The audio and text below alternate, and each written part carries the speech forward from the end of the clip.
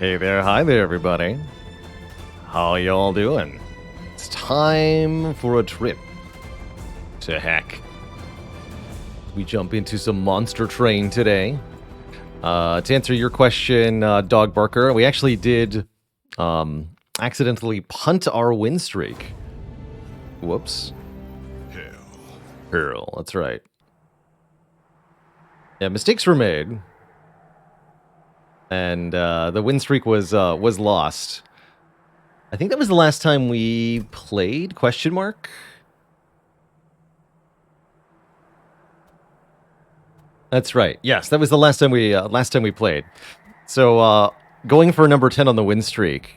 All was well. We had a really good Wormkin Hellhorn run, but I zigged when I should have zagged. I was looking at a Hellvent and an Unstable Vortex, a duplicate a card and a remove 2. And I clicked on the remove thinking it was the dupe and removed the card I intended to duplicate. So we had no powerful egg units instead of 2 powerful egg units. And we made it all the way to the last Divinity, even after that happened. But we weren't able to beat the final boss. Have I tried Hollow Knight? Yes, I've played through the entirety of Hollow Knight. I didn't stream it, but I really, really enjoyed Hollow Knight. I might stream Silksong when it comes out eventually in 2029. The calamity indeed, a blunder for the ages. So we blundered our win streak of 9, but I'm completely okay with that. Oh yeah, let me specify we're going to be playing Covenant 25.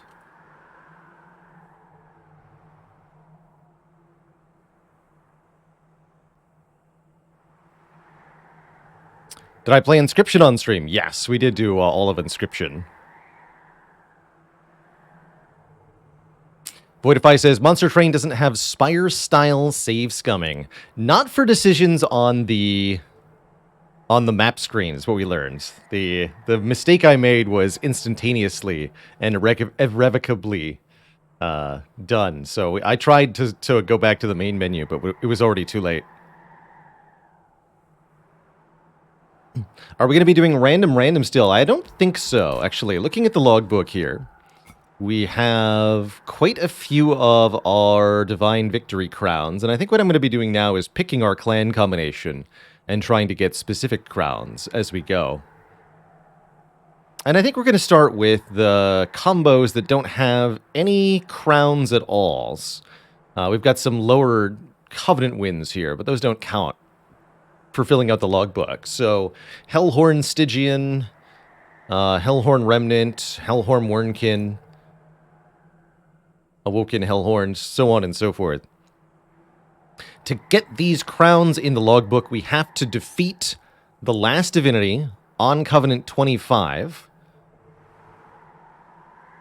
with this combination of clans.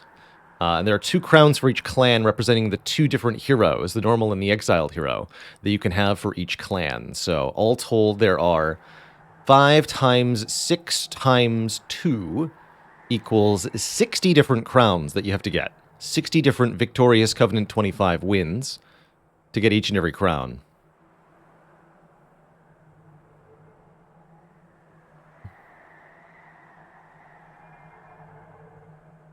And some Bigfoot says, "This is my first time watching non-Spire content. What should you know about Monster Train?" One of the big things to know is that it's a game of units and defending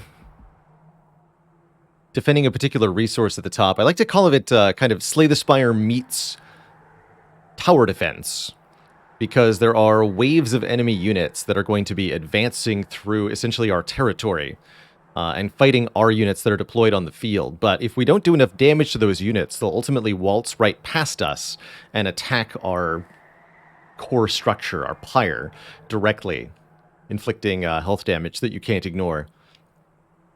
And so it's possible to lose in Monster Train simply by virtue of failing to deal enough damage Even if all your units stay alive, in fact, even if all your units are well and healthy and would beat the boss when the boss arrives, if the earlier waves of units simply waltz past your defensive stuff, you won't be able to be victorious.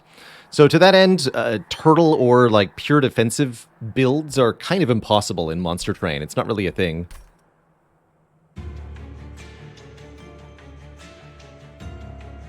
FaZe Juicebox says, any tips on getting common sense? Oh, I've got a tip for you. Check this out right here.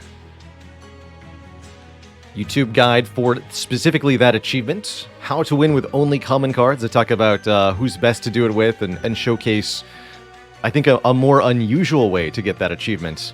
I recommend Defect usually for common sense, but I ended up doing Silent for that video just because I wanted to showcase how it could be done with one of the other characters, and I ended up with a really weird run on Silent in that showcase run.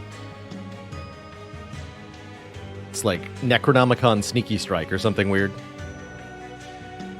Have I gotten all the Monster Train achievements? No, actually. There is an achievement for winning with no cards that I've never gotten. I'm still not sure how you do that conceptually in Monster Train. Yes, no cards. Not 5 or less cards. You have to win with no cards. You still get your champ though. Champ is allowed.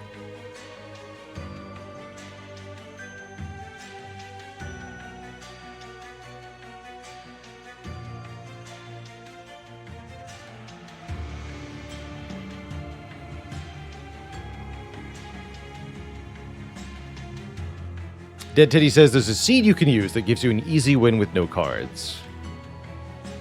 Interesting.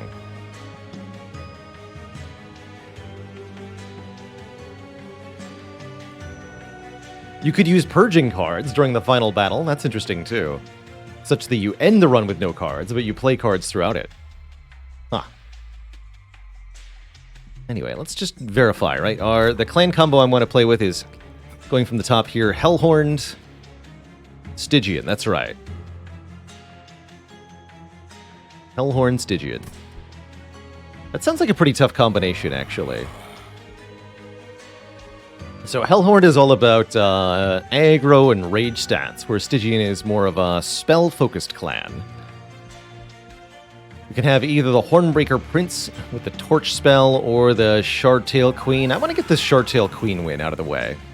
Don't have a lot of success with this champ. I tend to find her one of the weaker ones. She's got pretty low base stats. And if her ability isn't used effectively, she really does a whole lot of nothing sometimes. Would I prefer Frozen Lances or Foregone Powers? I like that Foregone Powers are 0 cost. Let's go with Foregone Power. We've got damage to the front enemy in the form of the Queen's Implings anyway. Alright, let's depart.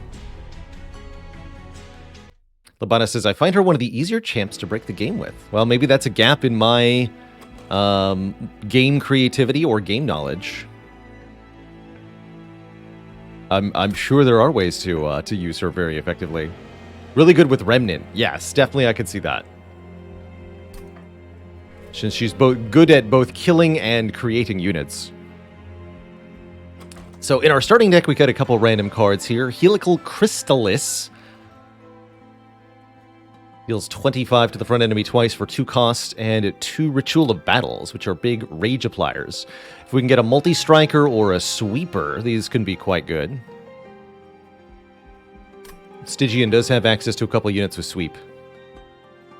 Every run starts by choosing an upgrade line for the champ and gaining an artifact. I'm going to go artifact first here. The Consumed Crown can cause our units to scale as they get kills. That's pretty good. Or Concussive Coals has a chance to daze enemies on the bottom floor and can make bottom floor setups a lot more viable in general. Both of these are pretty broadly useful.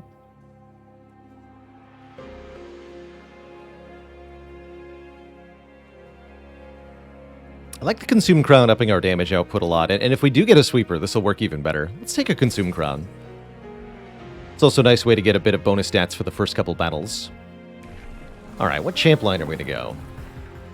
Summon an imp every turn? I think the higher tier imp parade generates rage imps, does it not? It's pretty good. Meanwhile, the imperialist version kills any imps on her floor and kind of uses them as an AoE bomb.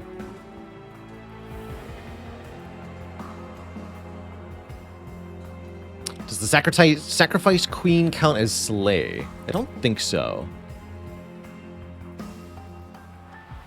You're dealing a killing blow. Kill all imp units. Yeah, I don't think so.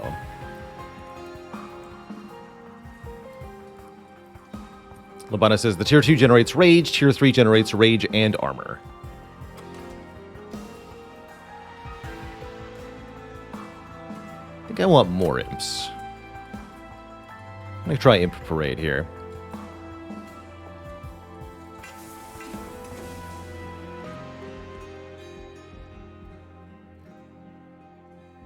And I'm not 100% sure if it's correct here, but I almost always go for Divine Horde to look at one of 3 artifacts when it's presented early. Looking at a large number of artifacts during a Monster Train run makes it a lot easier to find the really impactful ones, and already we're looking at a run that would really like Ashes of the Fallen, for example, the artifact that doubles your summon effects. That said, Tethys' Scales to apply spell weakness can really make Helical Crystallis hit certain enemies harder, or Pyrestone Housing, giving a 3rd upgrade slot to units, can be huge for a run overall.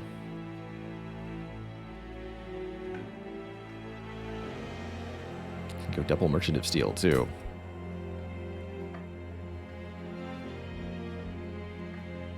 I'll take this. I like a good Pyrestone Housing run. Okay, so let's showcase the basic mechanics of Monster Train in our first battle here. The first defense. Weak attackers hidden in the back line. Gotta take them down. Don't have an easy way to do that, but I think we can just brute force our way through this fight. With every combat, you're offered a trial. Take an additional challenge to get an additional reward. And when that reward is a unit draft, I think it's almost required that you take the challenge because they're so dang valuable here in the early game. Yeah, and these nerds are very easy to deal with. You can just go a boop and a boop. And yes, to answer the question earlier, an imp killing an enemy when coming into play counts as a slay for the Consumed Crown. Actually, maybe I'm putting you on the bottom, question mark? No, let's put the Short-Tailed Queen on the top floor here. So, there are 3 different floors in your train, in Monster Train. Each floor has a limited capacity, indicated by these yellow pips. There are 5 capacity on the top and bottom floor. That's the base capacity of a floor. The middle one only has 4 pips because of one of the Covenant penalties. Covenant 20 takes -1 capacity off the middle floor. And every unit that we play has a variable cost in capacity on that floor. We can only put as many units as the floor has room for, and there are ways to make the floors have more or less space on them. Well, that's an intimidating floor.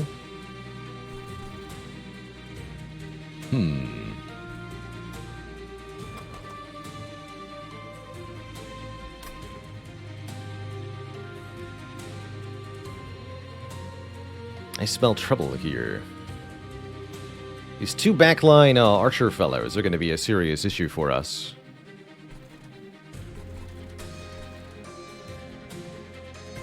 Unfortunately, we only have 2 Ember this turn because playing a unit on the top floor has a penalty associated with it of 1 Ember Drain. And this Collector here will give us money if we can kill it before it gets away at the end of the turn. 50 gold, which is pretty important.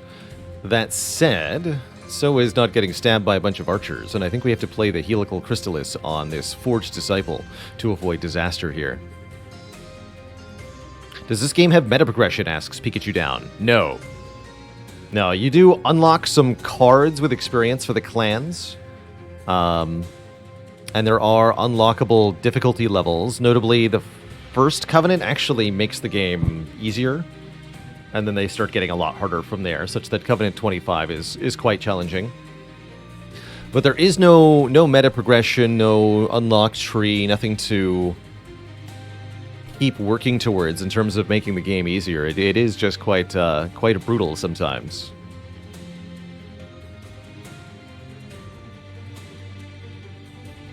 That's right. If the unit dies before your next turn or is otherwise removed from play, the Ember Drain won't take any energy away from you.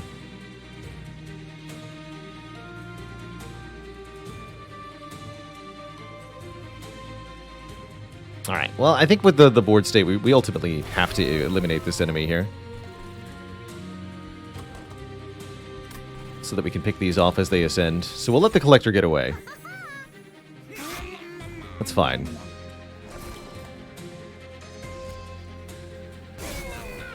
Ooh, na. That's right, you nerds. Have a friendo.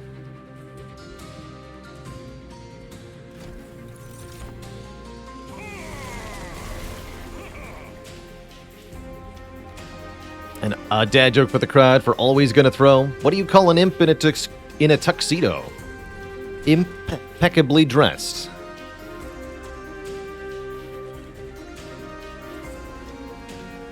You know, we've actually got good use for Branding Right here. This is a spell that deals 5 damage to a unit and then applies 20 armor to it. You can either use it as an armor-gaining spell, or you can use it to kill weak enemies. It's kind of flexible here. Have some ice. Dang it. I was hoping we could ice him twice. So nice, I iced him twice. Again? Okay, this time we get to ice twice. Excellent. And let's put a Terrain Steward in front of our queen here.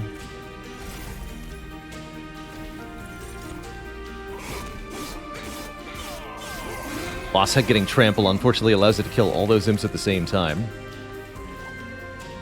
But that red X indicates that the boss is perishing before they would get up to our pyre here. That's good news.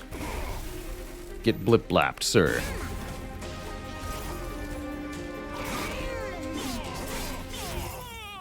GG.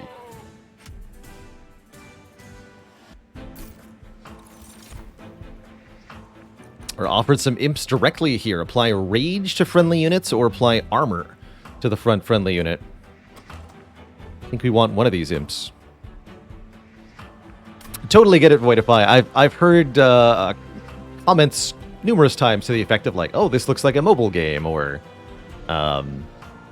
what's with the like 2D animations that look off. It's definitely a visual style that's not for everybody. It's a little oddly cartoonish, flat, and a kind of pseudo 3D perspective that can, I think for some, cause a little bit of motion sickness at times. But that's only for some people. Other people are like, oh, it just looks, I like the way this game looks. Looks great. I like the art. And I'm a little bit in between. I can see some of the like strings behind the puppet moment where you get a glimpse of something that doesn't quite seem right. But I don't know. I really have no objections. I think there's a lot of cool visuals in the game. It's definitely cartoony, but not in a problematic way for me. Yeah, but I totally get it. Some games you just clash with visually, and you don't want to play them. I got sent a key a while back for a deck building game that had the premise of like you're a contestant on a game show wearing animal suits, like a giant rabbit costume thing, kind of like a little bit Five Nights at Freddy's visually, and I couldn't do it. Could not do it. So I get it. Sometimes games, or actually a game I can really point to that I I took one look at it. I was like, I don't want to look at this game for more than 5 minutes. I don't care if it's a good game. I don't want to play Tainted Grail Conquest. Like a lot of people suggested that, and it's supposedly a pretty enjoyable deck building experience, but I don't want to look at that game, so I didn't play it. Hyrule says, that's me in Binding of Isaac. Binding of Isaac, man. I have watched a lot of Binding of Isaac, and I think it's a very cool game conceptually in some ways. I think it's also a terribly designed game in other ways. But the visuals and the art style of Binding of Isaac are the reason I've never played nor streamed it myself. But yeah, I think Binding of Isaac is a really good one to point to for that.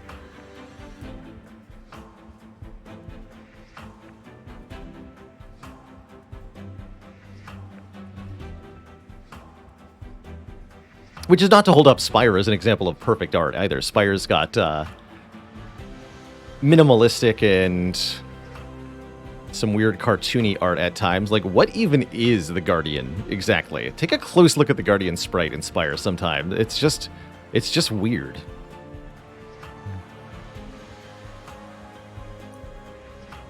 Looks very work in progress. It's one of the first enemies they made for the game, but they never went back and redid it. You can tell.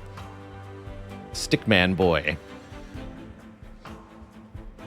Very surreal weirdo art. Yeah, the background to Act 3. Everything in Act 3, really, is just odd.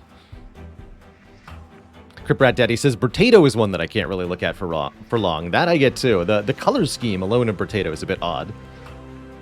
I was hoping that part of Brotato's early access period would include giving you more than just a blank square field to play the game on, but it seems that has not occurred.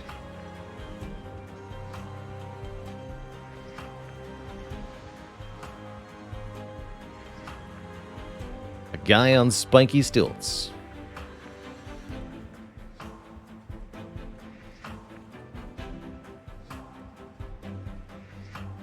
Spire louse design is perfect in all ways. I think they really nailed the gremlins. The happy feet dance of the sneaky gremlin. It's a good time. Anywho, let's pick one of these imps here. And I'm thinking I want more rage. That's what I'm thinking. How do we not want to run with Flash Freeze yet? Interesting. Ice Tornado is a bit weird with the foregone powers. I'll take one Flash Freeze. This is targeted backline damage, something we currently don't have a lot of access to. More options for Rage here. Our unit draft shows us some unit cards. I am a big fan of Demon Fiend. Actually, if we can find a sweeper to go with Demon Fiend, we're going to have a good time. I'm thinking more and more this deck is going to want a sweeper. Demon Fiend is a very big, beefy unit, but the Ember cost of 4 means the Demon Fiend cannot be played normally, which is definitely a bit of an obstacle. Often better used as a so-called infusion into another unit.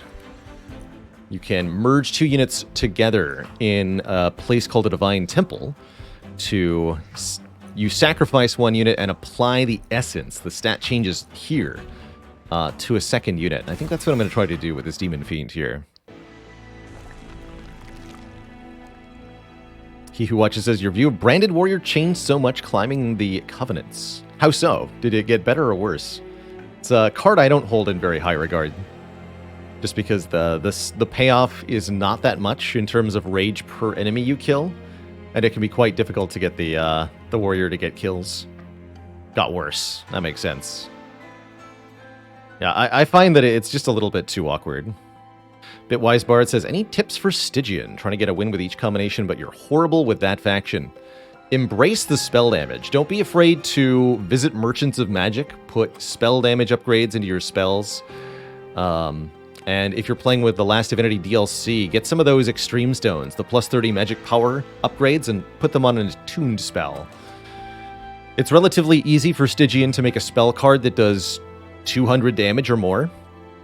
And that can really be key to winning the mid to late game. You can absolutely just use spells to just blap through everything that's a problem. You'll need units to support that. Depending on which champ you're using, it might be easier or harder. I really like going the blap strategy on the Tethys line that gets a discounted damage spells. Channel Titan or whatever.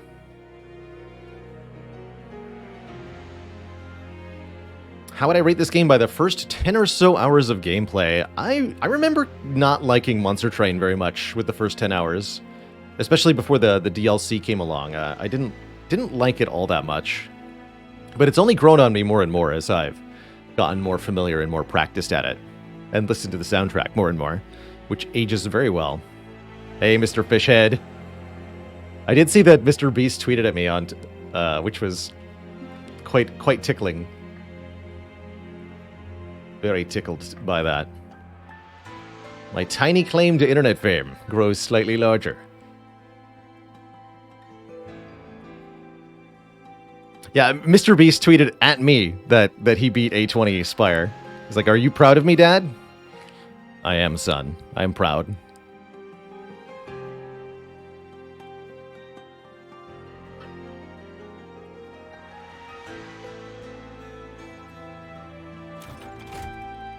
So, I wanted to go to the Merchant of Magic here, because we're looking at Stygian banners. I'm trying to find a unit with sweep, so that we can try to break the game here. Now he's got to do Monster Train next, that's right. That's right. There it is, sweep. Excellent. I don't really care about anything else this unit has. What I care about is that it says sweep on it. That's it. That's all I care about here.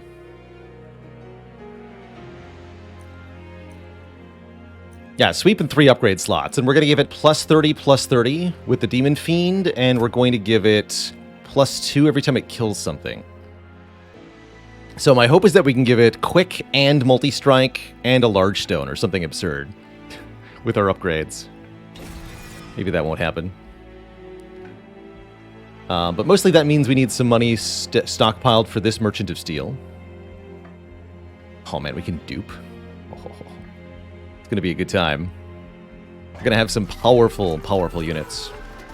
Is it called sweep because it's going to clean up the enemy waves? I think it sure is. It's going to clean house is what it's going to clean. I'll probably buy the 2 cheap upgrades here. Let's see what the artifact is first. Sketches of Salvation. The start of battle, summon 4 random units from your deck to the middle floor.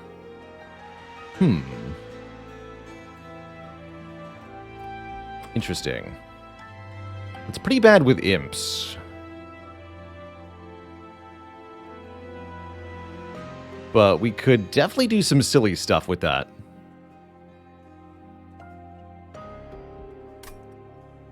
Like really silly stuff with that. I would have to aggressively remove the imp cards, though.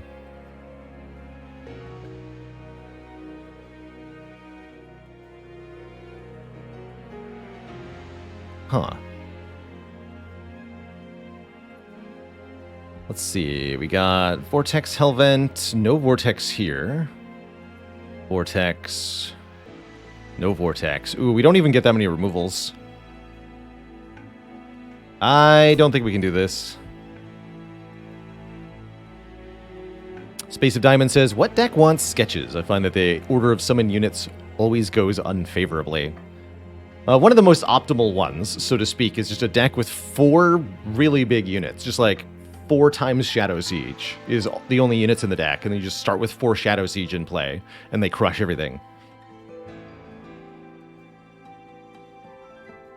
But that's usually the idea. You get to exactly 4 units, ideally 4 units that have enormous energy or capacity costs, along with giant stats to go with. Because putting them into play for free means you get to ignore that. Multiple Keeper of Echoes. I like that, Nikaitas. 4 Keeper of Echoes, such that you get +4/+4 on each of them for every time you gain a charged echo. Egg units. Although eggs don't get to double dip on echoes. You have to feed them one at a time. could still work out pretty well. Totem Fragment is kind of nice here because anything that gets to the top floor is going to eat big boosted spell damage, although we don't have that many spells. Yeah, for shooting leaks, exactly. Seaweed is nice for shutting down problematic floors later, and which is actually quite important for sweeping units, actually. So I am going to take the Seaweed here. Chance to apply Silence, which disables enemy activated effects. We're also going to discount these Ritual of Battles. Now that we have a Sweeper, we have a really good target for Rage. Do sketches also ignore things like extract cost? Yes, so you can also use sketches to put Glug Cider into play for essentially free. Spikes 3, huh? I think we can deal with that. These are already spiky units. They're just going to be even spikier now.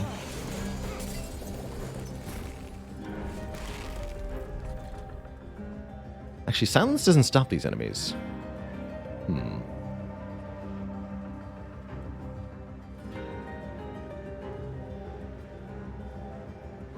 Fun problem. I think I'm going to put the Shardtail Queen on the bottom this time. Partially because I can give her rage right now.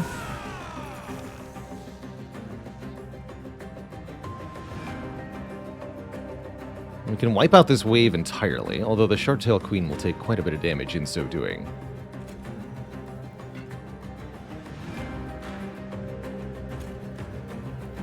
I think that's fine.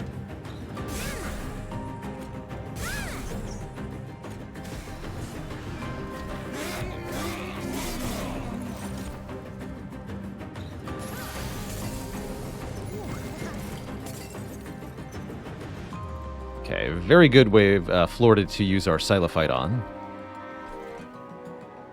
Where's this floor? Not so much. Spell Shield and Spikes 6. That's a lot of spikes. Wait, how am I going to beat the boss here? Food for thought.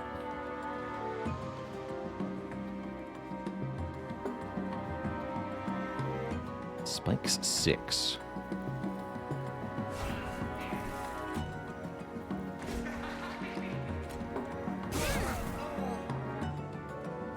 You get to live. None of this matters. Okay, okay.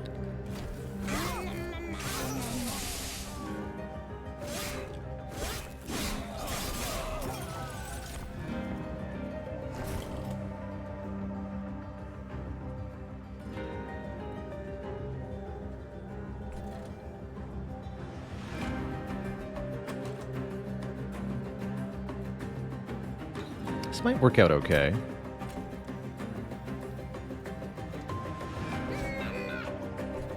Just need a chump blocker down there.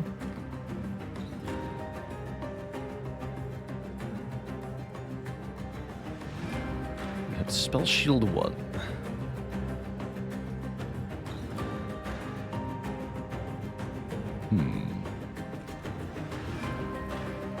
Give you some armor. Good. Might as well do this as well. Get a bit of protection there. Spikes are so real, though. Alright, so the boss has spikes, too. Everything is spikes. It's a lot of spikes, really.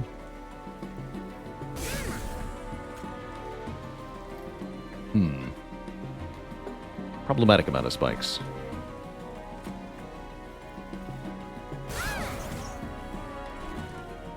A little concerned here. We don't seem like we're winning now, do we?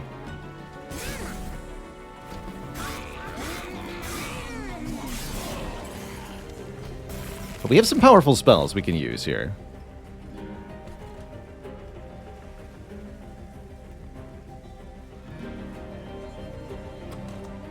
Actually, we're going to be able to do lots of damage with Helical Crystallis next turn. But we have to use the Fledgling Imp if we want double spell damage here. Mercury03, thanks for 15 months. How the time flies. I am going to try out Darkest Dungeon 2 when it comes out. Hodor the Door. I don't know that I'll be playing much of it, but I'll at least give it a try, definitely.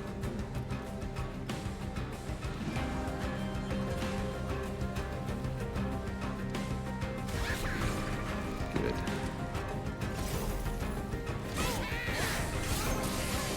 So, spell weakness is applied to the boss. Here's where having the additional spell weakness would have helped a lot. But we can still deal enough damage to the boss here, such that we're not outright losing, at least. I was actually a little concerned we would lose outright here.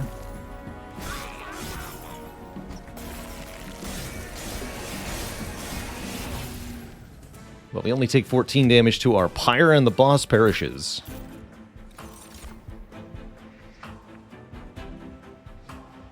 Vent's a nice way to deal damage to all enemies. Hornbreak is a more reliable way to deal damage to a specific enemy. The Ascend effect allows us to get more units on a floor than would normally be allowed, and that can be quite powerful too. It's worth considering here.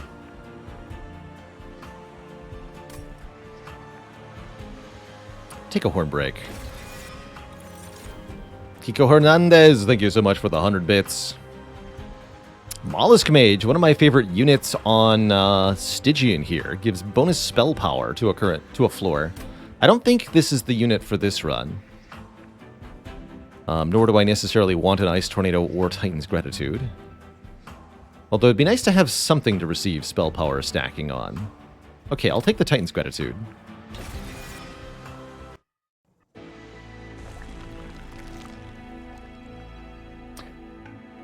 Hey, Kinto Bean, excellent question.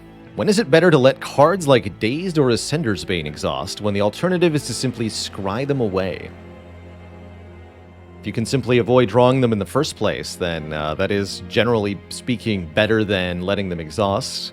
However, if you have to keep scrying it away, then you're losing out on the potential to scry strikes or defends out of the discard, the draw pile, or the ability just to look a little bit further ahead on your turns.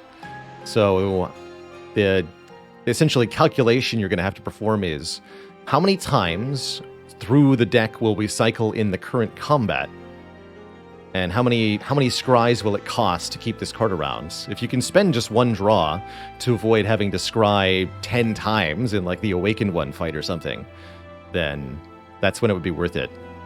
So the longer the fight, the more worth it is to exhaust. But if you're in a hallway fight, something that's going to end in 3 turns, you should probably just avoid drawing it in the first place.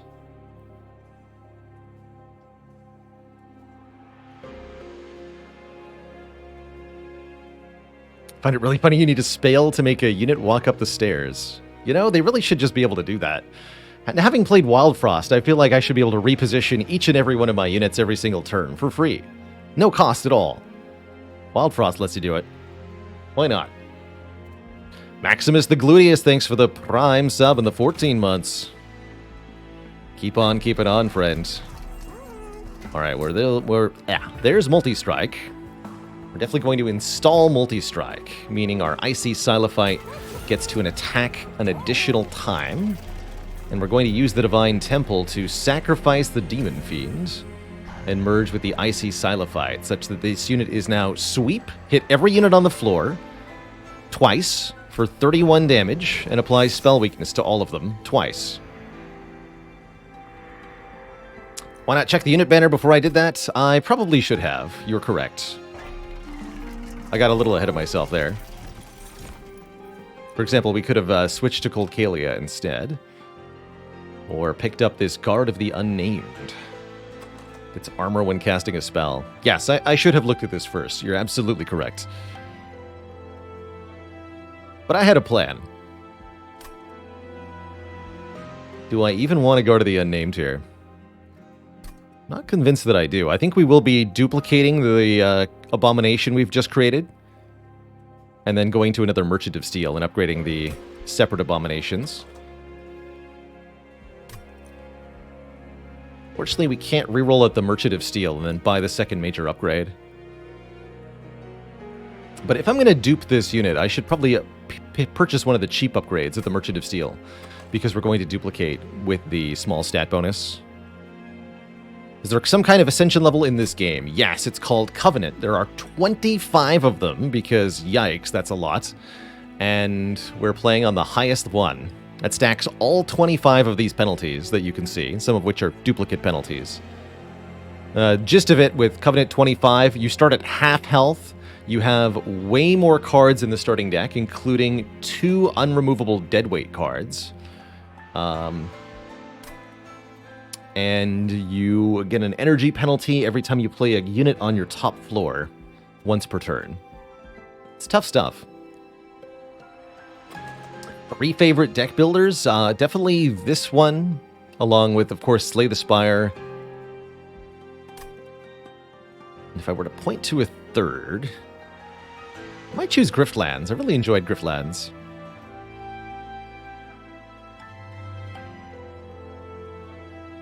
And yes, Covenant levels are shared in this game, so you don't have to do it per clan or anything. I think we're just skipping here. Alright, so do I want 5 and 10? I think I just want more HP. Keep these units super alive. Yeah, let's do this. And then we'll hope for Quick as the final upgrade. I played Across the Obelisk before. We did do a little bit of Across the Obelisk.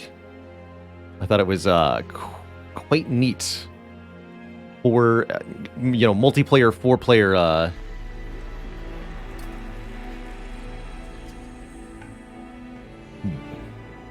deck builder, essentially. Like 4 players Slay the Spire. Definitely gets a little chaotic with all the status effect stacking that I saw. Not sure if I should make a 0-cost Ritual of Battle or split these upgrades here.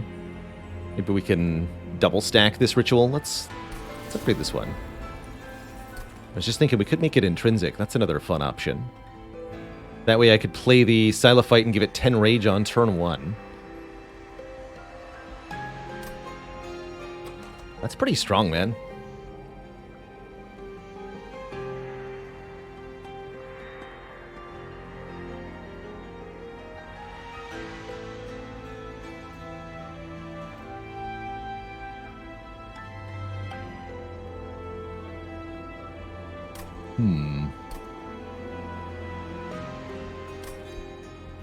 I like it. It's a good head start to the stuff.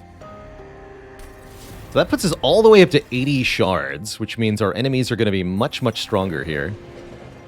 However, I don't think we're going to care. Oh, man. Oh, I guess that's the 3rd upgrade slot. Sure. Or we could give it even more power. We could make the biggest Silophyte ever. A 5 capacity, 61 by 2 unit. Or we can make it extra small. Cost only 1 capacity, such that we could have 2 on the same floor.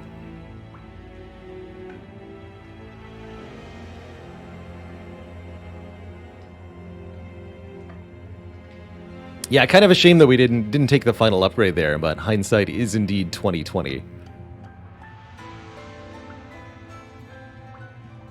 Could have 5 on the same floor. Guess that means I don't need to go to the Merchant of Steel anymore. That's kind of cool. Yeah, since we're going to dupe it, I think going the small stone is probably the better way to do it. But if only we had taken Sketches of Salvation, like, sketches would start to look better and better and better had we taken it, right?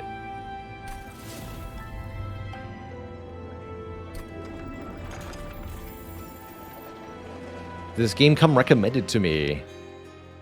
Recommended to me because of Slay the Spire. The Monster Train kind of swept through the Slay the Spire community at the time that it released. So basically everybody who was full-time streaming or lots of streaming Spire took a look at this game and played it for at least a couple of weeks. It was a big deal. I like Jorbs went super hard at this game when it released, for example. But it stuck with me. I like it now with the Last Divinity DLC and all. One of the early Spire-inspired games. I think I'd say that's a pretty good description. I prefer Monster Train over Roguebook. I find Monster Train's way more replayable than Roguebook.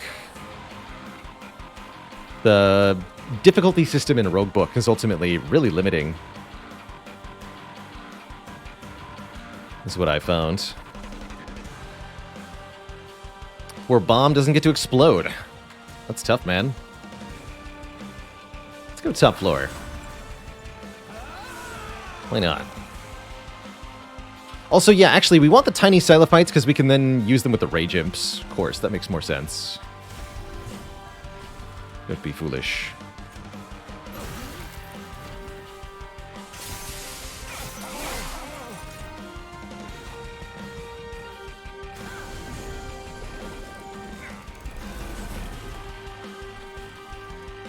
Two thorns. Or not two thorns. That is the question.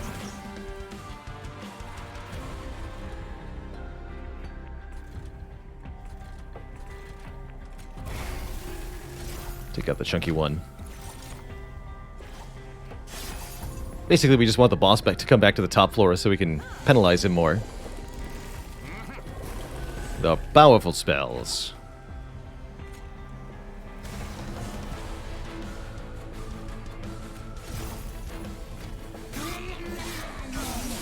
Nice.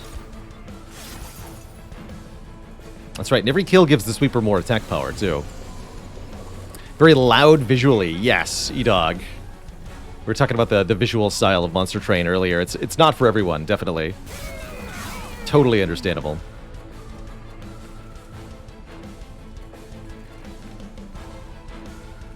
Yeah.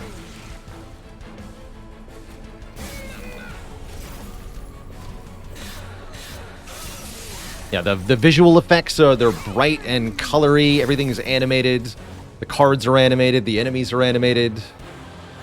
The crystalline glow that buffed enemies get is very complicated visually. It definitely looks like a lot, which can be a bit much.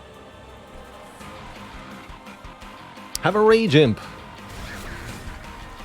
Excellent. We want to hit Daedalus with the spell here, but doesn't really do anything. It's fine.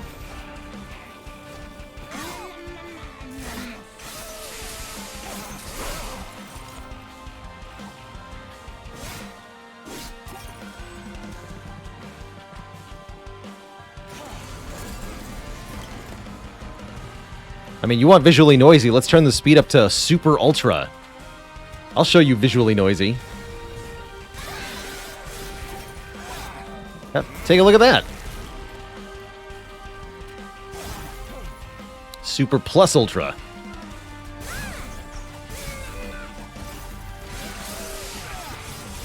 Yeah, that makes it almost incomprehensible. I don't run at full speed, usually, for that reason, actually.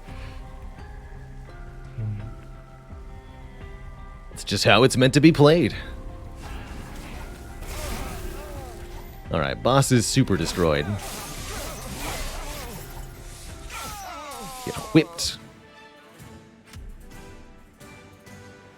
If I was to recommend one deck builder other than Slay the Spire, it would be this one, Asui Kitsune. Absolutely. Armor. Ice and Pyre. We haven't actually won with Ice and Pyre yet. That's a good reason to pick it up here. Ice and Pyre does tons of damage to the front enemy unit, but can only be played if you are on the top floor of the train.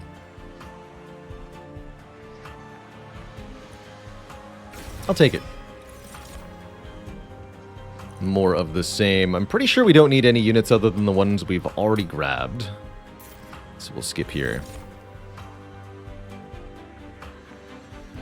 What are my thoughts on Across the Obelisk? As a deck builder slash rogue game, I find it mechanically noisy in the way that this game is visually noisy. You've got unnecessary status effects and buff icons and cards that are doing things that don't actually matter. But is really noteworthy just for being unique in that it's a 4-player cooperative deck builder, of which there are basically no other games. So if you're looking for a multiplayer deck building experience, then strong recommend. My verdict on Wild Frost. Adorably cute, nightmarishly difficult, quite punishing. I like it. We'll be back to Wild Frost some more. Great soundtrack, too, to Wild Frost.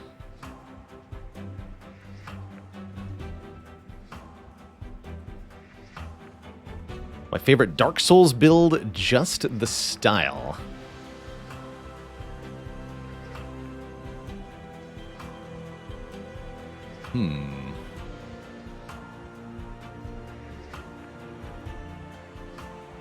Big hammer.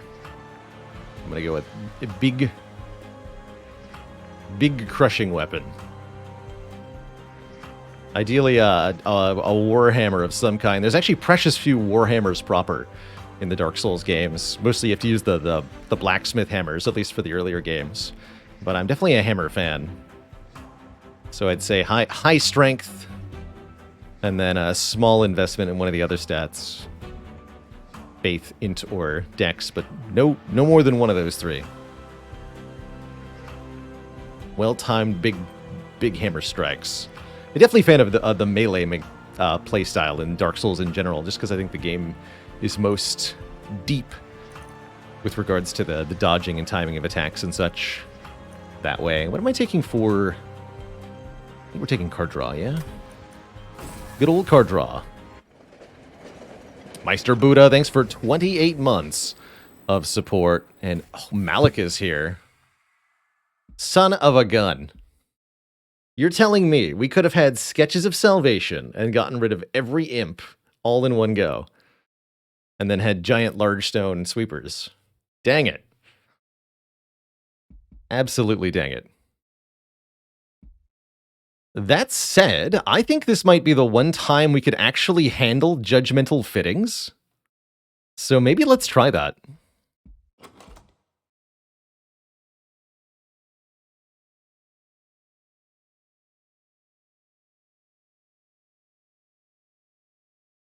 I'm kind of down, honestly.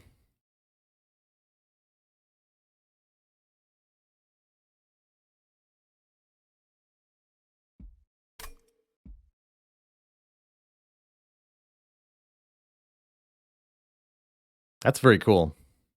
So you're allowed to take all three of these if you want to. She gives you a trinket that has a penalty for 2 battles, and if you can survive the penalty, then you get a reward. Or you can keep the penalty if you really want it. Mintberry Dows wants a dad joke for the crowd. You got it.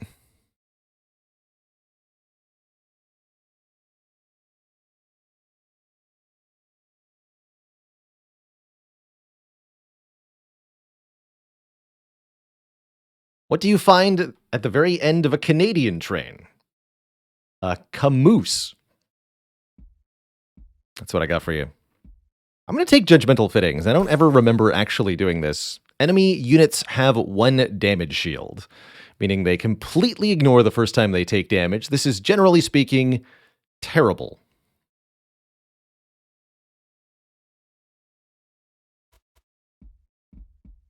And I think I might also take Corrupted Cloud. 4 damage to all of our units every turn. Let's do it. I don't think I'm going to grab the Broken Wheel, though. But we could. That would let us kill all of our imps and train stewards, essentially purge all of these cards for free. Although I'm a little bit worried we might lose one of the Icy Silophytes. If I do that. With the damage shield and the Corrupted Cloud, I think we're going to lose one of our super powerful units.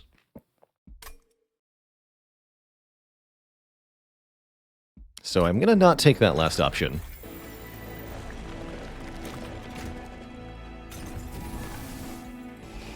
We're going to purge the train stewards the normal way. Yeah, most likely to bosses, exactly. Too likely.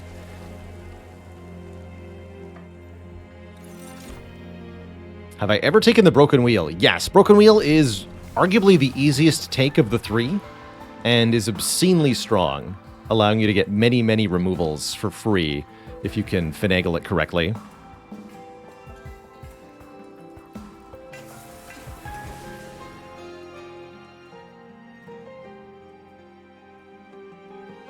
My opinion on Beneath Oresa. I have not looked at that game a whole lot. Just played a very, very brief amount. And it seemed like a somewhat interesting Spire-like. A bit off-put by the visual style of it. I both like and dislike the animations for when you play cards in that game. It feels very cool and free-flowing. Like, the animations and the playing of cards are so linked. But if you were to... Like, once the novelty of that wears off, it's kind of annoying.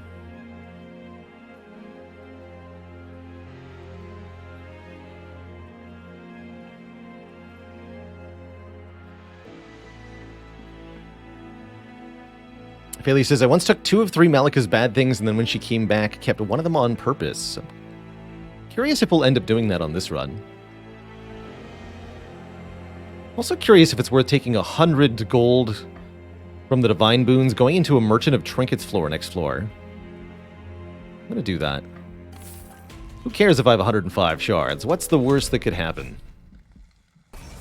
Yeah, and see, this is also why I didn't want to take the 3rd penalty from Malika. Is this trial, I think, would be pretty impossible if I wasn't allowed to lose either of my sweepers. We can lose one of them here, that's fine.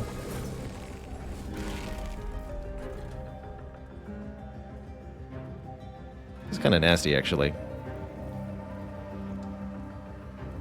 This boss gets multi-strike at 100. This boss is an important one to set up on the bottom floor because of the strength gain as you climb.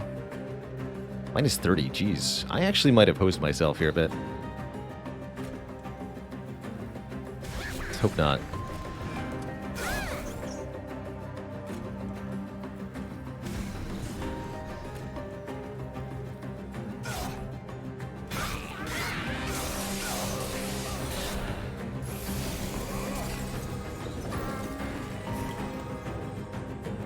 You get a damage shield too? That's rude. That's just rude.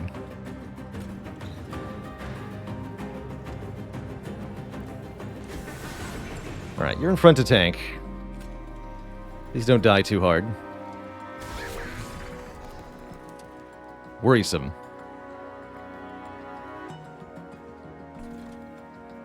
Definitely worrisome.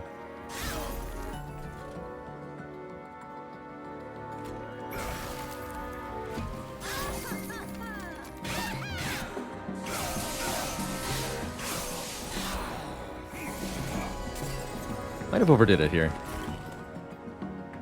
Oh god. Help! Help, I've made a mistake. Yeah, we're gonna need some armor here. You stay alive for a little longer, please.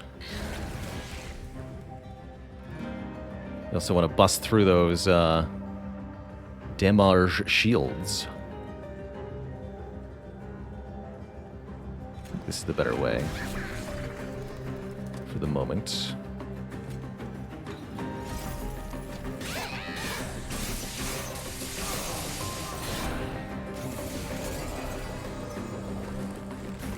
Actually don't have any way to heal, right? Oh god. We might actually just be straight up dead. I thought we could handle spikes. We could not handle spikes. There's way too many units in this combat. Mistakes have been made. I don't see an easy way out of this, huh? Well, hold on. Okay, that's a slight improvement.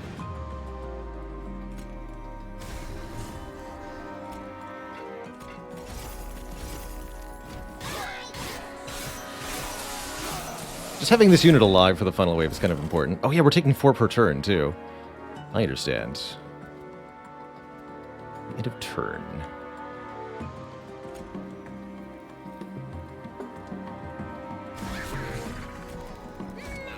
Seems kind of grim.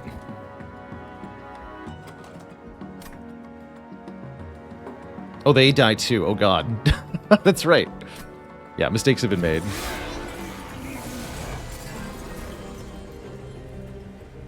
Mistakes have been made. 9 by 3. What's this guy's attacks? Spooky. I got nothing. I got nothing. We're dead.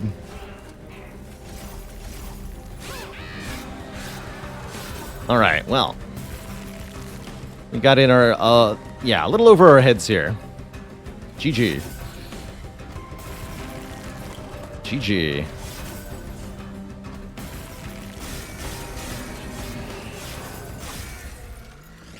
Think this might have won without the spikes trial? I think so, Carissa. I think so. Without the spikes or without Malika's penalties, but not with both. It was actually the combination of both. And what I failed to factor was that the damage shield meant we were taking an additional 12 damage from spikes per turn. And that was the actual problem. Whoops. Got overzealous there. But that's okay. The run was already fudged, as far as I'm concerned. The moment we didn't take Sketches of Salvation, that run got ruined. I won't make that mistake again.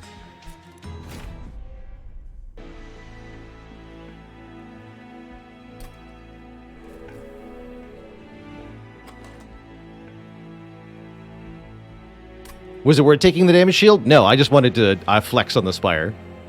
And or not the Spire, on the Monster Train. But the Monster Train flexed on me instead.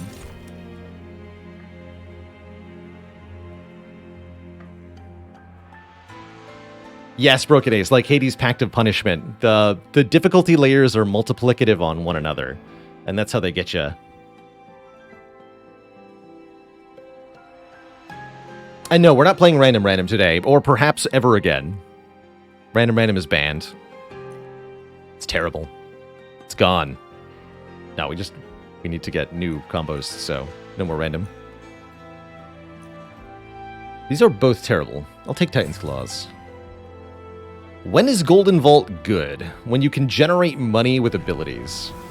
We had a run that was able to defeat the last divinity single-handedly with the Pyre, because we were able to manufacture tens of thousands of gold. I hate both of these lines. Ugh. Let's try out Royalty. I'm pretty sure it's terrible, but we'll give it a shot.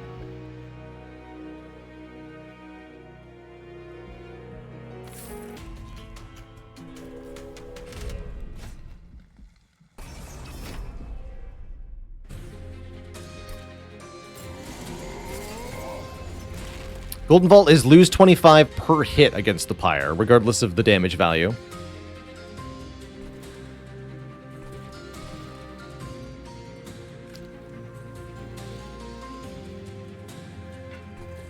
So Short-Tail Queen wants to have units summoned on her floor.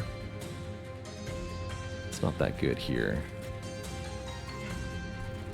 Put you up top. Crazy lady.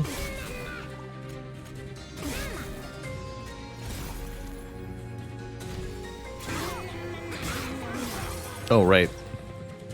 The damage shield on Slay plus Spikes interaction is fun.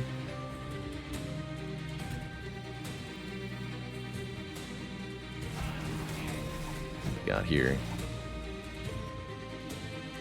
Can't play both of these.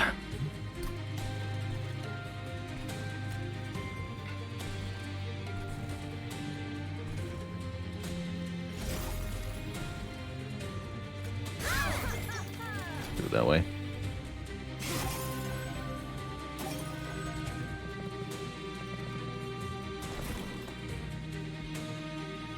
Nothing consumed.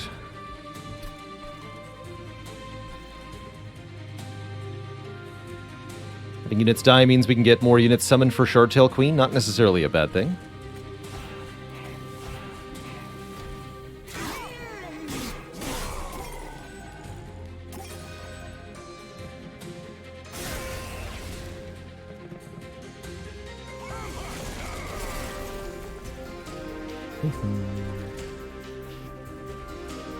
This could be a bit of an issue, though. Currently, the Archer kills, so that's good.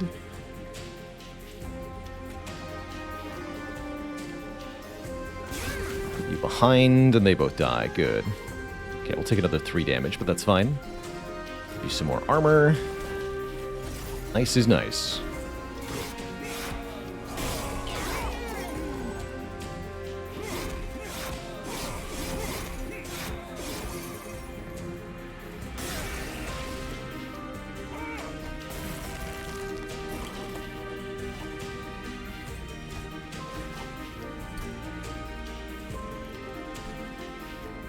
I guess we'll just summon this for the 10 attack power on the queen. Could maybe be a chump block as well. Not having a way to kill this backline archer is a bit of an issue here.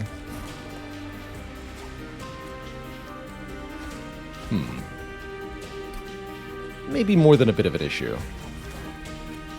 Okay, we're fine.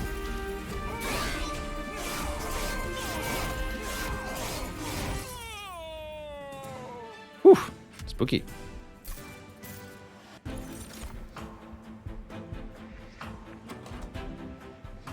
think I like Vent more than Molting Imp as a way to deal damage to backline enemies. And I'm quite happy with an Ice Tornado. Deal 20 damage to a random enemy unit 3 times. This has the Permafrost keyword, and if it is retained in our hand, it will become 0 cost, which is excellent news. Excellent news. Truly wonderful. Alright, we need to get a unit and upgrade that unit. I think we'll go Merchant of Steel. Yeah, we're going to go Merchant of Steel here. Pretty awkward start. Dog Barker, thank you so much for the gifted sub. Welcome to the Cozy Sub Club, Despot22.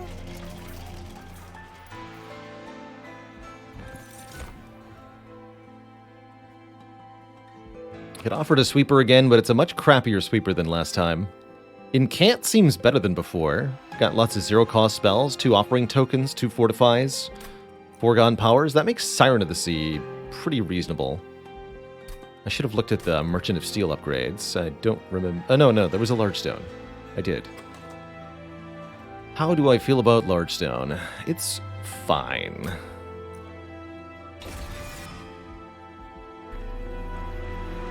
Fine is what it is. Not particularly good, not particularly bad. Laerteus, thank you so much for the 5 months. So we'd like Large Stone, ideally multi-strike. Quick can also be acceptable.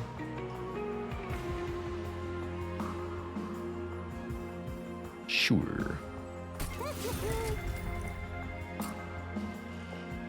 I want an imp with health. Worth thinking about.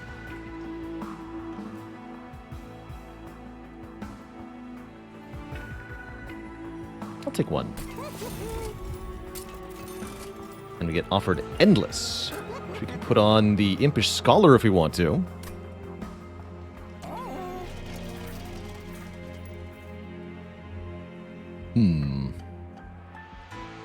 That's a good Merchant of Steel.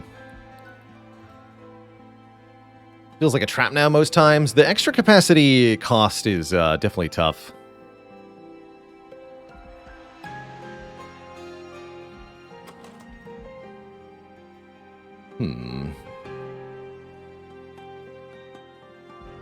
Some other options too. Will I play Wild Frost again? Yes.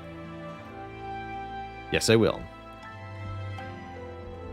You know, I've got an idea, actually.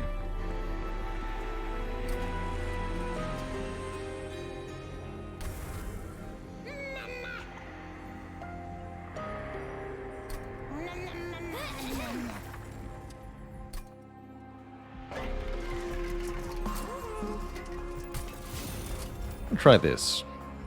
This creates an endless imp that, when summoned, returns a random consumed spell and deals 40 to the front enemy unit, as the Queen's Impling Infusion is 4 times their usual effect. Pretty strong.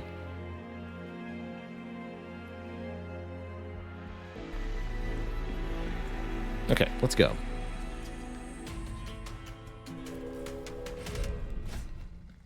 Unit draft looking pretty important at the moment, and I think we can handle 10 armor with our superpowered units.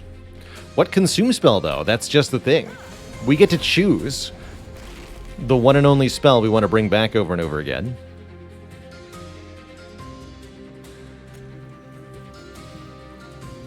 Yeah, Shardtail Queen behind Siren of the Sea is going to be quite terrible. We want to put the Endless Imp with the Shardtail Queen.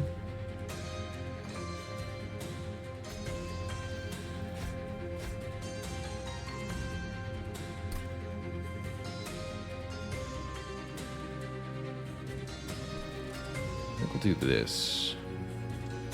Question mark? Yeah.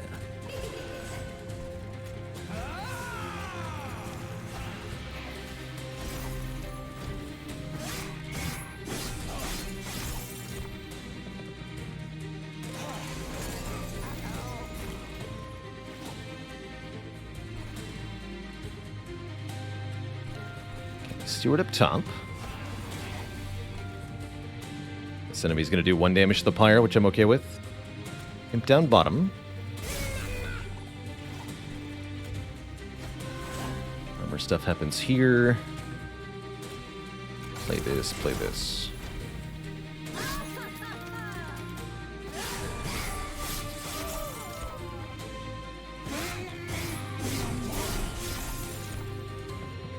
This middle floor is a bit of a problem. Ah, but Ice Tornado will save the day. Got it.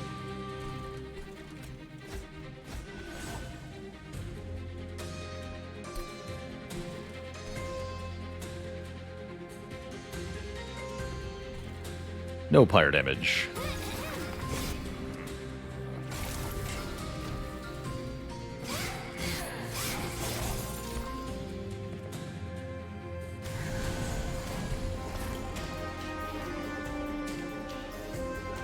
Although I might need to use Ice Tornado down here? Question mark? Seems like it might be important. Siren's not going to win this fight single-handedly, huh?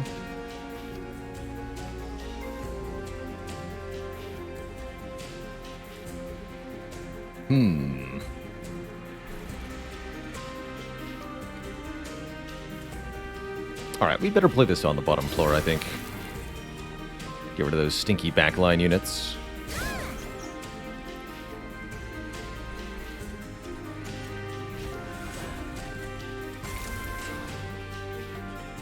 They're just 20. We need to do a little bit more here.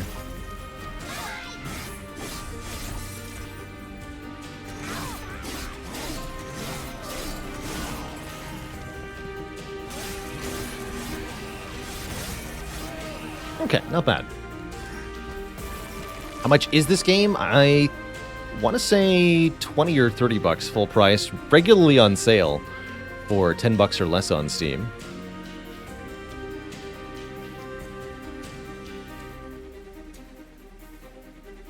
Let's see here. $25 currently at base price.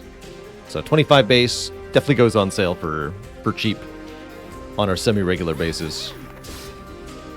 Champ seems like garbage. I would, broadly speaking, somewhat agree, but the Short-Tail Queen does have some things she can do.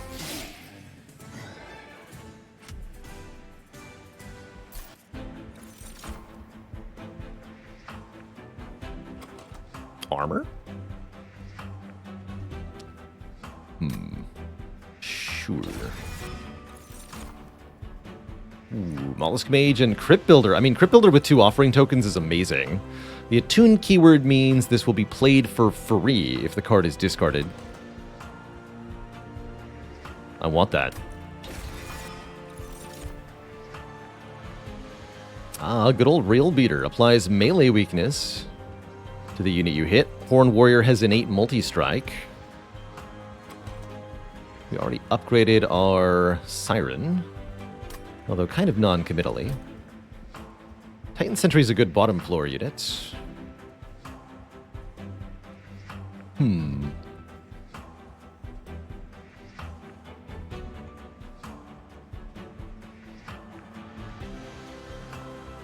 I going to a Hellvent?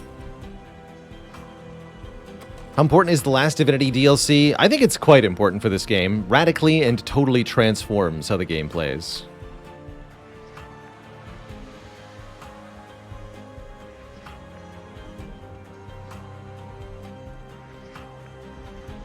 Fragile's pretty bad to put on Siren here. I'm looking for ways to get the Siren to attack more times.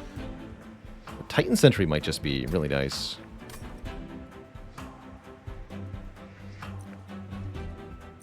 Let's try a Titan Sentry as part of our light up here. I don't know if this is going to be correct, but what I want to do. And I guess that means I have nothing to Hellvent. Unless I'm self-infusing here, which I don't plan on doing. No. Okay. Ooh, add a random imp unit to your hand every turn. That's quite powerful.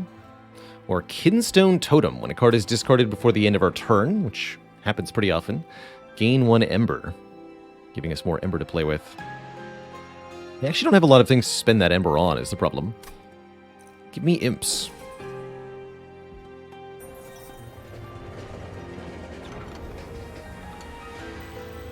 It's back. Oh wait, no, this is a different event. It's not back. It's a Rail Spike. Well, now I have something to spend my Ember on. An Awoken Rail Spike. Draw X and apply -1 cost to those cards is always tempting. The Stygian Spike can do stuff also, but Awoken Rail Spike really is the strongest and breakiest of them.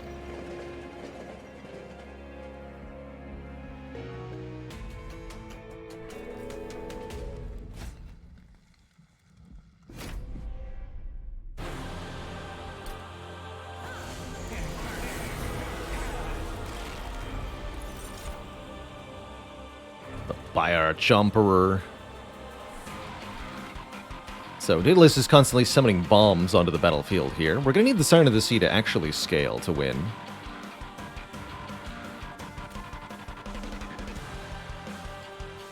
So let's do that.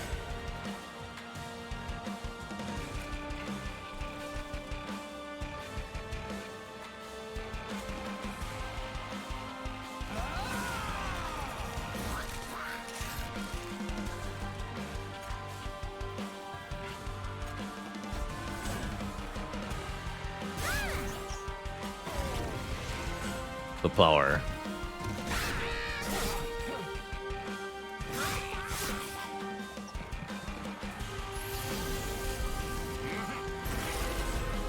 Okay, well that's quite a lot of stuff going on down here. Titan Sentry seems like a good damage taker for the Siren. It's also going to apply a lot of Frostbite to the boss this turn. I see we got another Pyre Chomper. Perfect.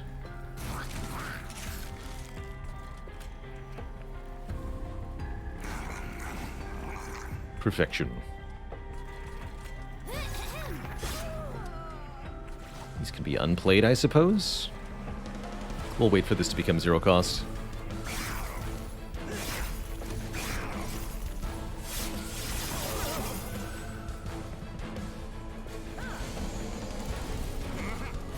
Win with every clan combination in one streak, a 60 streak.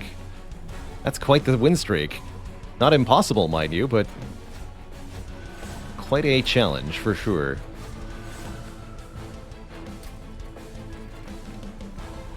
Do the summon thing. Kia.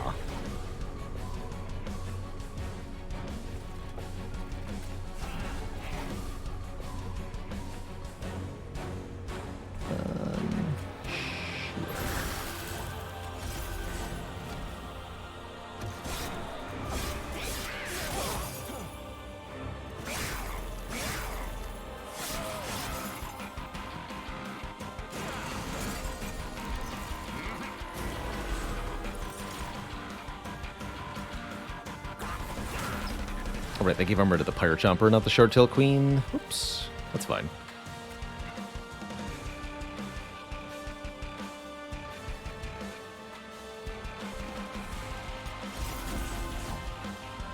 Yeah, it seems ultimately fine.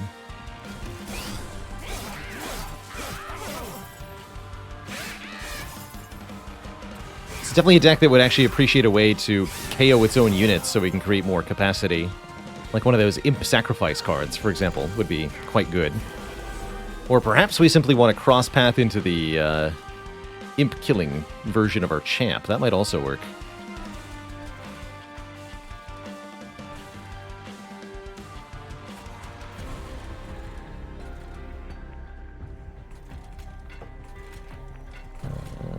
Yeah, put you here.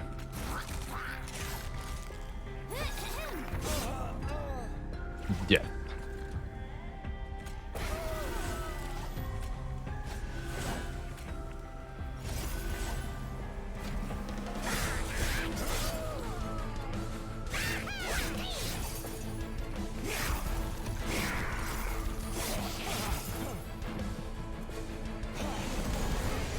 Final wave. Here we go.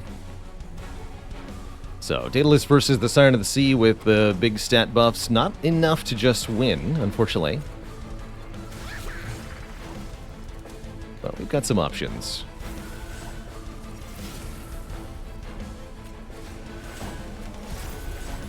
Have some stats.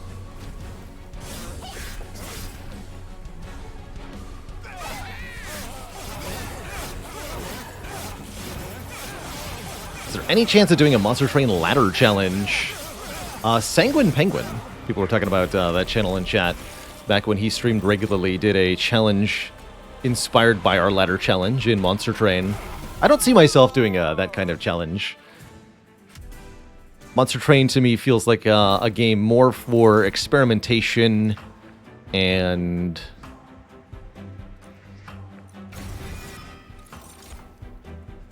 trying to find unique and creative ways to win than about stringing those wins together. For reference, the ladder challenge being a challenge that tried to win streak all the different difficulty levels of Slay the Spire together. So the equivalent would be trying to win streak Covenant 1 through Covenant 25, or perhaps doing so while rotating through all the clans at the same time.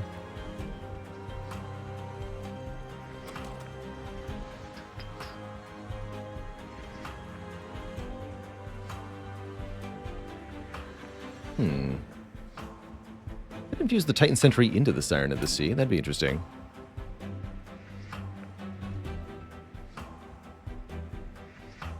Have I ever finished a ladder challenge in Spire? Asks Momentum. Yes, we've done so, I think, now 5 times successfully.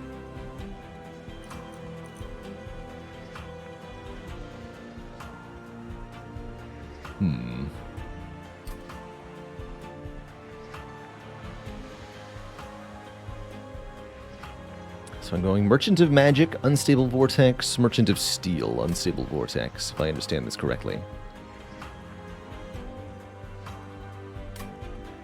We do have a Divine Temple next floor, huh?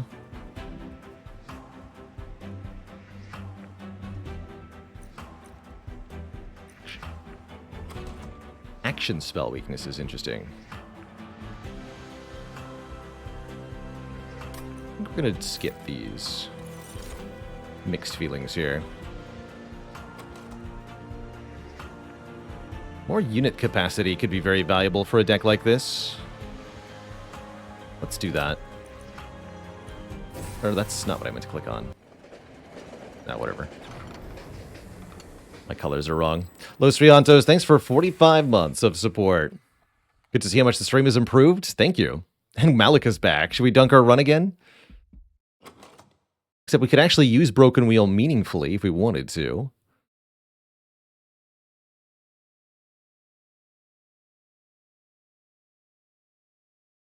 Certainly I'm not taking the damage shield, but Corrupted Cloud could be something. I think we're going to take the Broken Wheel. I've got to fix getting Fell's Remorse somehow. So we'll just be really ambitious here.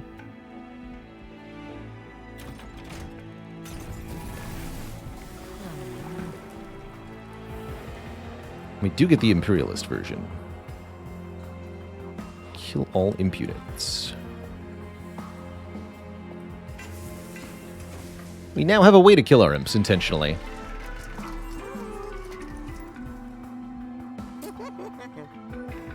Permafrost, you say?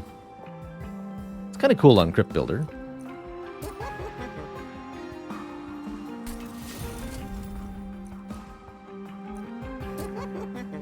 But only kind of. Are we the baddies? We might be.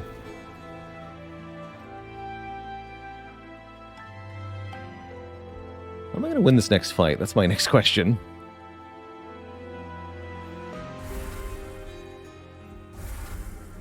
I think the answer is we probably don't. Spell chain.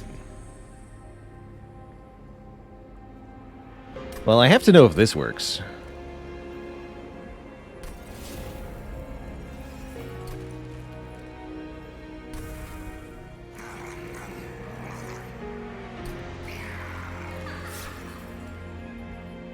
Good luck to us. Yeah, that's right. We need to not play the Transcend Imp in either of the next battles. But the Endless Imp is going to be pretty key here to winning.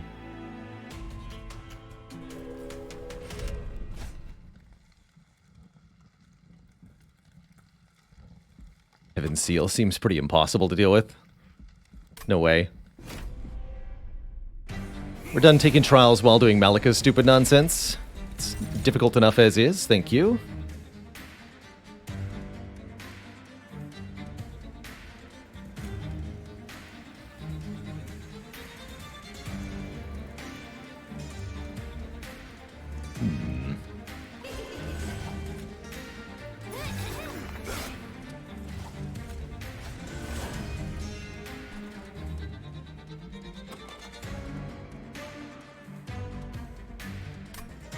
Should be fine on the middle floor, I think.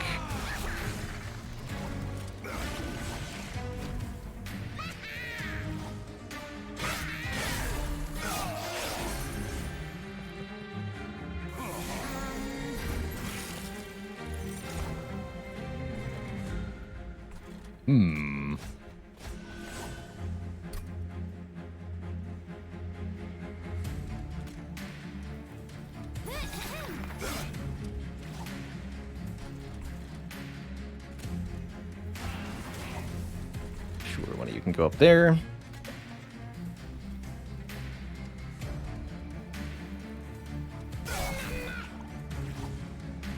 Good. Guess we might as well put both of them up there. See how this goes.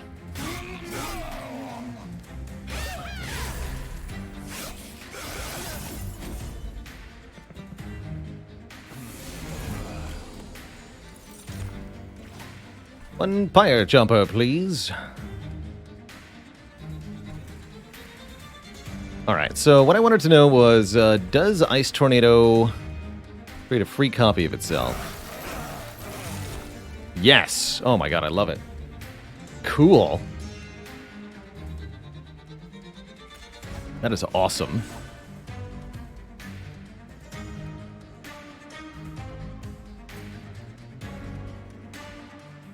Alright, what I'm going to do is put Train Steward down here.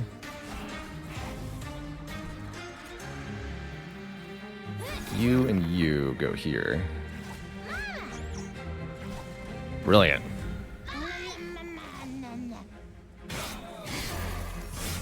Although maybe not killing any of these enemies was a bit of a mistake. Let's see that we have issues going on.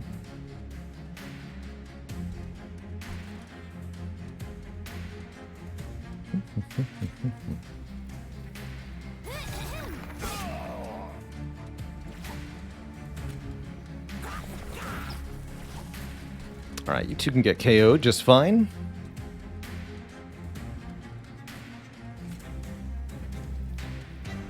Block some hits for me, please. Good work.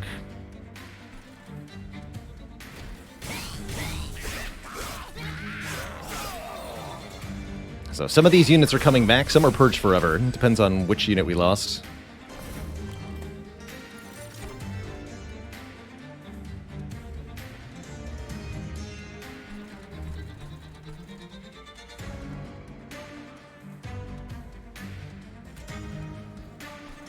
I'd like to lose one or more of these train stewards up top.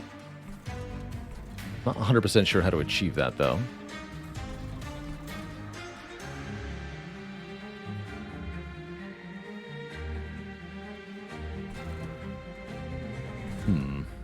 I don't see a safe way to do it. Yeah, next combat might be the way to do it. Which is pretty whatever.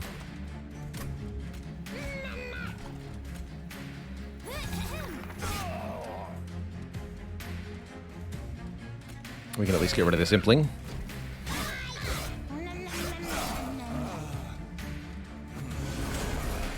It is imperative that we get these cards removed. Okay, Pyre Chomper plus Awoken Rail Spike equals hot nonsense.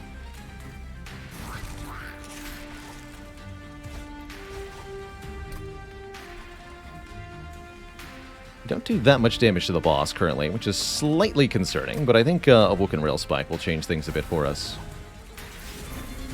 Oh my. We got another Pyre Chomper. Let's go.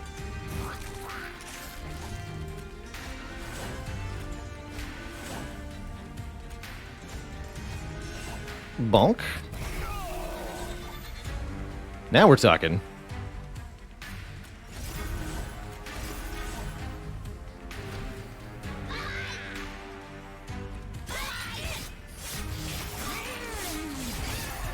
Oh, that's gonna be a lot of Slay procs, though. I'm cool with that. Oh yeah, Siren gets purged doing that. Oh, man, I'm not in the right headspace for this game, looks like. Dang.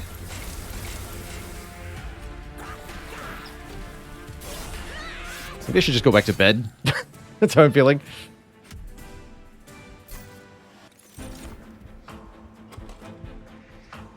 But where there's an Inferno and a Transcendent, there's a way.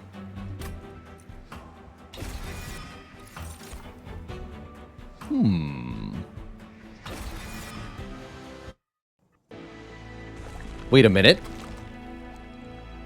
That's my consume card. I see something happening here. I'm not going to despair, because I actually think we might still have a plan. Although the problem is I no longer have a unit to upgrade with a Merchant of Steel. Or do I? Transcendent. Did we just lose a unit permanently? Yes. We lost our Siren.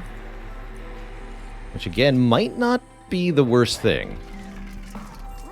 Multi-strike Transcendent, go! Wait, that's not what he wanted. Who even needs units? I mean, really.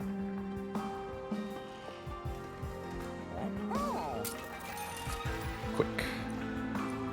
Could have had such nice things. Genuinely, though, I think we might be okay. Although Merchant of Magic might have done us a better job.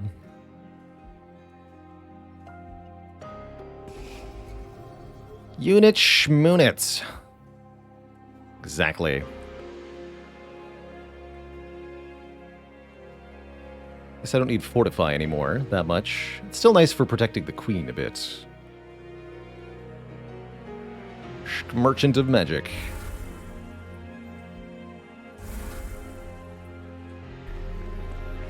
So -2 cost in intrinsic. -2 cost on the rail spike, please.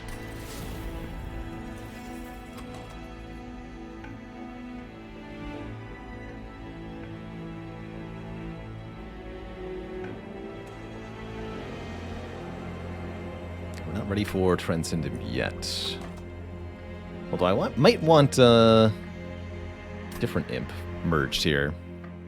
Sudden flashbacks to that one Pug Chrysalis. Flashbacks to every run I've had in Monster Train for the last 3 runs. Just failing to do my due diligence here. Anyway. Stealth Boss.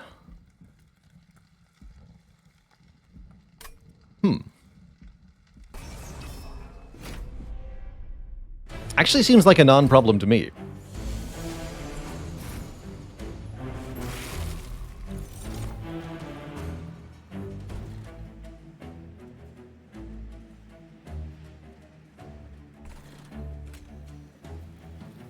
I'll do this direction here. I know we lose some rally that way, but that's fine.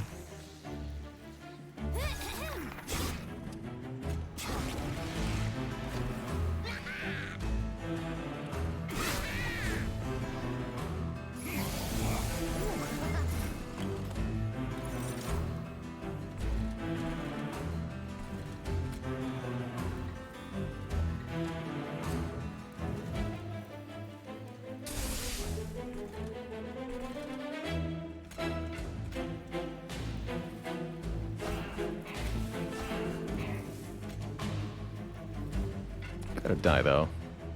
I can just kill you this way.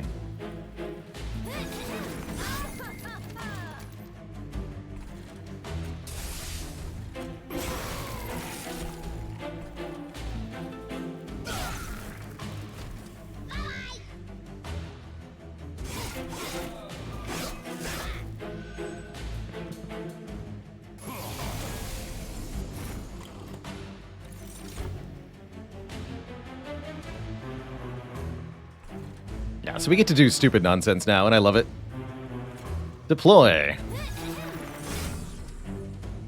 Urchin Spines this floor, then Inferno that floor for 300 damage.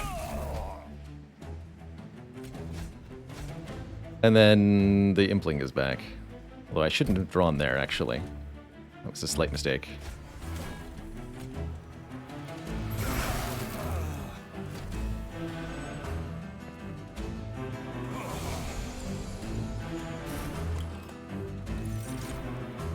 Gotta be careful not to use the Transcend Imp.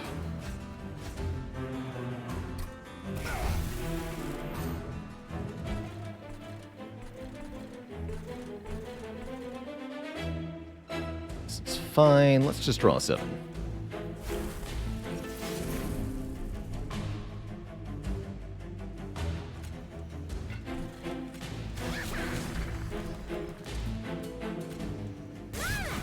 Make yourself stronger.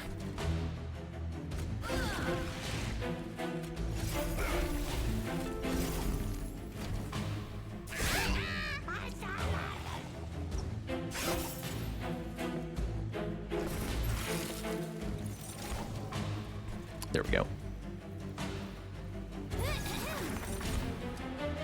Oh, that's right, we can get this back? Oh, geez, I didn't think about that. Oh, my.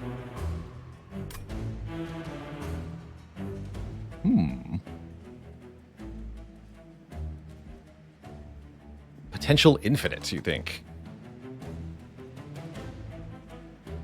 With the Transcendent, you might be right.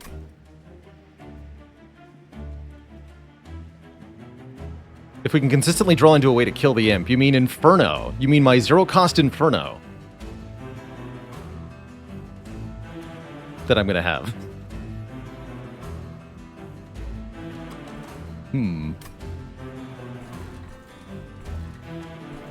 It's a 3-cost Inferno until Awoken Railspike draws it 3 times.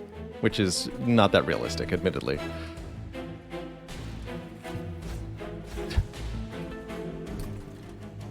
We could also just not play it so that we can get back the Urchin Spines, which I think I want. So I'm not going to play it for the moment. I will play Inferno here, though. Yeah, if we get a -2 cost on it, just drawing it 1 time is super doable. Definitely.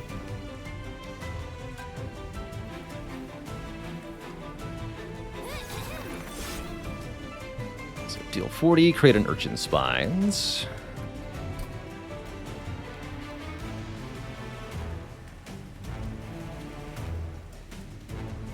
Gonna play the Urchin Spines, but not any abilities or spells just yet.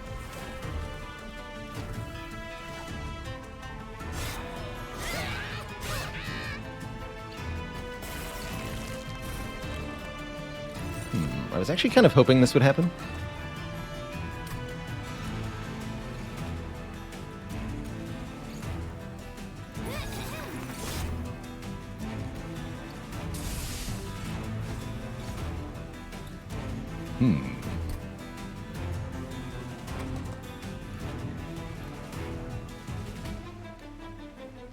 There's also Crypt Builder, worst case scenario. Could draw all the cards, but then I actually can't play them. Okay.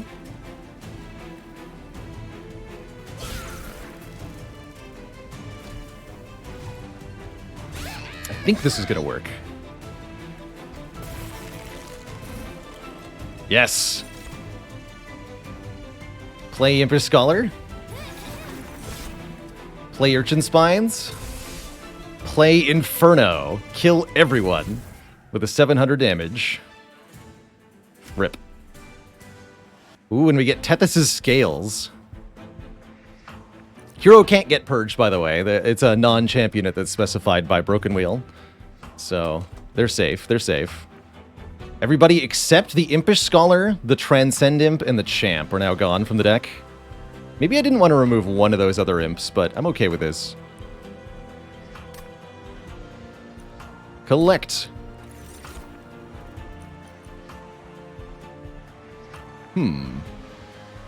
So you said if there was a way to reliably kill that imp, we might have an infinite? That's what you're telling me. Second Impish Scholar can also do some stupid nonsense. But I think just having the important work is all we need here, right?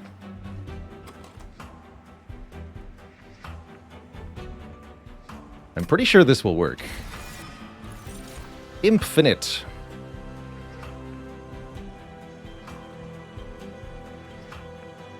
Transcend Imp is already the second Impish Scholar, that's right. Do I want a Cuddle Hex? Cuddle Hex is kind of neat with Titan's Claws.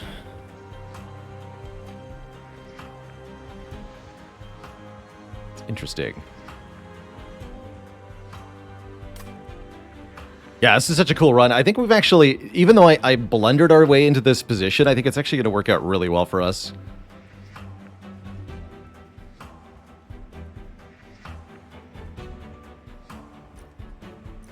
I mean, how often do I even get to use Cuddle Hex for cool things? Come on, Cuddle Hex. You're cute. And Malika is here. You only won because I went easy on you. Claim your prize. Get Immortality Potion. Non-morsel units are endless. All of them. The Champ. The Transcend Imp. All of it. You could also keep Broken Wheel if you really wanted to. But Endless Transcend Imp, let's go.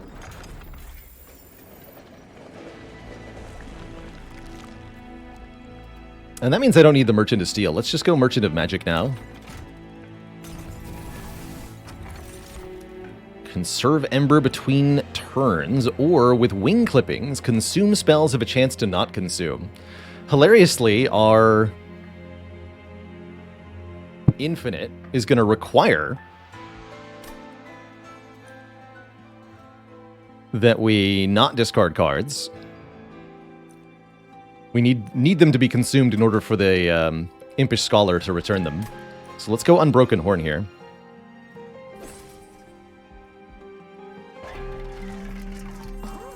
Is Holdover meaningful at all? Holdover Important Work is better? I think we want to Holdover Important Work. Although if we end up with an Infinite, Holdover's not going to matter.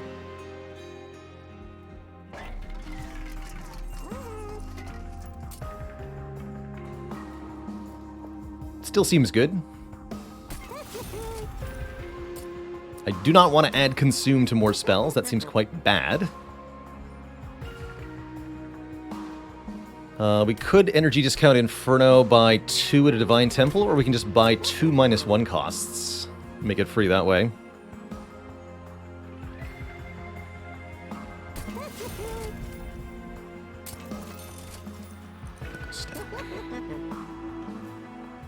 That's a winner.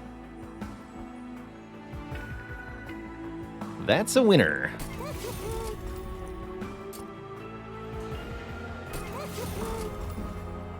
That's a big winner. And I'm going to remove 1 Forgotten Power here.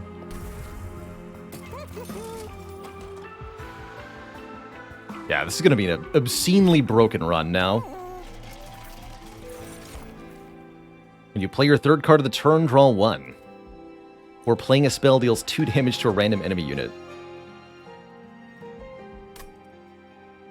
Champ attack power is almost useless on Shard Tail here. Let's take Winged Steel. And I am not afraid. But -1 cost on the wrong spell. I had to make the Urchin Spines free once we spell weaknessed. We'll get Inferno down the normal way here. Hey there, Goon the Spoon. We do sometimes post the game ahead of time in the schedule channel on the Discord. However, generally speaking, I don't strictly schedule out what games I'll be playing on what days. I strongly prefer to just play whatever I'm in the mood for on a given day. That way I don't end up playing content that my heart's not in. Which I think is no fun for anybody.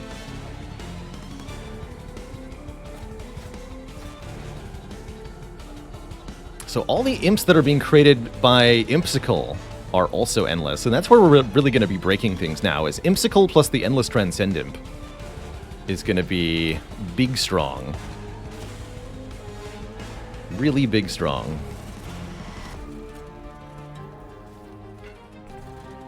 Here, sure, deploy in the bottom, why not?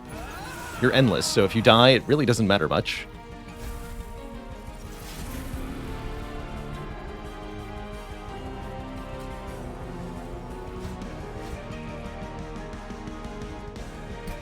Bonk.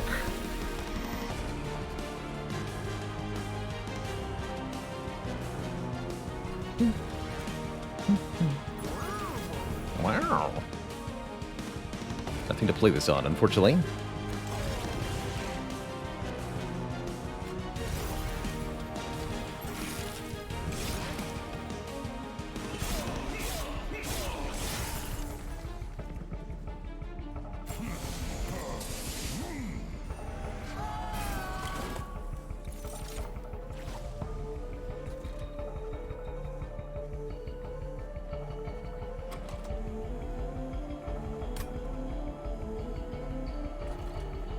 So many fun choices here.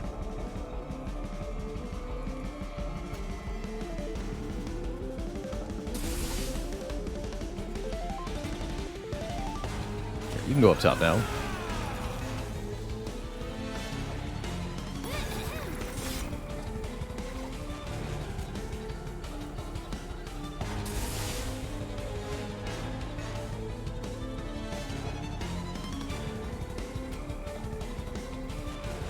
$900 damage, anyone?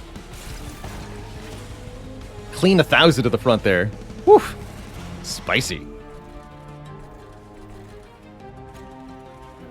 I actually don't want to do that for endless units that I'm going to get back. Be careful there. Frozen Transcend Imp, let's go. Now they're free. Telemachus, thanks for 8 months of support and the Prime sub. Keep on keeping on. Appreciate you.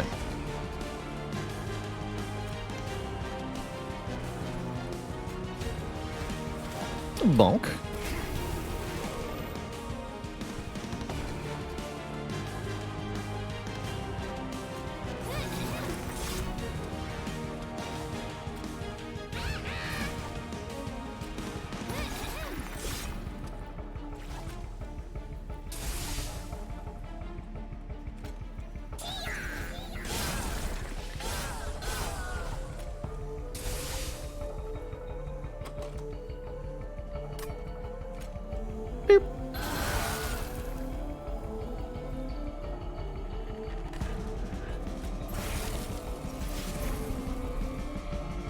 Kia.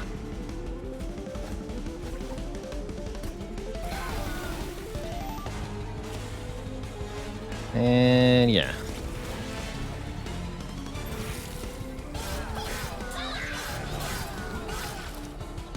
It's too beautiful, man.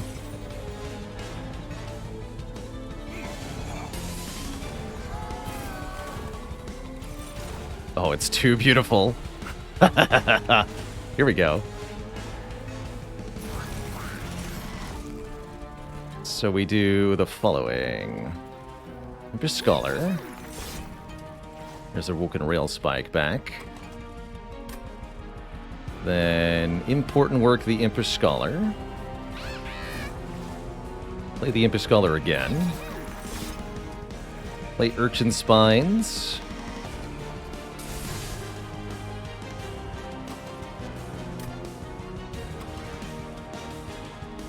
I just get important work for this to work, I think. Oh, we're already just winning. I can just play Inferno now. I can do so much more on this turn, but I win. Alright, well, Fel gets 7-turn boss rushed. Now that we have essentially no units left in the deck. That's pretty absurd. Oh my goodness. Consume. Discard your hand, draw 5, says Deep Offering. Sure.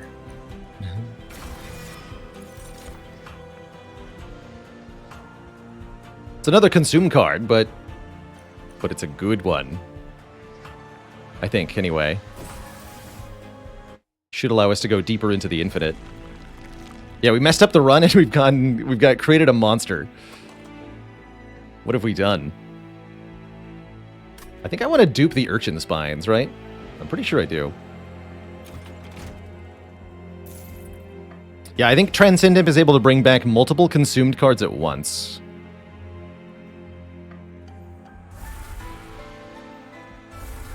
We don't need any of these anymore. So if I double Urchin Spines, we should be just even stupider now, right? This doesn't matter at all. Chartel Queen is not helping the run. And I was hoping we'd find -2 cost for Deep Offering. Perfect. Perfect. Alright, observe the nonsense. Chartel Queen just here for moral support. That's all she can provide, I think.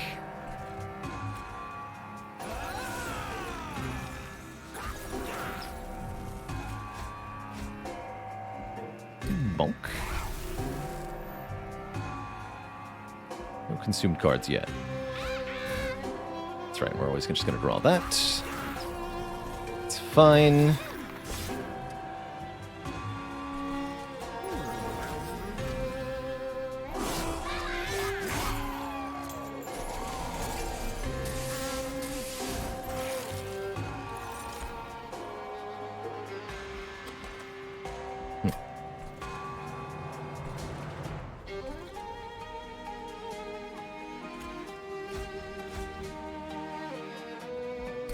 Slight problems. Yeah, and all the imps are endless, so anytime I use this, I just draw the imp I played. It's actually kind of bad. Here we are.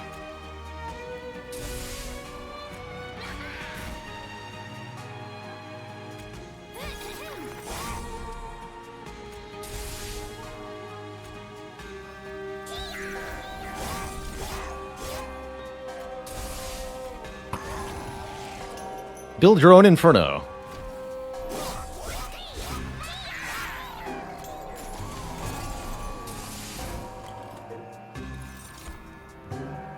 Here we go. Pyre Chomper's here now. Excellent.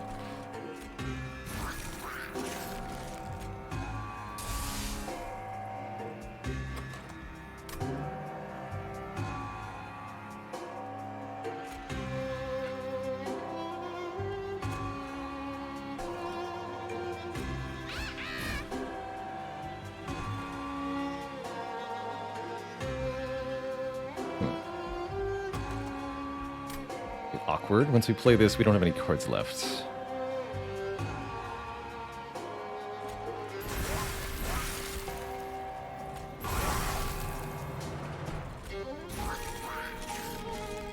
So get back both of these, if I understand this correctly. Yes, we get back both Urchin Spines. Okay, yeah, this is starting to get stupid.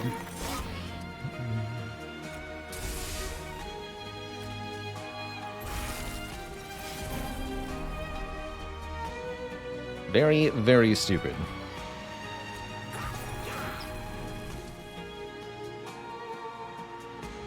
So now I can play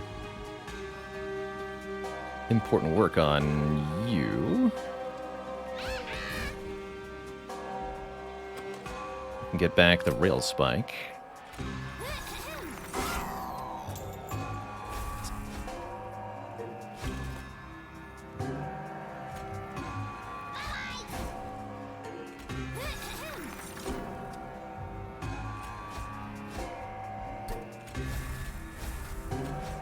Deck is weird.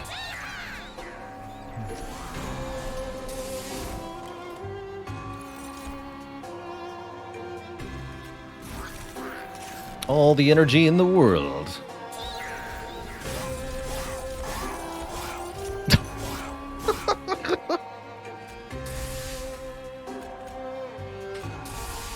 Oh my god.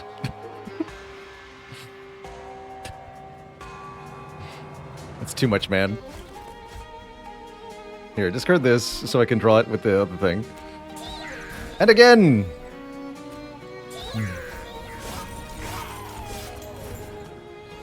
24 Ember. No, 28 Ember. Excuse me. My bad.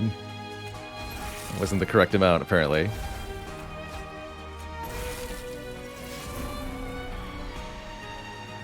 Oh my lord. Then I can do this. And then we can do this. I have all the Ember now. Oh my god.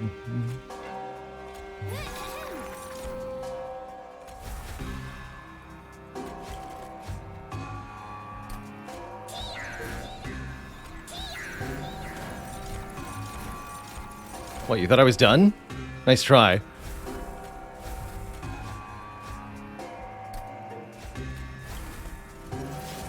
Alright, now the Inferno is free.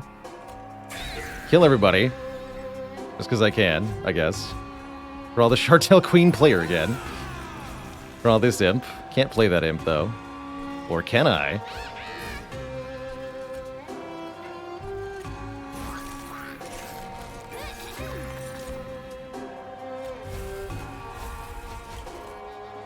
Play the Transcend Imp again.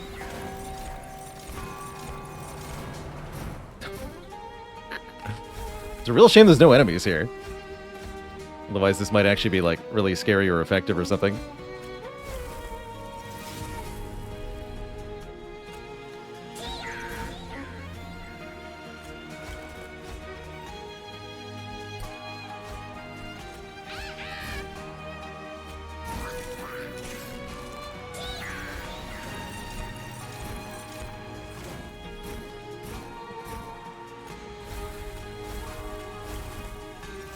Alright, I'm good. We can, I guess, arbitrarily scale Shardtail Queen like this, if we wanted to. Let's just stop the turn, though. Yeah, and we have Ice Cream, too. Like, dang, dude. It's so absurd. Just, like, absurd. Here, just everybody die for the moment. I don't need any of you.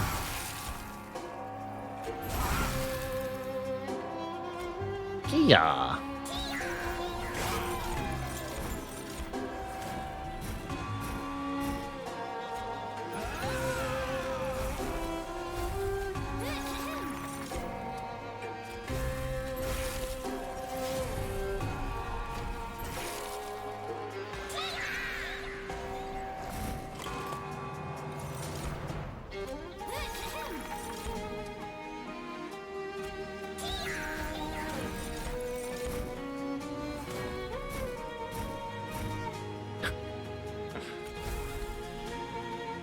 Too much.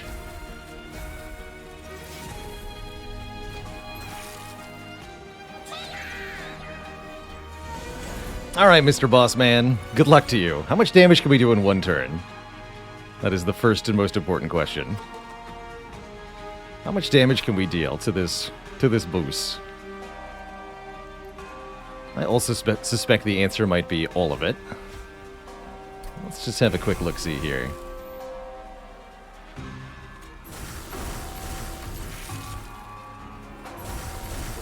Gotta get some stuff out of my hand here.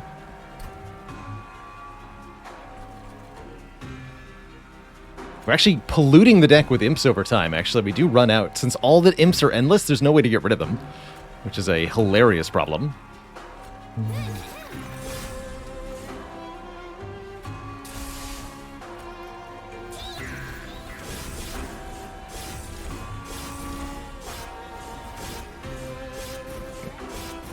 What's the damage?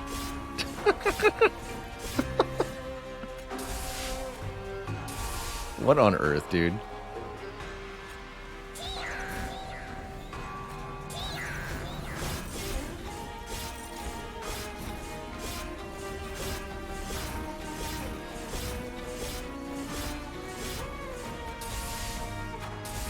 $2,000 damage. Blah.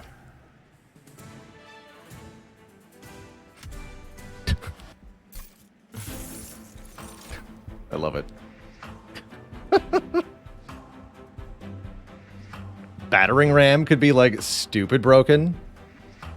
If we get one armor imp.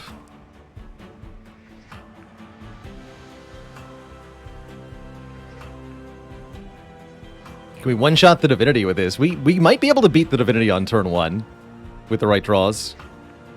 More realistically, turn 2 or 3. I'll skip the battering ram. Got our Inferno. Glacial Seal apparently has not been won with. Well, let's fix that.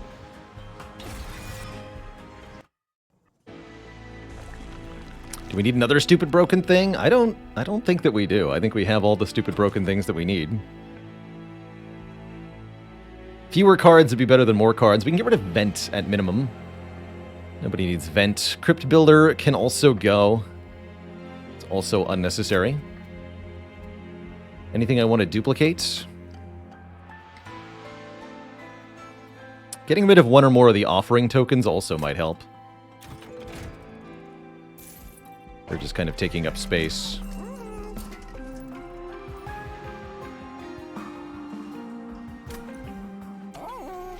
Can we make our imp free? Oh my god. That breaks it. Summon abilities trigger an additional time, huh? Even more armor. I don't think Railhammer does much. Could even fuse the Cuddlehux into the Transcend Imp if we just wanted to be more space efficient, essentially.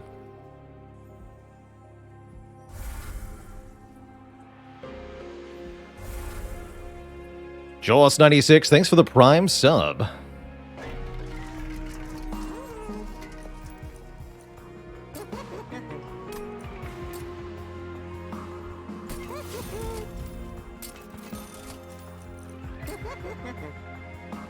Literally doesn't matter. Alright, we'll keep one offering token. 15 cards in the deck. That's not bad at all. To add 30 magic power to the Ice Tornado? Sure. Shards seem like they are kind of irrelevant. And heck it. Alright, Seraph, good luck. Good luck to Seraph. You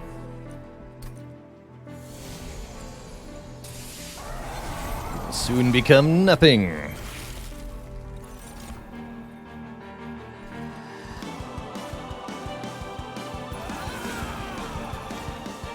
They're going to take that 2 Frostbite and they're going to like it.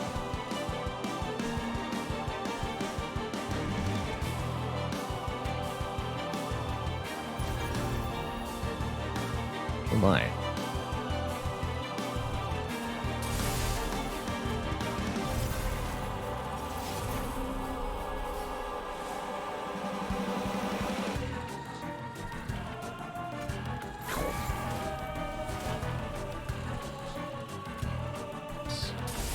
Some more spell weakness, Seraph.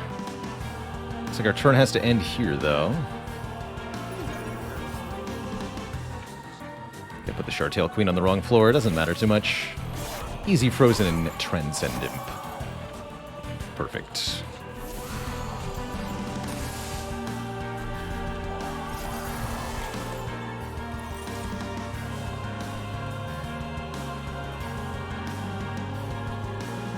Simple perfection.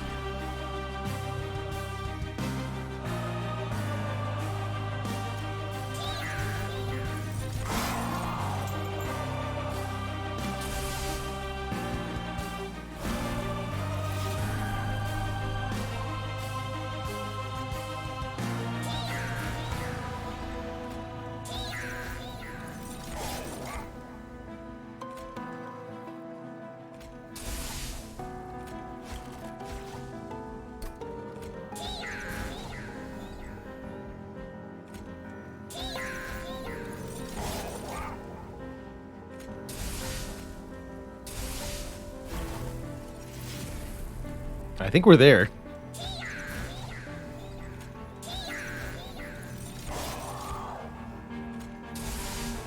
Yeah, Railspike always draws important work. Easy peasy. Yeah.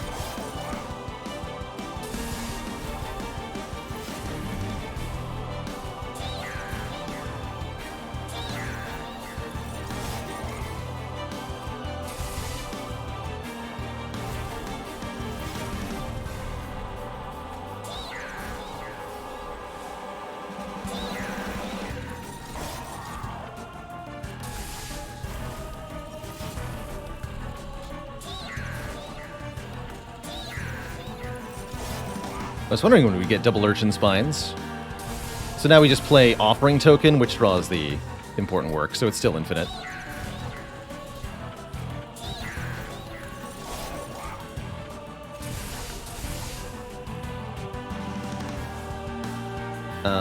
Now I have to play Deep Offering, though, yes? Oh? Oh, it was not actually infinite. Oh well. Nice.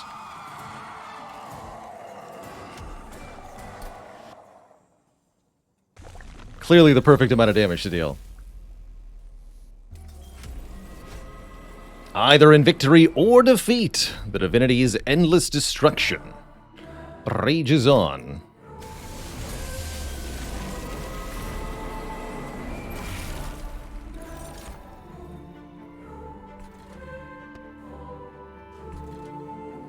So divinity is present on every floor simultaneously, which makes for some interesting stuff here.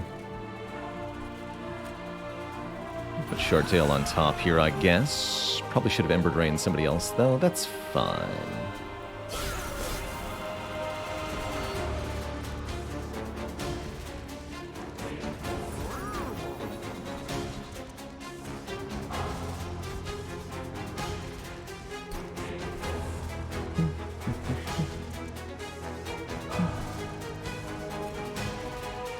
Let's use this on the top floor.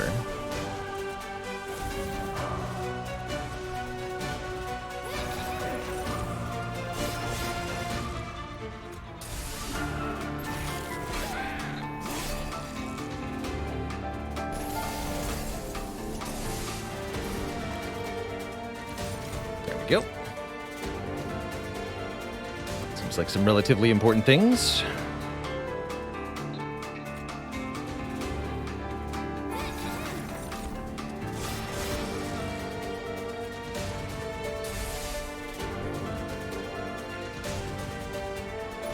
Hand. Draw specifically those cards? Sure.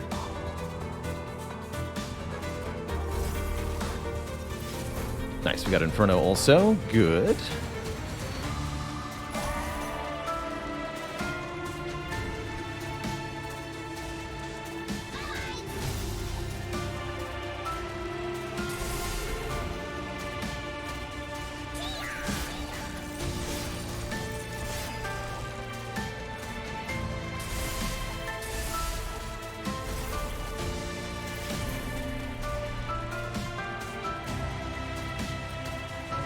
Sacrifice you. Draw you. I'm gonna try to put 3 cards in my hand, but there aren't 3 cards to put in my hand.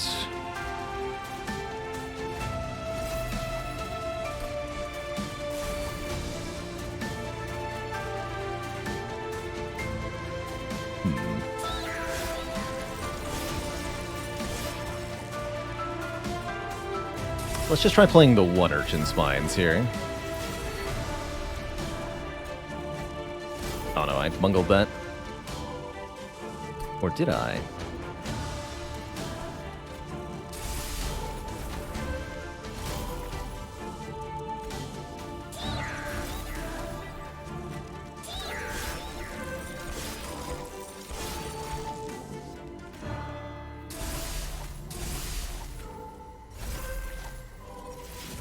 Ooh, now Impish Scholar is free, that's good.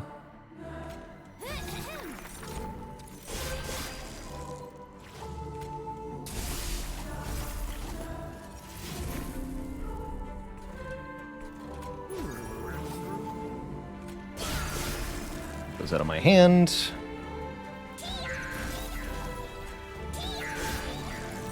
Looks like we're already there, but I think we can do better.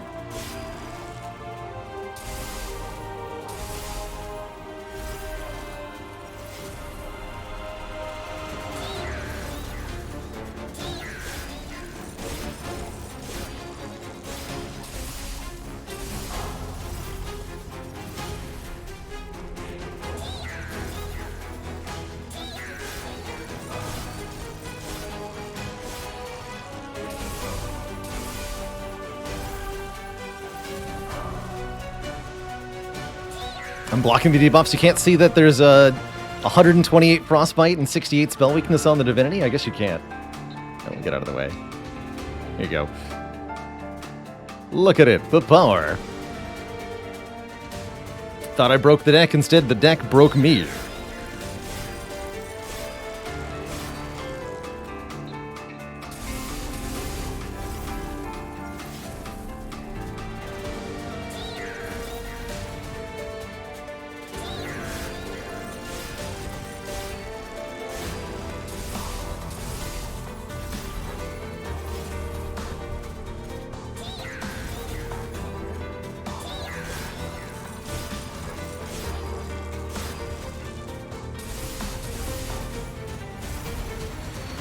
Not done yet.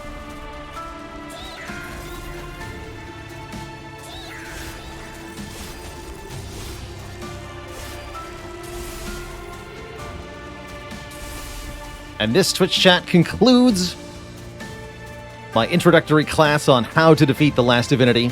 Last Divinity 101. GG.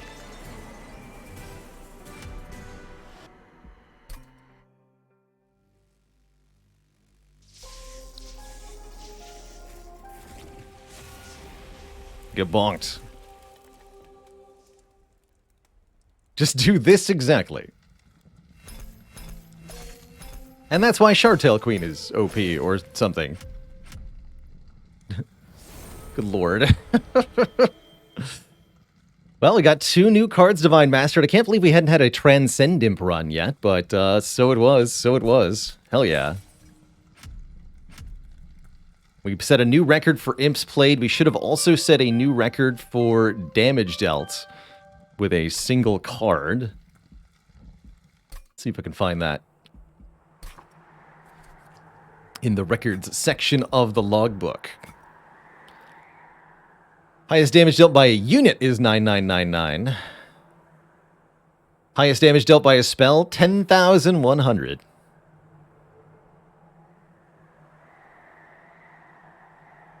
I don't think that was our record for spell weakness applied, though, as the cap was, or the historical record was 378, and I don't actually know that we beat that.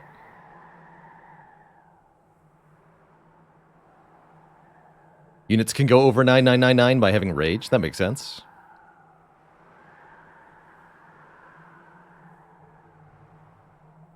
How to play the Awoken main hero, asks Angel May Laugh. The Sentient? We can do Sentient next. Have a look at the logbook here. We'll do one of the Awoken clan combos. Let's do... Yeah, let's do Awoken Hellhorned. So we'll be doing another Hellhorned run, but this time with Awoken. Yeah, we could have definitely debuffed more times if we wanted to.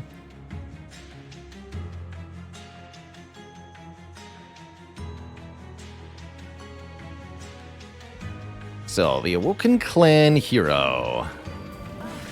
The Sentient. She's somewhat passive, right? She's got health but no attack power. And then a supporting clan here. Let's go Torches. Pretty basic. Awoken plus Hellhorned. Let's see what we can do. I'm going to take a look at the starting deck here, but then head on break momentarily. 2 hidden passages let us ascend units. This could be an overstack the top floor kind of deck. Pyre Shards add spikes, not bad. Regen's got some potential as well. Cool. Very cool. So feel free to speak amongst yourselves the merits between bristling and cultivating here on the Sentient. I don't like cultivating that much, personally, unless you've got a really good unit to boost the stats of. Although the draw one more each turn aspect is quite nice. Anyway, Twitch chat, I'm going to be back in a couple of minutes. When I return, the monster train action continues. Don't go nowhere, folks. I will be right back. Let's center that right on the anvil.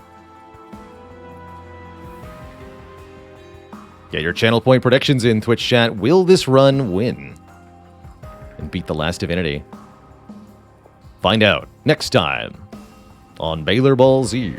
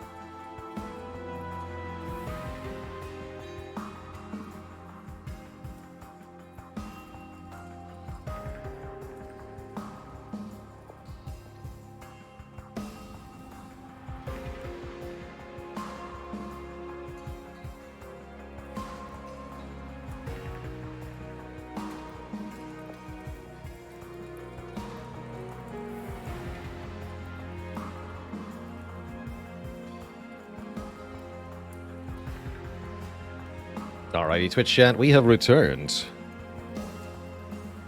So the Bristling versus Cultivating choice is kind of an interesting one. I like Cultivating as a cross path. That one extra draw per turn really does go a long way, but you need cheap, or at least powerful cards to be able to take advantage of it. Going Cultivating is definitely one of the ways that you can lose the first encounter, as Cultivating Sentient really has no way to deal with the boss at all. Whereas at least the 10 spikes version can easily clear out problematic backline units as well. Let's see. Spikes lets you do more aggressive picks early on, which can be really important for getting into a winning position.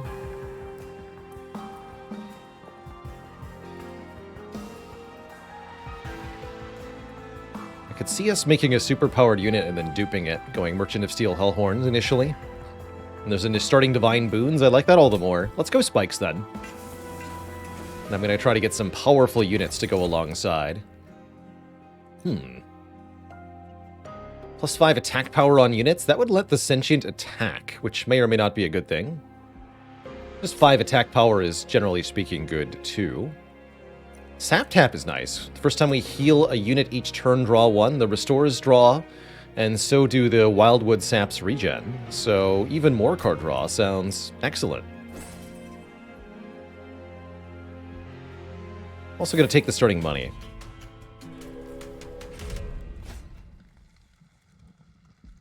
More spikes for more money. Spikes this time on the enemies. Didn't even question whether I should do that. I just took it. And you know what? Felt good. I think we'd like to put Sentient lower down. That way her spikes can weaken things as they ascend. And we'll put a couple Train Stewards up top, probably. Have some regen. Although, notably, if the enemy has no attack power, they can't take spikes damage. Kind of sad.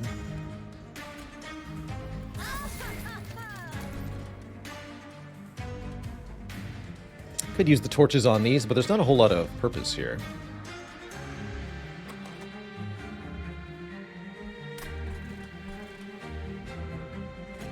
Start dealing damage to this unit. Is there any benefit to the hidden passage? I don't really feel like there is.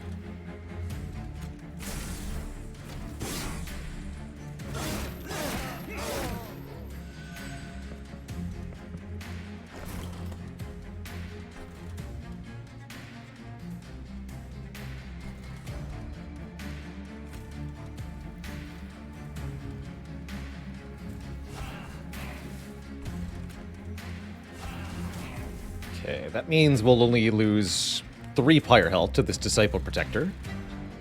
Probably want to get Sentient's health back up here.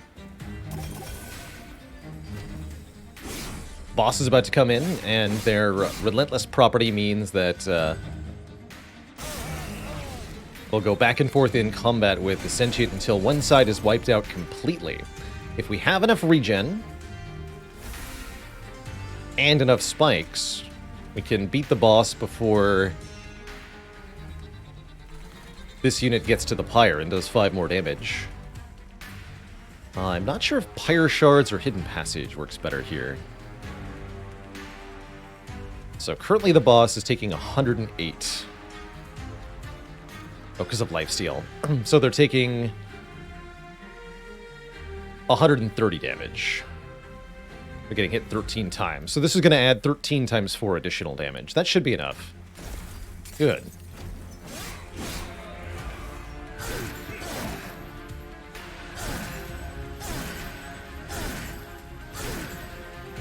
I don't ever see the first combat going this well without taking the...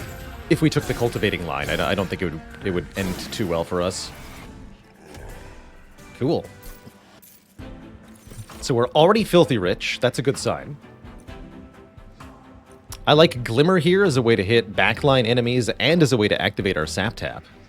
Really good card from the Awoken clan. Very good with bonus spell power, too. As the spell power affects both the healing and the damage. Do I want to solidify the strategy here and take a 3rd hidden passage? I think I do. I think I do.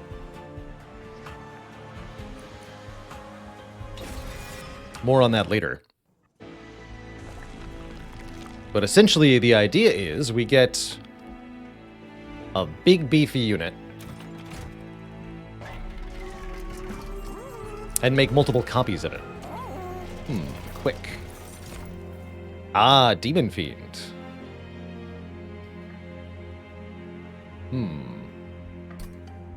Although I can't play the Demon Fiend. That's right, Ascended units go behind. Correct.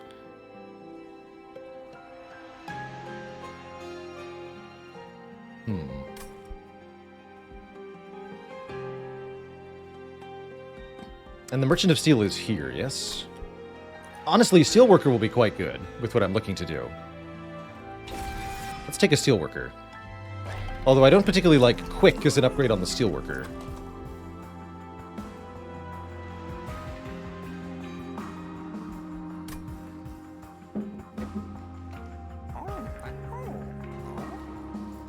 Which makes me want to consider rerolling here.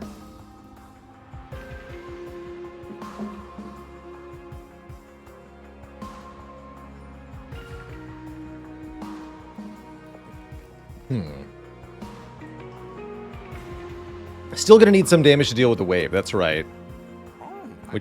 And the base damage of the Steelworker is not that high. I don't really like Rage as the way to get that damage. I would prefer a real stat up.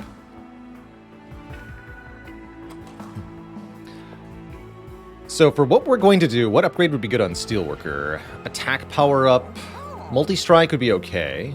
Large Stone would be excellent. Large Stone is probably the big winner. Endless. That's not it. I'll take a Strength Stone, though. Just 10 attack power. I'm quite okay with that. And perhaps I might as well upgrade the health. I think I'm relatively likely to duplicate this unit at the Hell Vent. Although I wouldn't hate just getting more units, period. We're going to be visiting a lot of Merchants of Steel on this run. Although, actually, there aren't very many, so no, I'm not. There are no Merchants of Steel between Ring 3 and Ring 6. Bummer.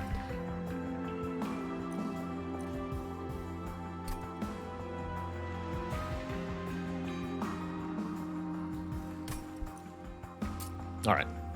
Have some stats. Sort of an underwhelming floor there, but that's okay. And 10 magic power piercing, that's what we want to put on Glimmer. Glimmer with piercing is just crazy good.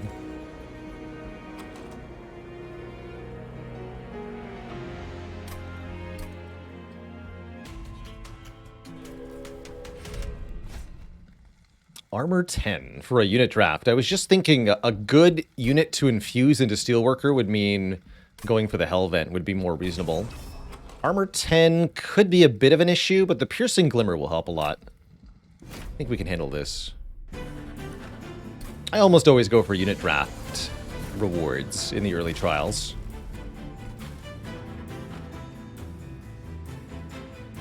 Fortunately, that means that the Sentient won't kill units that normally have 1 health.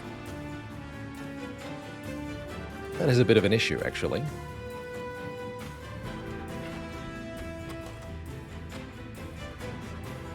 Although if we add 4 more spikes to her, she'll be fine. Okay, let's try the ascending strategy here.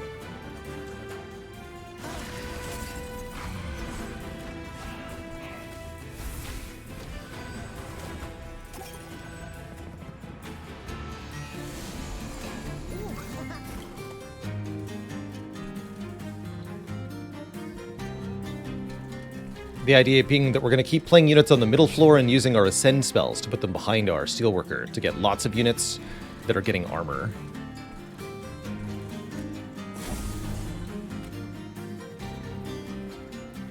Oh, that give you 1 attack power so you die? That's kind of sad.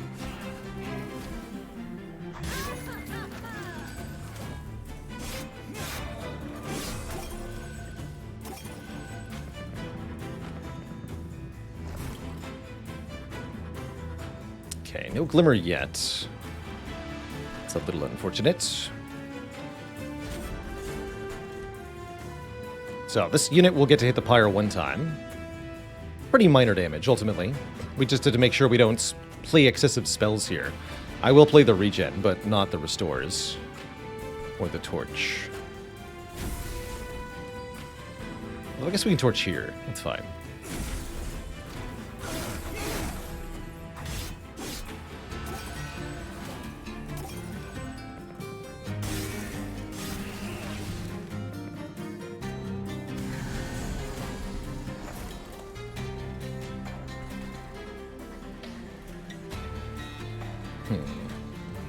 Piercing Glimmer here or Piercing Glimmer here? Piercing Glimmer up here.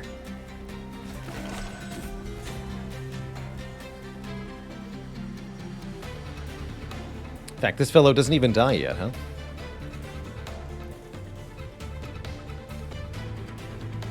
Awkward. I'm going to separate this archer from the boss with Ascend.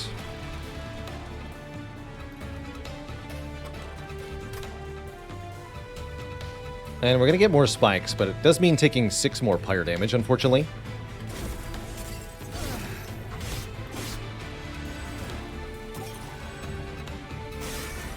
Just a little bit short of getting that top guy.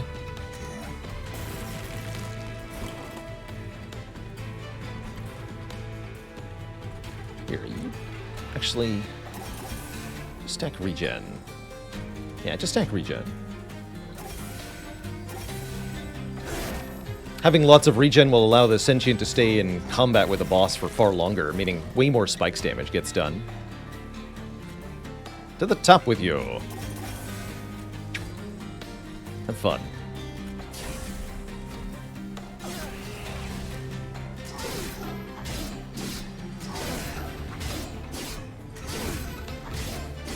You can see without the damage from the upgraded Steelworker behind, we really wouldn't be able to beat the boss. So we're just barely holding strong for the moment. Don't think we need another Glimmer, nor a Steel Enhancer here. I find a lot of the Woken cards are surprisingly skippable. I'm gonna skip. Get 10 more dollars here. Hornbreak is okay for being piercing, but again, we've got Glimmer.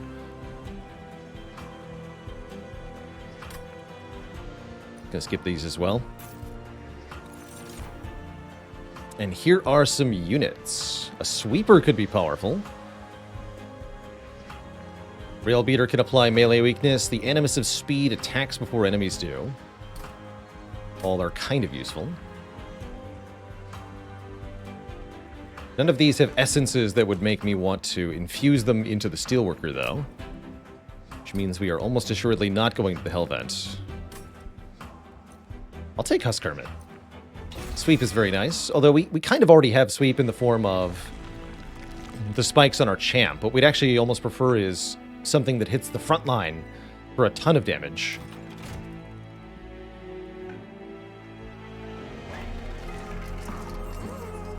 But Multi-Strike can help a lot. And we're also going to get another unit here. Ah, oh my, Apex Imp shows up. As does Alpha Fiend. And I think both of these have a lot of potential.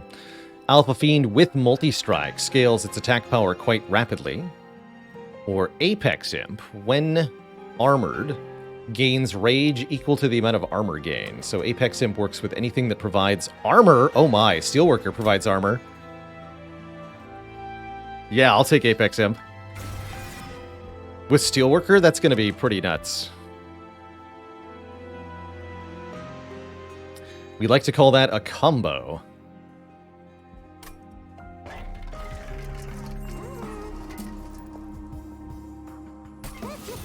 And we could just directly give Rage here. But I may want to reroll. Oh, actually, let's add Rage to the Sweeper. That's going to make more sense.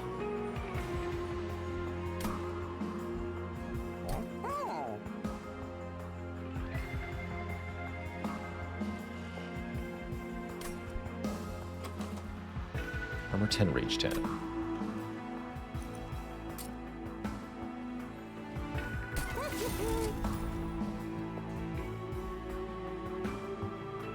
Can't get the Incant Armor Stone. No, that requires Stygian. So that Armor Stone on Apex Imp is unique to Stygian Hellhorns. Very powerful interaction, though. Yes. Spikes. Oh, we do get quick. Okay, you're quick now.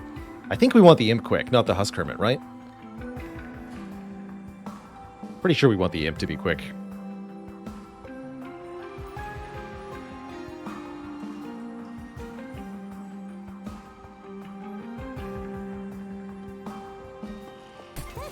Let's do it. And you can have some spikes. Or maybe just a battle stone. Just a battle stone.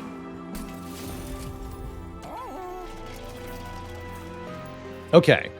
I think we're in a really good position now.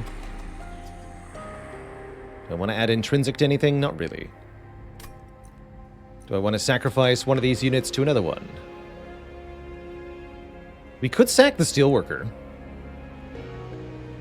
Heck, we could stack the Steelworker into the Apex Imp and have the Apex Imp be self-enraging.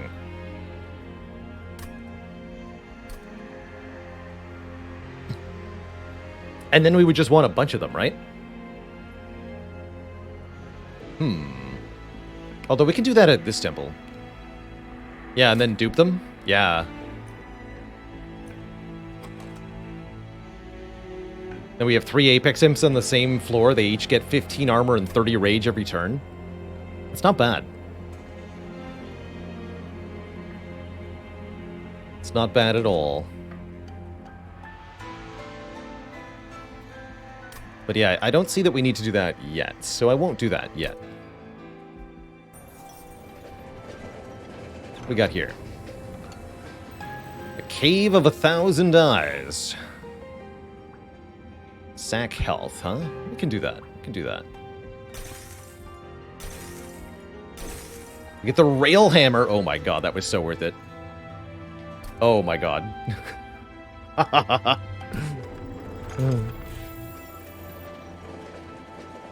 So 4 more armor each time it's applied to friendly units. So now Apex Imp gets more armor when summoned and more armor from each Steelworker.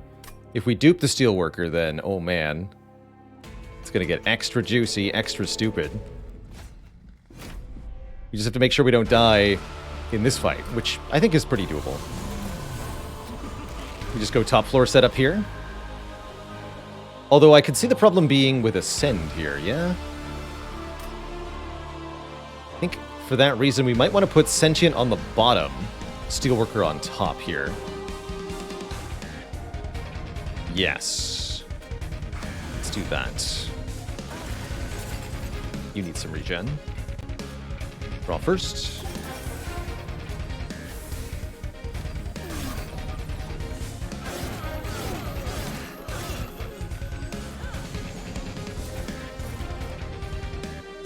Okay, yeah, so that lets us get the Apex Imp and the Steelworker on the same floor, which is really important here.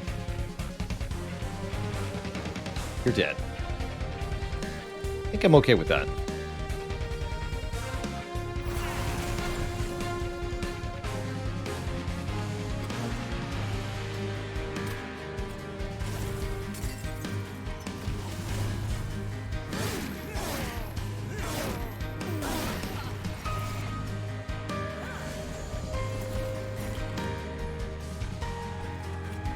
Going up.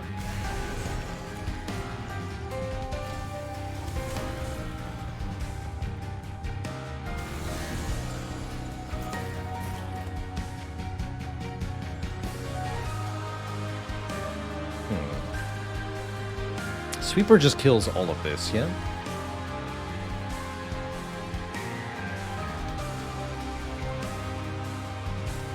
It's fine.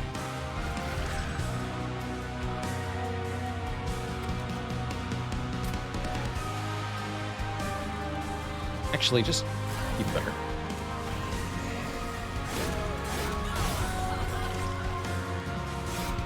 Don't need to worry about that haste.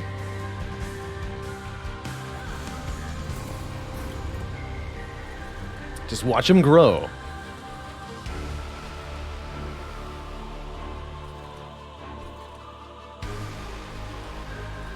More haste.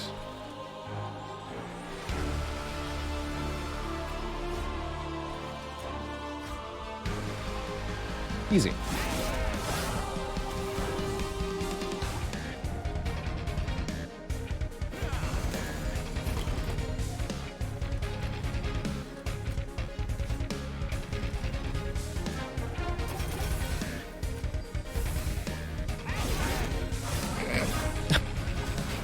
I don't think I'd seen the Apex Imps animation before. So, like, the head first, it's great. That's good. Here, join the ranks, Train Steward. Why not?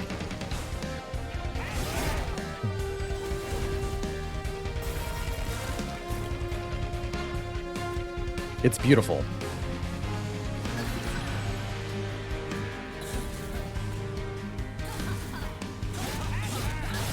Meep.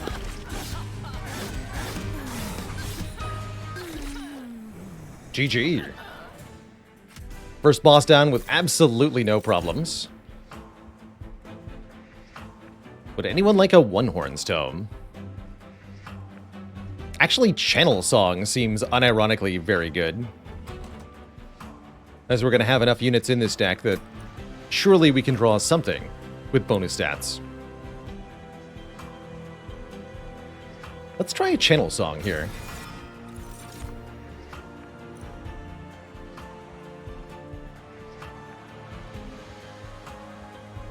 I don't think this is the run for Shattered Shell. Although we could consider adding more units. You can put up to 7 units on one floor. We're only going to have 3 Apex Imps at most here, I think. But I don't think we want any of these.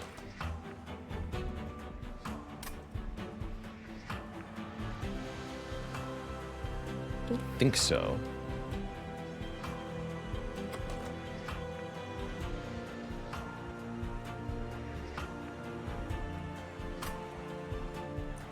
Could grab one of the hollows and put him in the ranks. We do have regen to make these work quite well also. Yeah, actually, the Awoken Hollow isn't terrible here.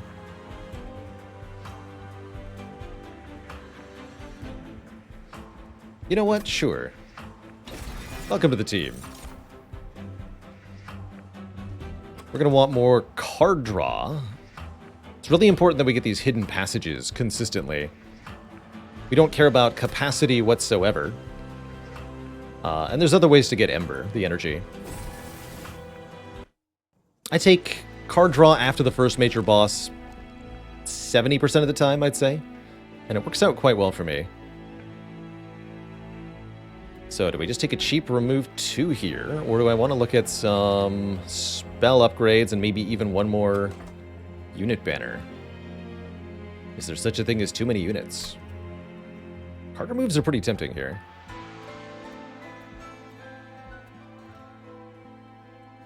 Don't really see what an Awoken Banner would do.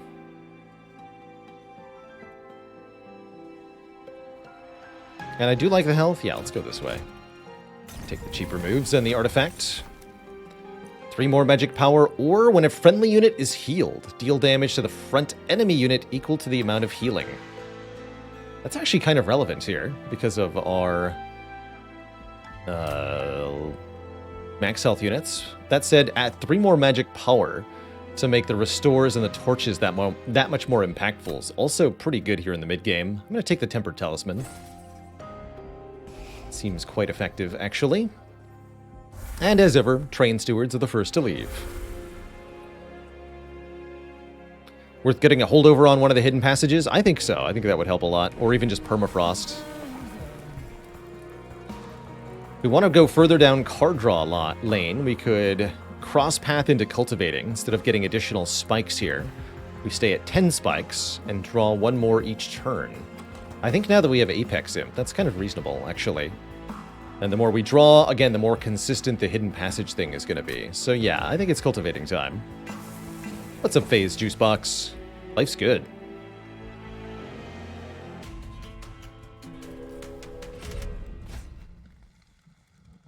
Heal all health when moving up a floor. For the enemies, that could be pretty nasty, actually. This is definitely a trial that can spell the end of a run pretty quickly, and I don't think the random artifact is going to be worth it all that much. Arguably, we've already gotten the best of the artifacts for this build, although Resonant Shard would go pretty hard also.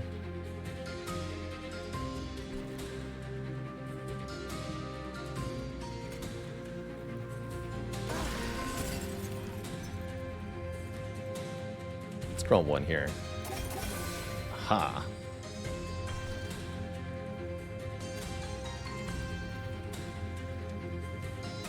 I'm going to put Steelworker on the top, Awoken Hollow in the middle. I want to be able to get the Apex Imp on the top floor ASAP.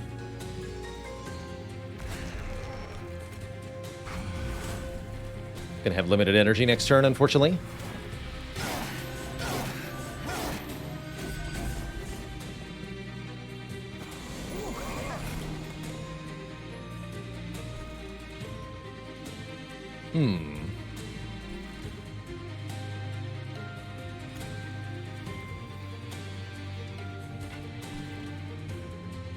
Interesting problem.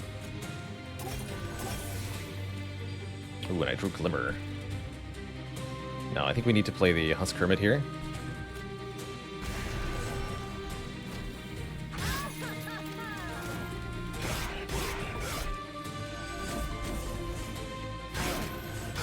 Yeah, this big guy in the back is going to cause us some problems. Had we taken the trial, he might be game over for us. Of course we drew Channel Song too late. One available. That means it can draw me a Train Steward. Admittedly a 2020 Train Steward.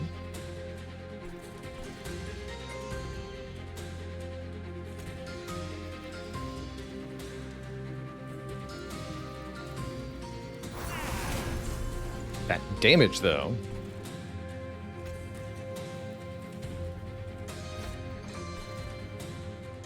Minus 59. Close, but no cigar, unfortunately. And that's accounting for the 8 here, so it's actually minus 67. So that means if I torch you, you actually die, right? That's right.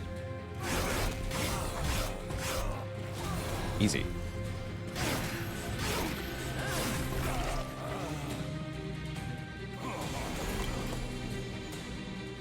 So far, this appears to be working.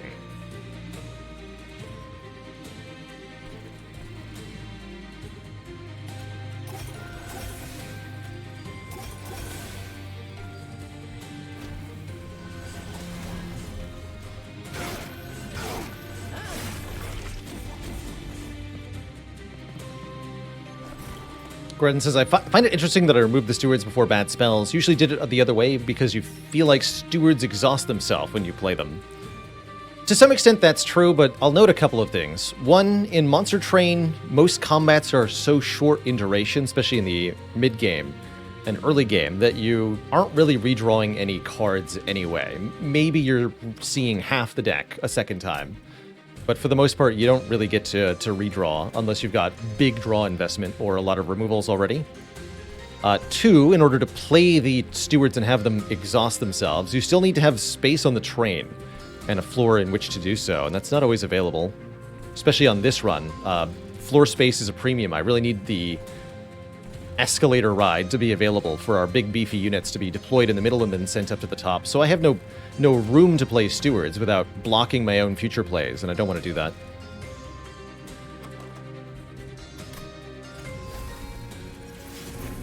Big Stewie.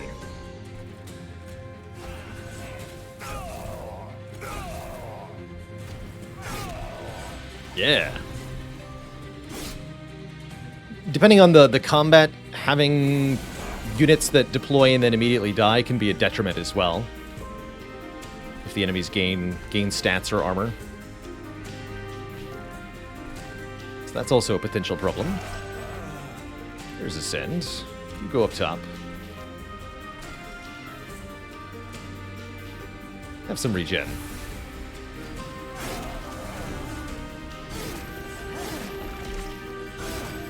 That said, it can absolutely be correct to remove other starter cards first. I think it's just important to emphasize that card removals are very powerful in Monster Train, so seek them out and get rid of those stinky stuff.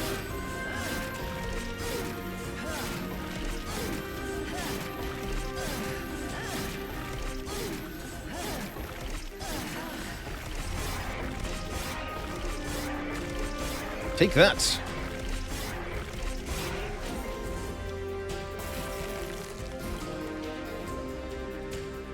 And here I'm actually going to ascend the boss, because this boss gains a combat bonus at the end of each round. So they'll be weaker if we send them up earlier. It's also going to be a score bonus. Meep.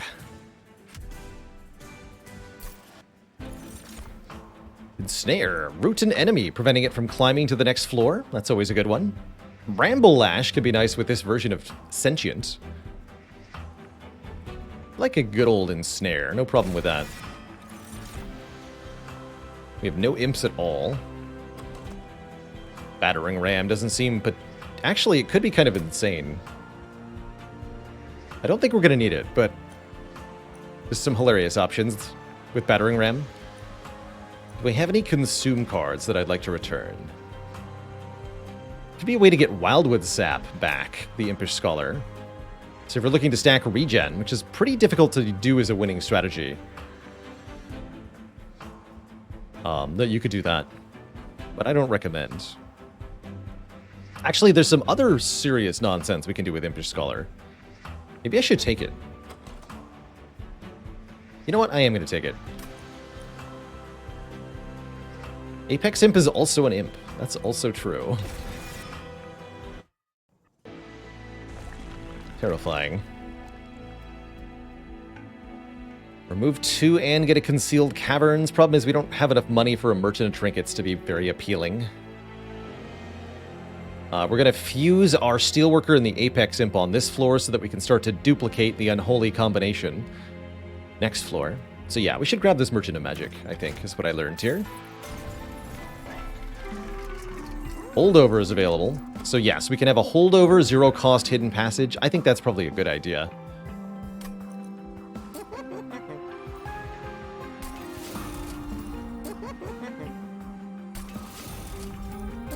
Let's add Consume to one of these torches. 25 damage. Do I reroll?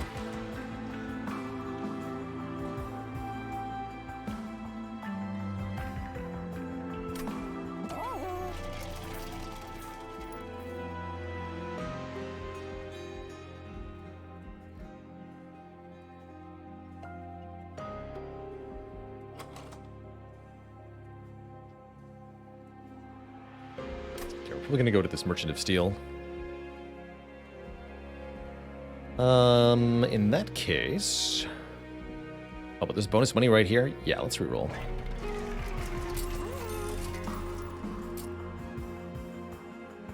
Oh, we can get Channel Song back. I didn't think about that. It's funny. What upgrades were in the temple? Also a good question. Wouldn't mind an 8 on Channel Song, hilariously. So I'll make that free. 30 magic power and intrinsic. Oh, there is intrinsic. Alright, Channel Song. You're intrinsic now.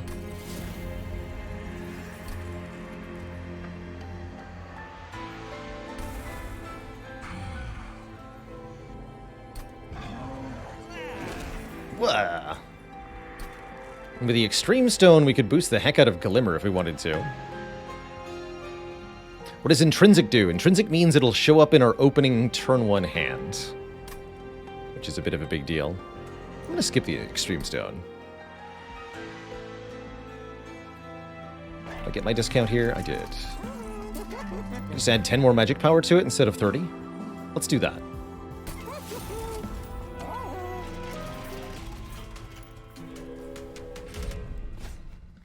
Innate Trinsic.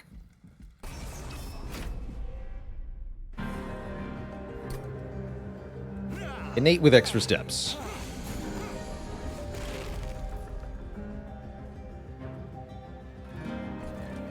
What do you got?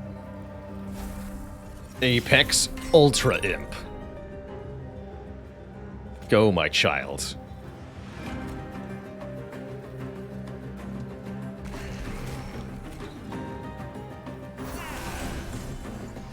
Yes. My big child.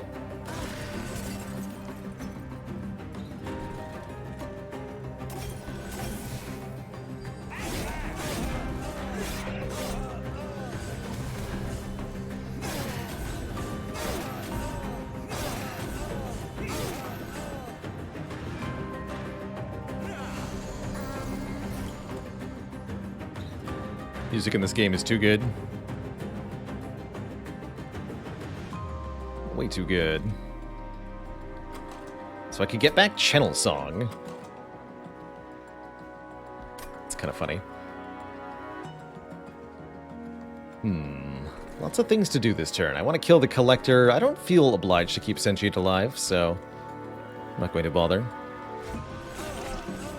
The bonus draw is definitely what she's there for, and losing that is a little sad. Guess I could put Husk Hermit in front, and then don't lose Sentient? Okay, sure.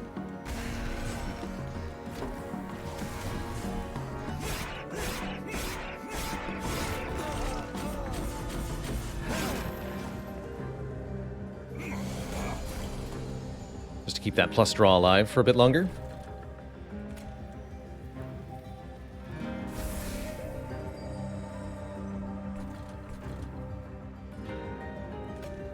You stay where you are.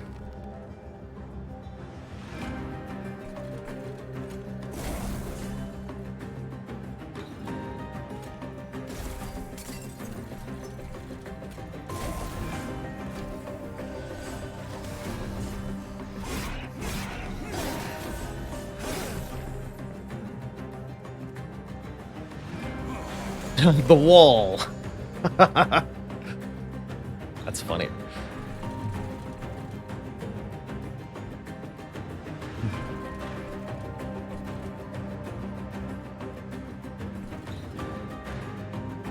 Wall versus wall. Let's see. Let's return a consumed spell. What do we get? The torch. Looks familiar. Could ascend this imp. Don't really feel the need to. Top floor is doing just fine. Have some healing.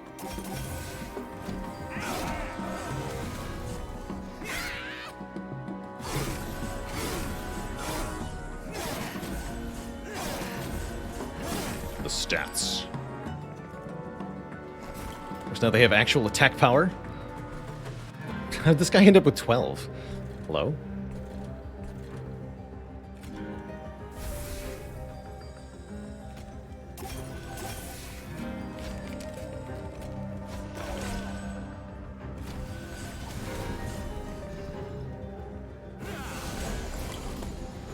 Bird nerd.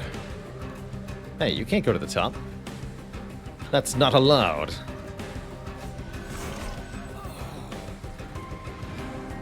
Alright, you're gonna get left behind. You're gonna scout ahead. Have some regen.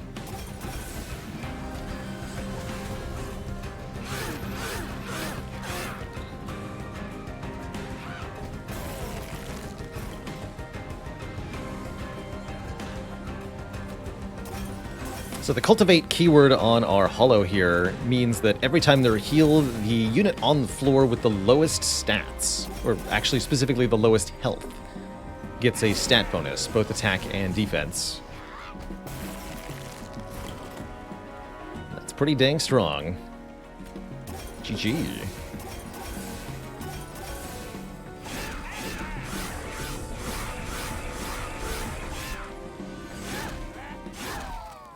Get kabonked.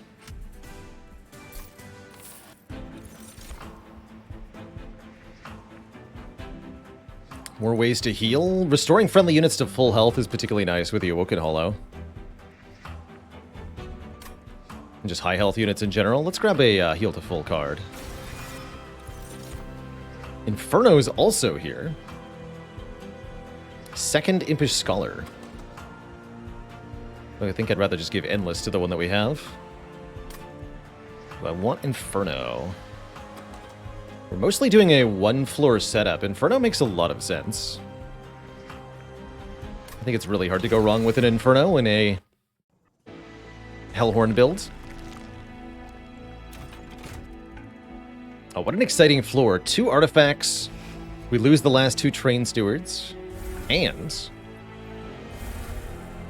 get a new Apex Imp. Dupe.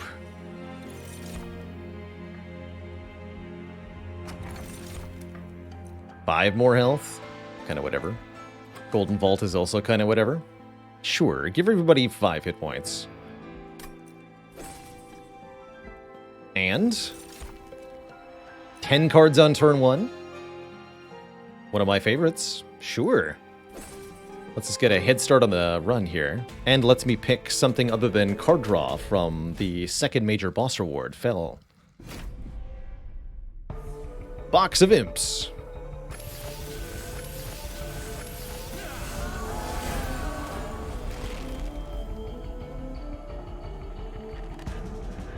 Actually, Channel Song I think gets a little bit worse. Hilariously. It's alright.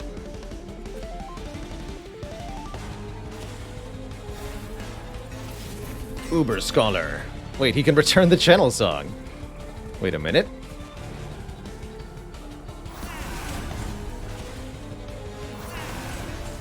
Alright, these two are just gonna go absolutely mental. It really doesn't matter. I think I can just end turn and win the whole fight if I just keep clicking end turn. But we'll play some other cards. We'll do it.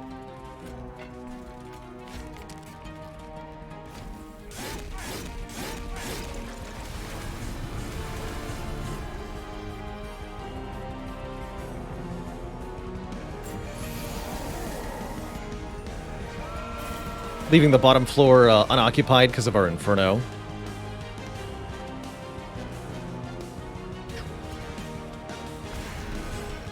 Going up.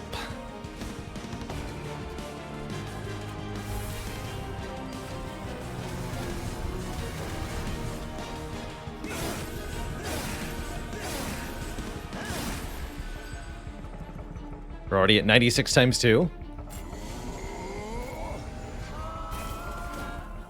Give him all the armor you want, Fel.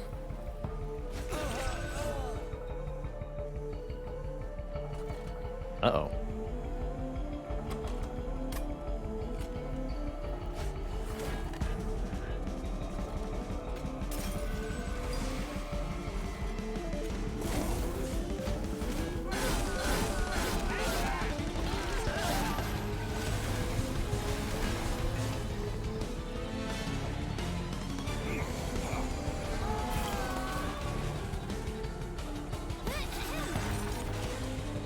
One available. The power.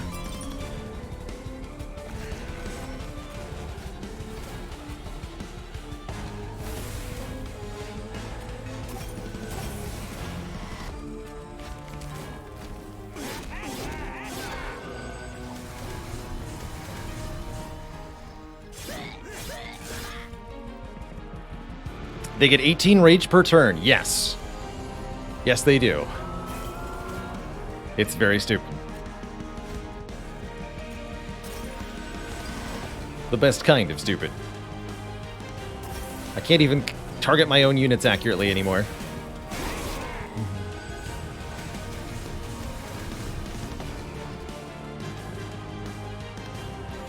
Because the Apex Imp gains rage whenever it gains armor, and the Steelworker Infusion is giving everybody armor, with a bonus from the Railhammer. Full explanation as to why this is happening. Here. Have fun. You too.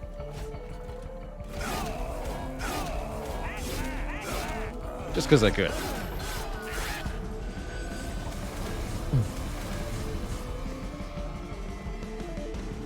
Why does this game look more complicated than Spire? Because there's more pieces on the board.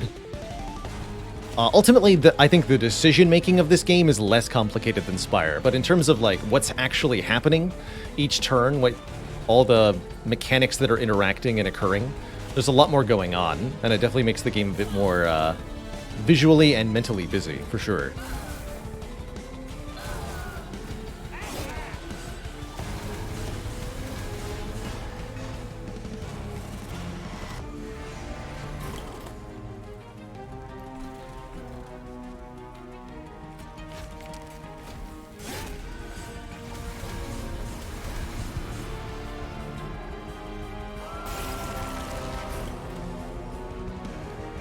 Going up.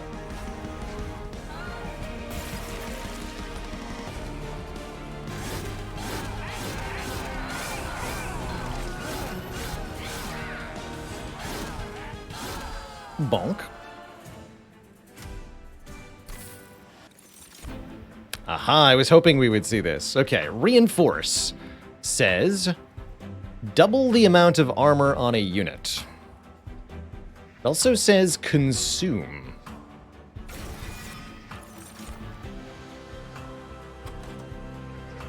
I actually am going to take more Ember here, now that we have a big expensive 3-cost card to play. More involved than Spire. That's a way to describe it.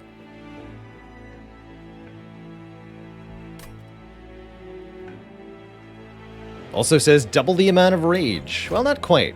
Gain rage equal to the amount of armor that you just gain, which may or may not be more or less than the rage you have. Cultivate 2. Sure, your spikes don't matter.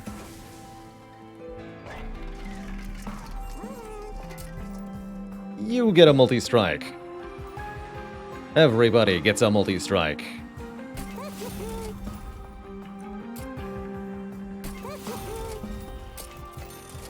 No endless, though. Bummer.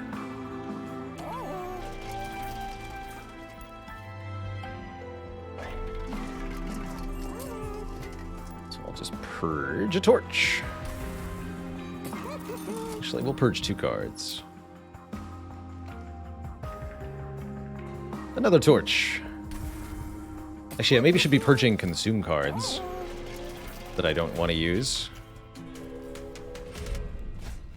Food for thought.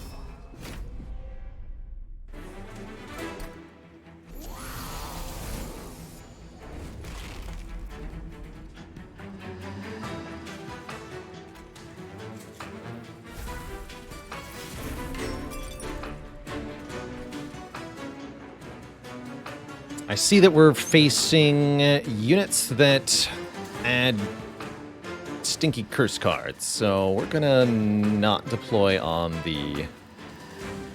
Although I can't use Ascend. No, we have to go top. That means we're gonna get saddled with curses. I don't love that.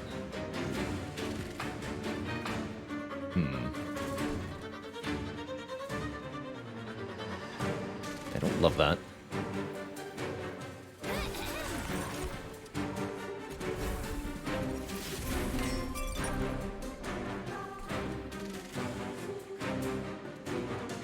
We could go mid. Mid is an option.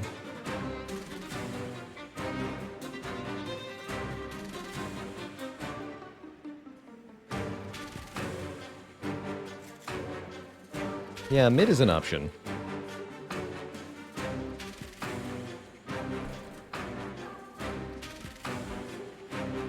This will actually kill the curse thing on the bottom floor. That's another option is we just use Husk Hermit Sentient to solve the bottom floor and then go top. Let's do that.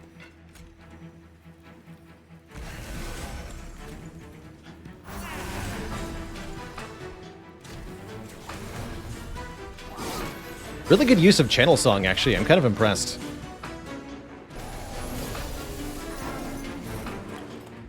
You should make Channel Song 0 cost.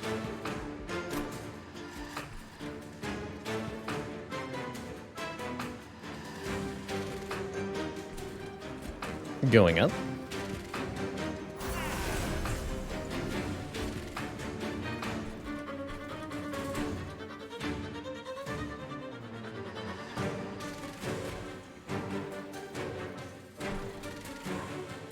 This here. You're not going anywhere.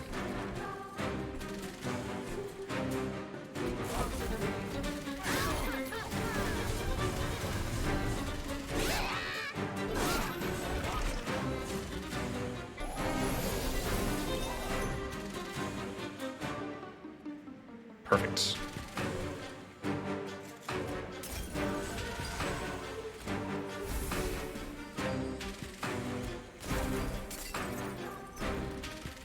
Could elevate one or more things here, but I actually really like the setup we have going on. Stack stuff.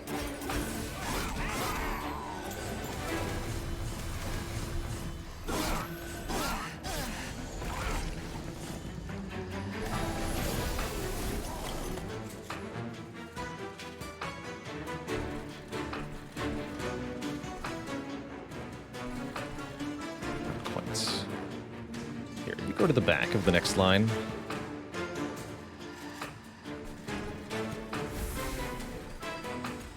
Seems fine.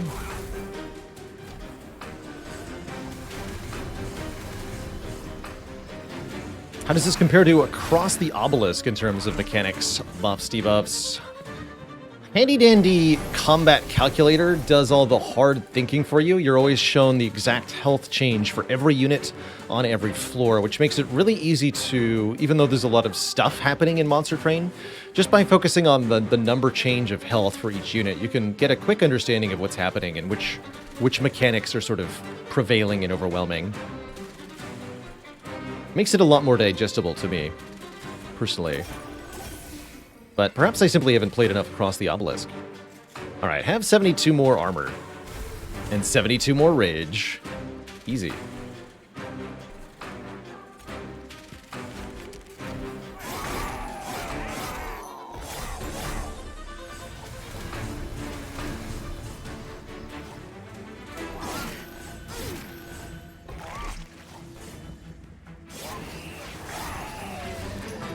That's true. It is possible for the combat calculator to be inaccurate, although it's almost always totally correct for Monster Train.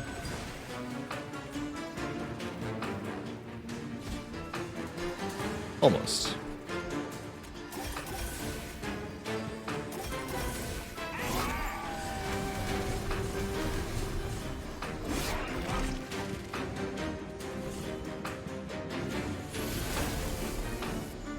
Hello, Mr. Big Pants. I will flee from you.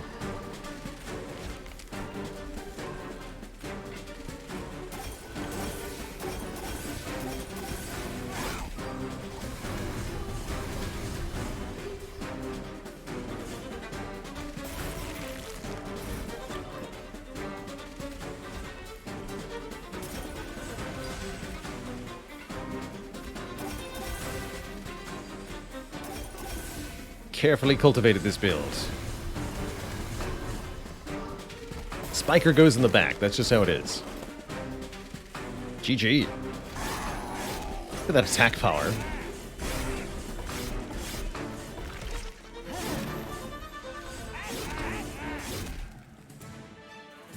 The absolute bunketing. Descend a unit.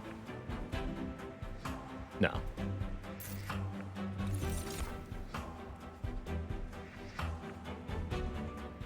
It's a way to apply a little bit of rage. No good, though. Is the Discord server the only place you can see the daily schedule? At the moment, I think that's true. Let me just double check whether it's on the website or not.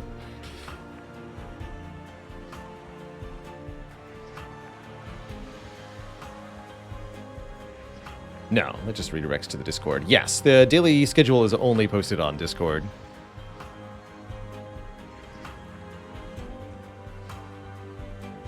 I haven't made it all that much visible because I haven't been that truthful to it, admittedly. Sometimes I promise a game and then I change my mind last minute. Would be just the worst if we had a third Apex imp, right? Just awful. Truly unbearable.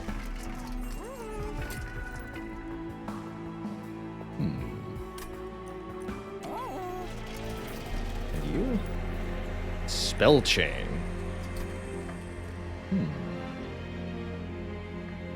Spell chain.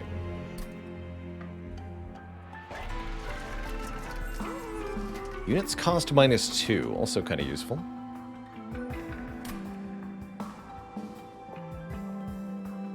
Let's take Forever Flame. Don't accidentally remove the imp. Don't worry, I've got a backup. Upgrade slot for spells. Hold on.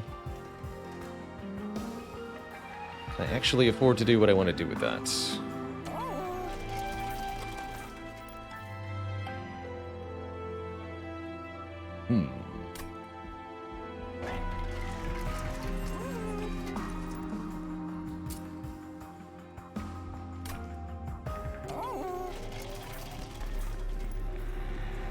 Mostly I can just do one particularly good spell, and it's sufficiently good that I might just do it. Alternately, I can just buy some removes. Although we're already going to be able to remove some of the important stuff here, which is the things that consume that I don't want to get back when I play the imp. All right, I'm going to do it. That's right, spell chain reinforce. Twitch chat knows what I've got my brain on.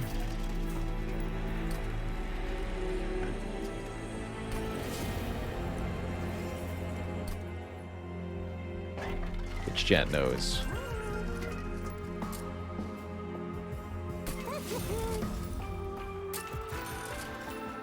Could have just had Eternal Stone on it instead. But I think this is going to be better. One has to believe that this will be better than that.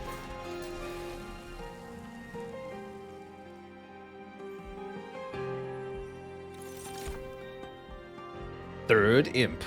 All right. Let's see Seraph try to stop this.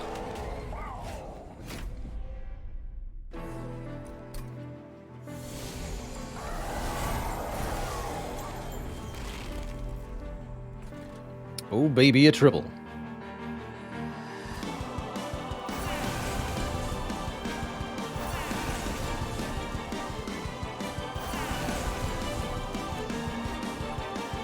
Seems like a good start.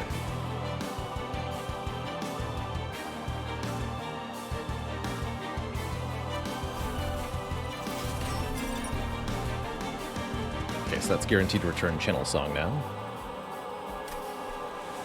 Probably don't want that.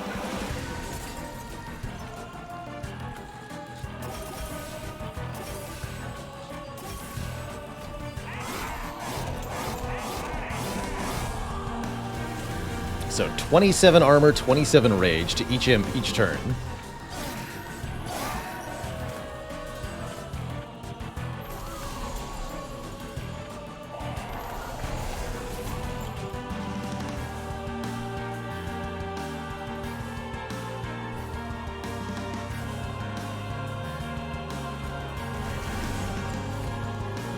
Going up.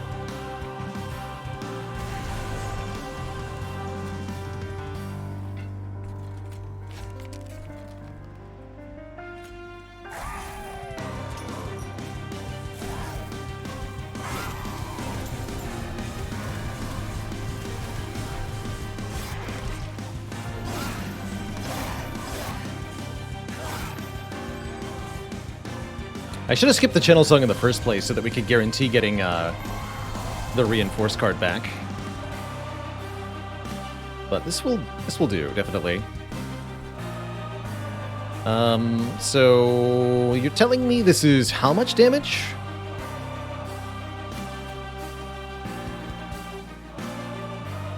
Reinforce. Reinforce again. 502 times 2. Why don't you come up and say hello, Seraph? And just lose 1500 HP. That sounds real good like.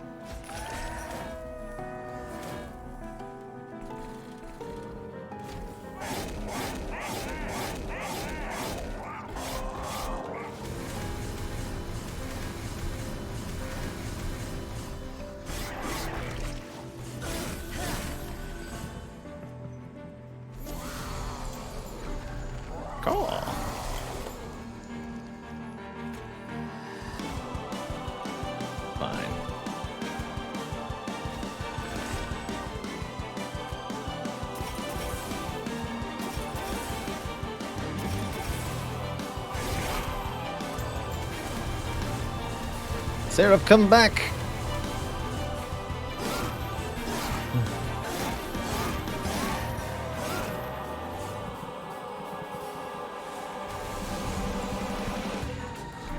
Thank you.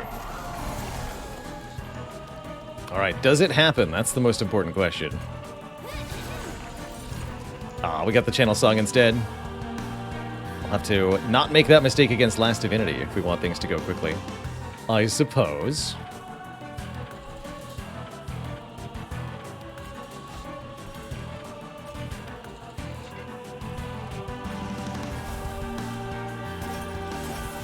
Oh, hello. Okay, Sentient, you should be at full health.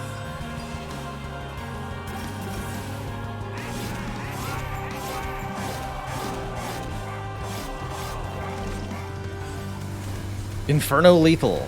On us, yes. Note that Inferno has piercing, so you can't block it with armor.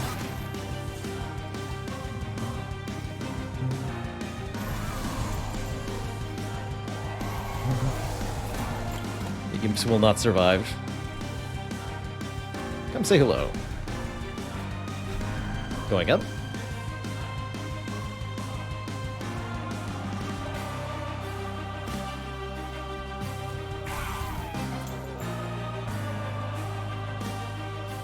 Could almost win by hidden passaging one of these fools.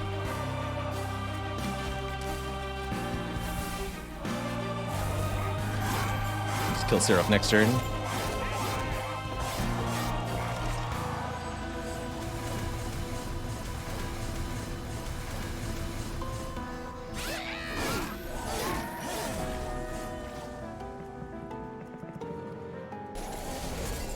Is the game usually this bright and colorful? Yeah, that's sort of the visual style of Monster Train. Can be a bit overwhelming at times. It's true.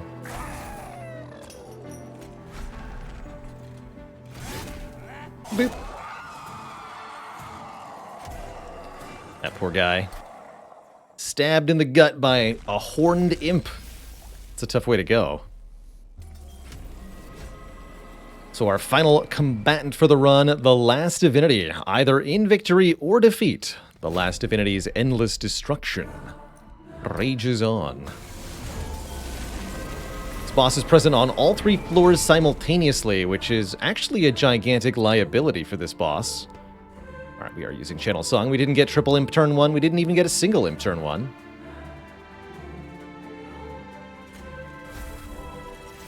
There's single imp turn 1.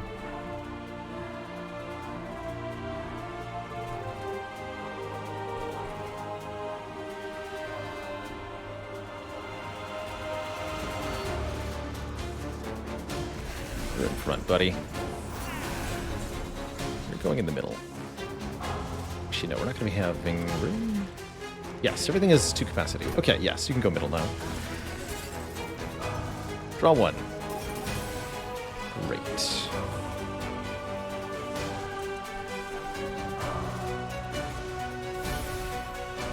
Alright, well, glimmer these fools. I'm just going to ensnare the divinity for 1 draw next turn. And cultivate. So it'll take a few turns for our engine to get going, but once it's going, we're going to be very, very, very strong. There's the other imps. So we can do Apex Imp, Ascend, Apex Imp, Ascend. Stick the Husk Hermit here. And I suppose we heal to full now.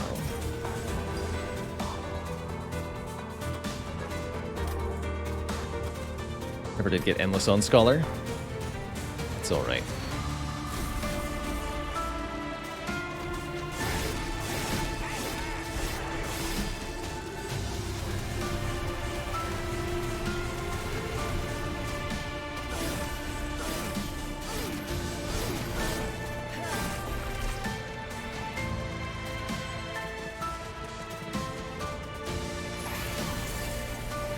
Tatsunoku SC2, thanks for the Prime sub. Appreciate you keeping it cozy.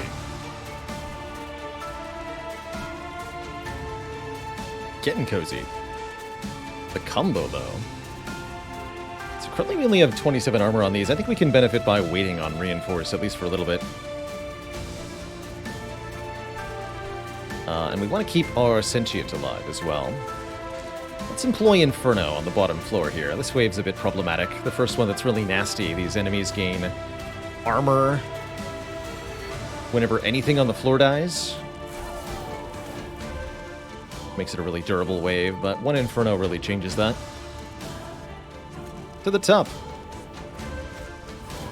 You know what? You too. Everybody up.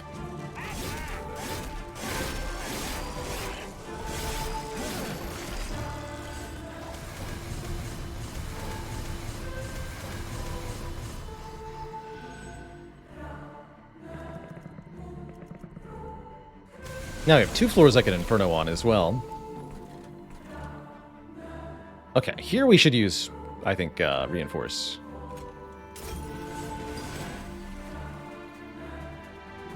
And I'm going to put it on the rearmost imp.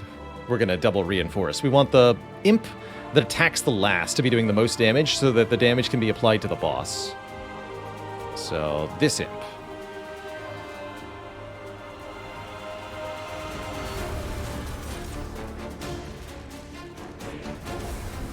$88 rage. Let's go. That spikes, okay.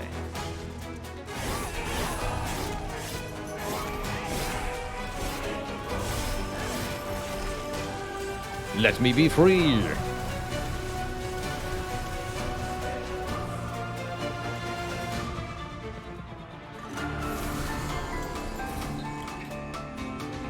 Alright, Impish Scholar, show them what you can do. Fair enough. You tried. And that's what counts.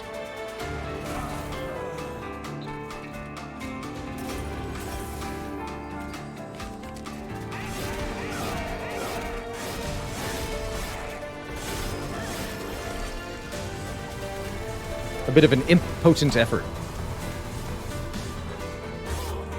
Never did get to double our double rage, but that's fine. I guess 200 rage will have to do. Really, I didn't expect to get a whole lot out of that without finding Endless at the Merchant of Steel.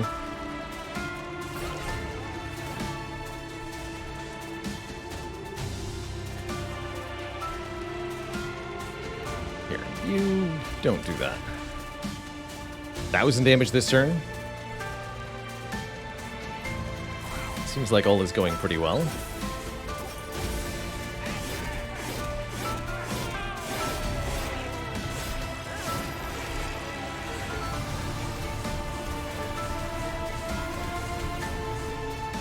Guessing we win in 2 turns.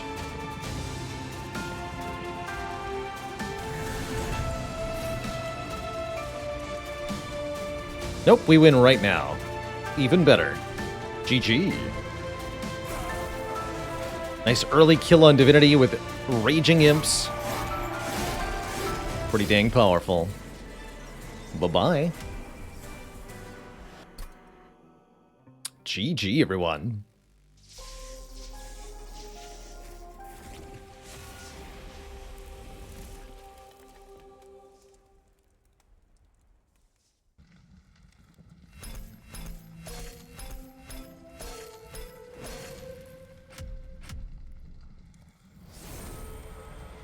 By defeating the last divinity with the Apex Imp, we've unlocked a special stamp. Hell yeah. Well done. Another crown crossed off. Just, 40 or so more to go. No problem. No problem. GG. Some basic but really good runs today. I think that's where we'll set down Monster Train for now. We've, of course, got lots more progress to make in this logbook alongside our Spire Mastery Challenge. Kind of fun to do both of these at the same time. GG.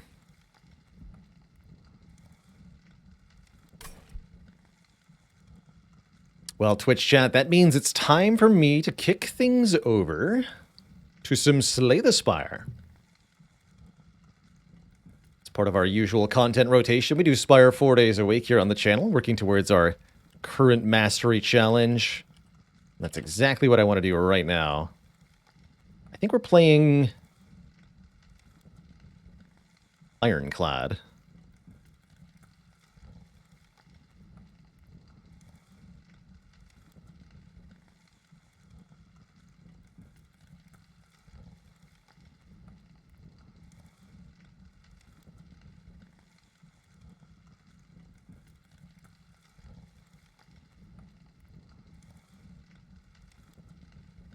Update. Perfect.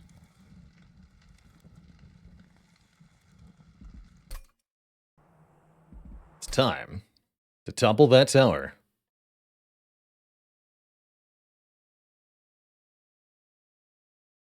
Get a few things going here.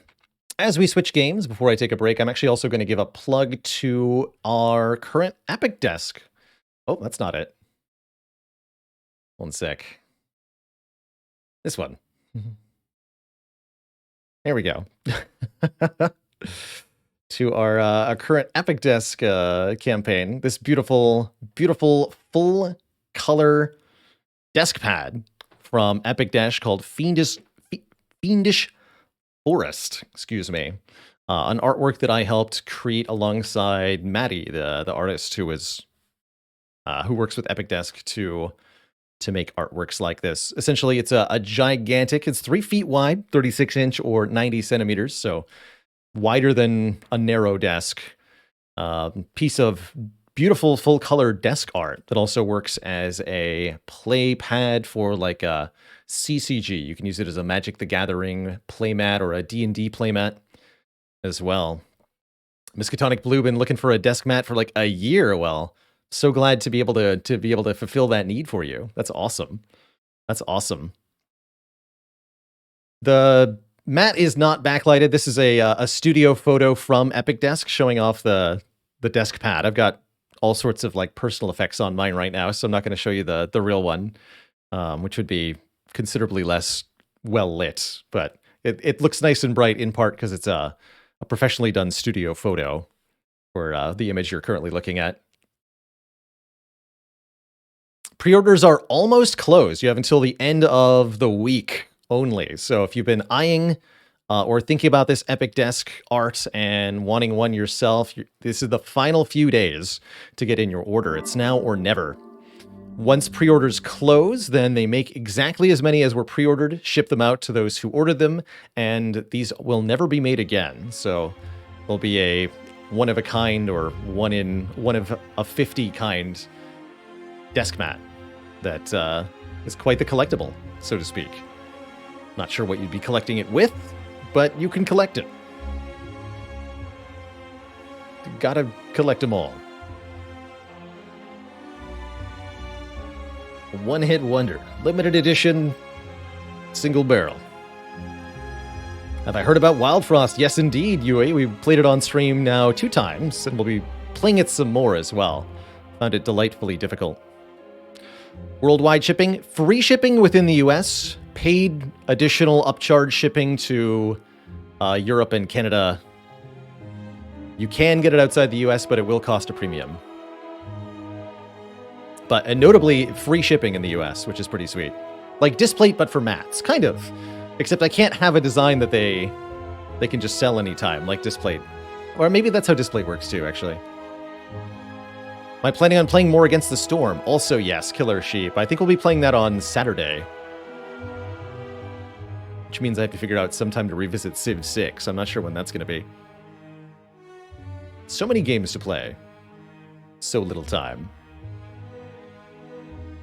Actually going to leave you on the desk pad screen as we go on a break here. I'm going to refill the legs and stretch the water before we jump into Slay the Spire properly.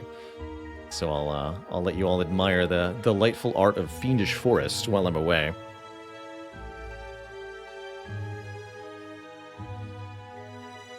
Most Magic playmats are 2 feet wide, so this might be overly wide as a Magic playmat, notes Malak.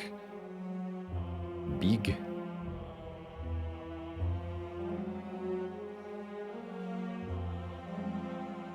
Managed to kill all enemies on board during the crown phase and then proceeded to lose because the enemies got instant reinforcements. Wow. It's such a punishing game, Wild Frost. Coconut green tea, that's what I want too. Yeah, I'm gonna get some tea. I'll be back in a few minutes, Twitch chat. When I return, it's gonna be Spire time. As the Ironclad. So excited.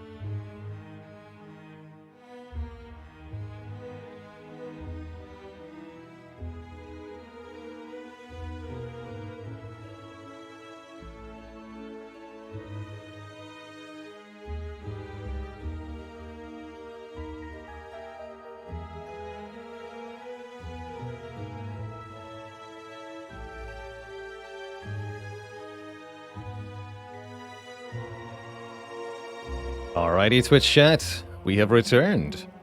Welcome to the Spire. Welcome, welcome.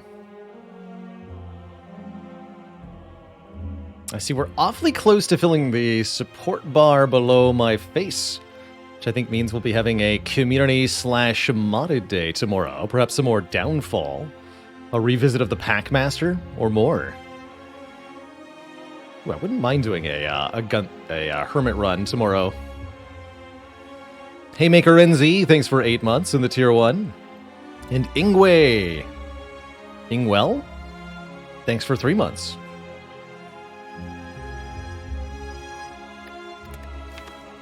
So, our last run in the Spire was with the Watcher.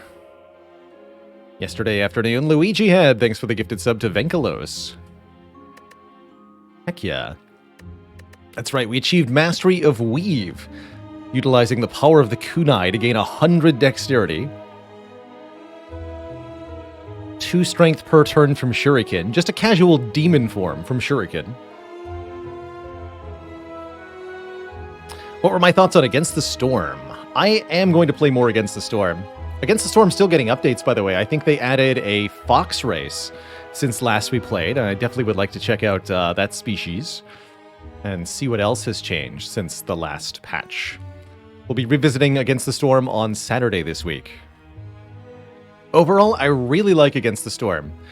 It takes the settlement planning and sort of resource consumption management of Banished and mixes it with the exploration style of Northgard, where you're uncovering chunks of the world at once that come with resources and threats at the same time, as well as a yearly cycle that comes with a harsh portion of the year that makes your villagers suffer. And it combines that with then random aspects from roguelites, where you're choosing random perks or having random goals with a success-failure meter in each session. I really like it. It gives you discrete goals to work towards. It gives you varied gameplay, such that you don't have the same kind of settlement each time, even if you're mentally just trying to build the same kind of settlement. The different bonuses you get will change how things go. It's got really delightful vibes, and it makes me have fun when I play it. I like it quite a lot. I think it's a fantastic game overall. Am I going to try Darkest Dungeon 2? Yes, I will, Cinnabar. We'll give it a try after full release, see what it's like. Jan just purchased a cozy mouse pad. Thank you, Jan, for pre-ordering one of our Fiendish Forest desk pads. Heck yeah. Do I feel like Against the Storm is complete enough to be worth trying now? Yes. Honestly, I'm kind of surprised that it keeps getting updates from the devs, because it feels feature complete and fully functional to me. It's definitely a complete game. And there's easily 20 plus hours to explore, gameplay-wise. Easily. Probably a lot more.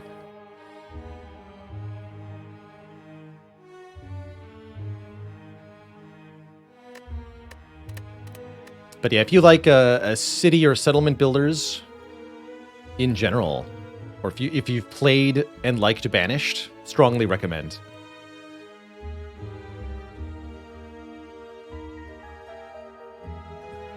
It's on sale now on Steam. Well, seems like a good time then. Do I ever play survival games like Valheim or Grounded? Haven't played either of those. There's kind of some appeal to me. For example, I've played a bit of The Long Dark on Steam, which is a sort of survival-esque game. I think that one tried to be more pure in the survival realm. It's kind of neat. Maybe I'll revisit that someday. Not on stream, just privately.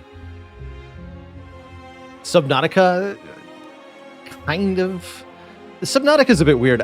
I feel like Subnautica is a hackneyed survival game, in that it's a game with mechanics borrowed from other games in the survival genre, like the food and water meters, and that mostly those actually make it a worse game.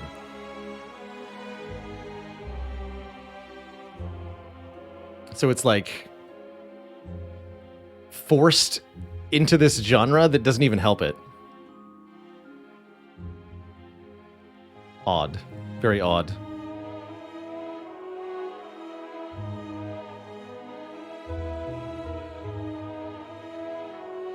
My gamer takes a lie. Just bought the mouse pad for your girlfriend's birthday. Well, thank you. Hope she enjoys it.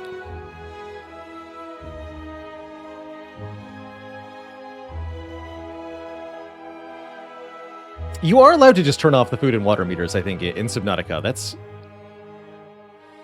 a totally reasonable way to play, and I like that that's an option, actually.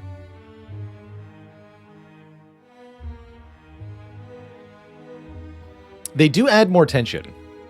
That I agree with. And the oxygen meter is very good in Subnautica. Just the food and water ones that are like, eh.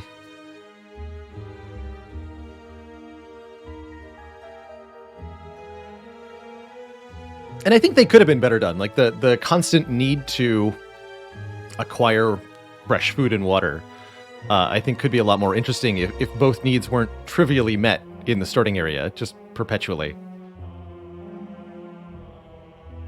Have I looked at Thea the Awakening? Yes.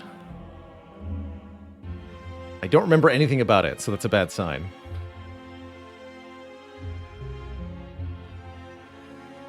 I did look briefly at it and concluded I didn't want to look too much further.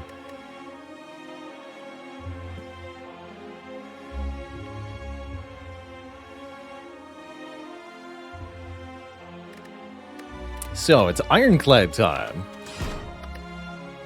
Ironclad might be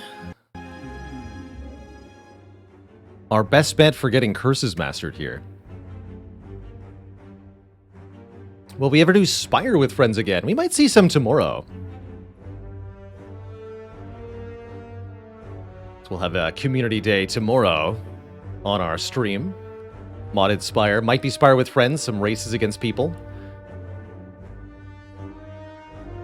But, more and more I find myself embracing the single-player ways.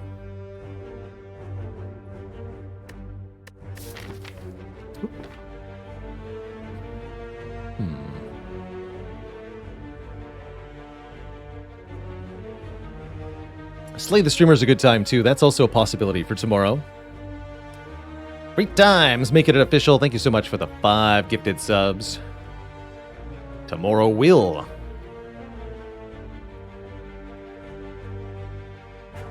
indeed be our community day. Modded and nonsense Spire shall occur.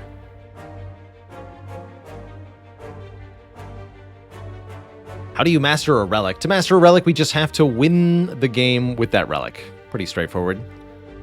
Not too complicated. Let's see. I like a Transform 2 here quite a lot.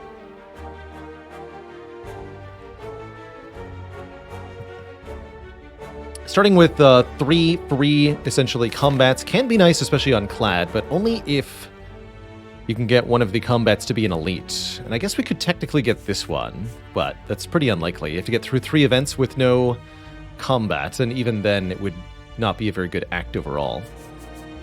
So I think what I'm going to do is lose my money and transform 2 cards. Our act boss is Guardian, so I'm actually going to transform 2 strike cards. Keep the 4 defends. Ironclad has a lot of attack cards, so we're comparatively likely to get some damage here. And wow, do we ever get some damage here. Do you ever just remove 2 strikes and replace them with Offering Whirlwind to start your Ironclad run? Seems like a good time to me. We are positively going to blap with these cards. And I cannot wait to see where the deck heads from here. The Blappage. Alright, the only real obstacle is going to be that we'll probably need to face an elite before our first rest site.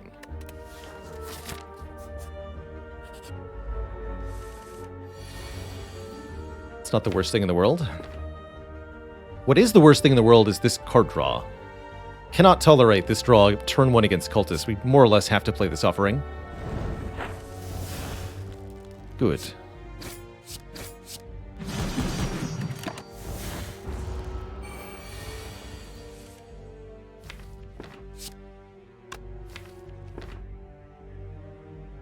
we bash, go to 21, 7 by 3 is 21. Yes, we're good.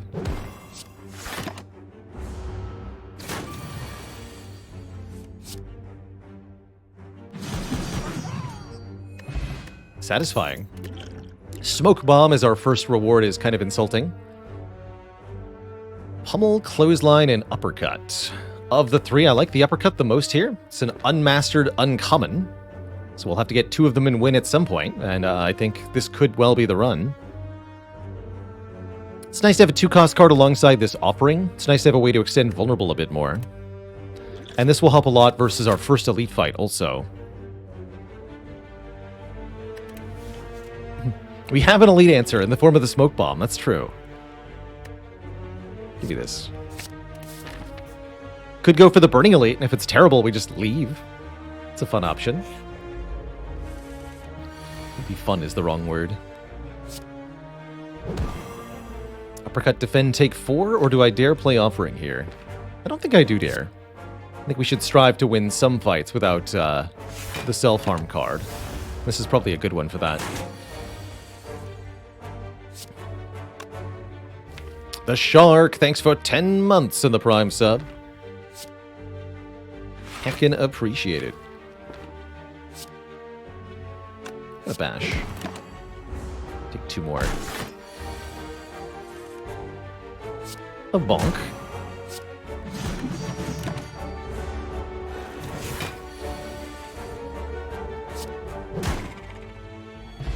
Well, we took 6 and healed 6. Had we played the offering, that's the best possible outcome we could have had, so that seems to me like we took the right line through the fight. Perfected Strike is a lot worse when you've removed 2 strikes up front. I don't hate a Flame Barrier. Flame Barrier can be a really good block card for 2 energy. Nice against the Guardian, especially. How's it going, Nickma? I am indeed a proud dad. I saw that. What a time to be alive.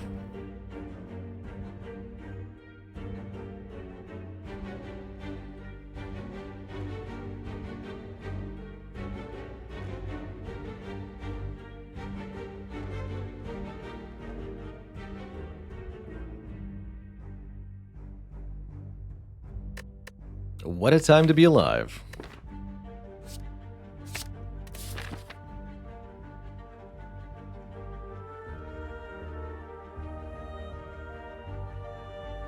So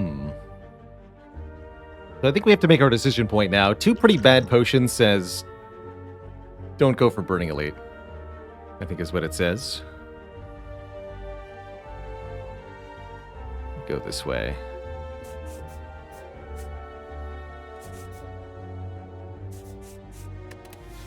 Okay. Welcome. I can exactly buy a True Grit and nothing else.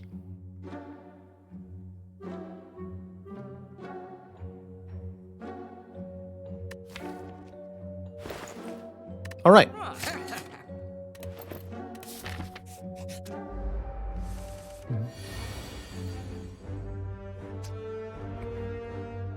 What card am I not looking forward to mastering? Distraction.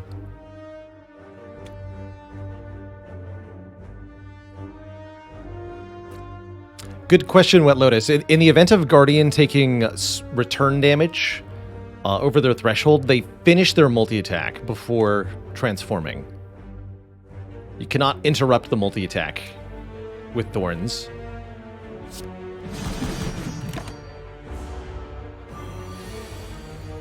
If you don't look inside the store, do the relics stay in the shop pool? No, they're gone as soon as the merchant floor is generated, so you might as well look. Great fight. Here's a real potion. And a Sentinel Cleaver Body Slam. Cleave's a little redundant with a Whirlwind. Oh, yes, you're right. We do owe the chat a payout on that prediction, and we did indeed win, Phelan. The Apex Imps stabbing the divinity to death with their horns.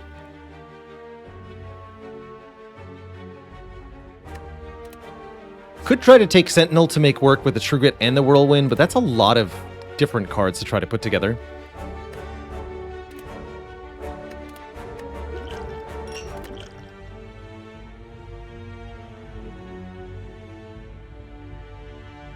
How would you even know whether the relics would stay in the pool or not if you don't look at them?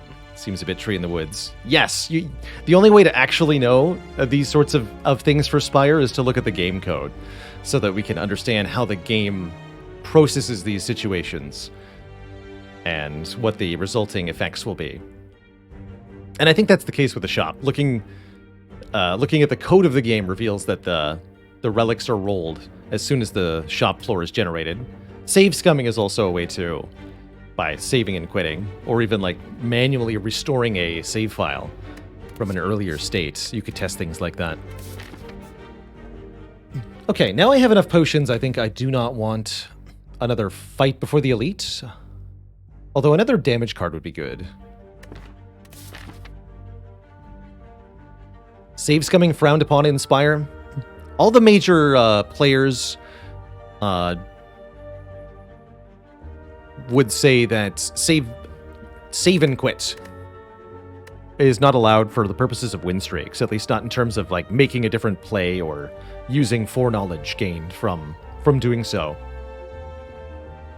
There's a lot of information you can game by using save and quit, such as what your draw order is going to be or what future turn intents will be from the enemy that you're facing. How's it going, Malakri? Welcome.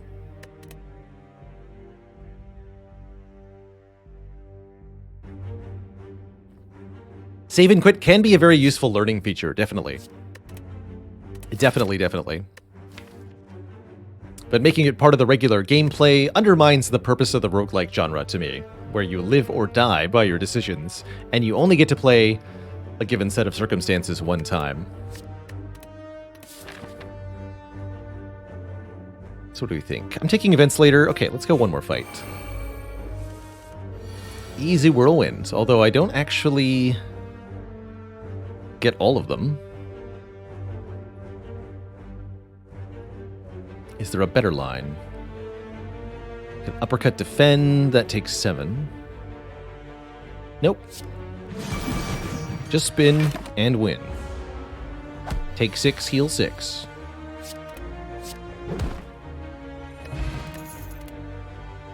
There's an attack card I can get behind. Anger. For 0 cost, deal damage and put a copy of this card into your discard pile. I think save and quitting is also very useful for undoing a input error. If I actually click on the wrong card or use the wrong hotkey, I've been known to save and quit for that reason.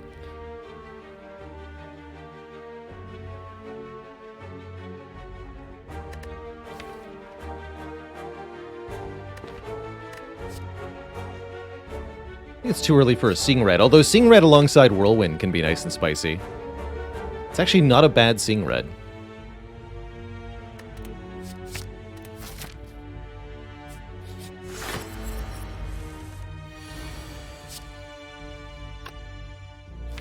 Lagavulin is our first opponent. Definitely a fight where the anger is going to put in some work. I'm also thinking about maybe using the elixir to get rid of a few starter cards.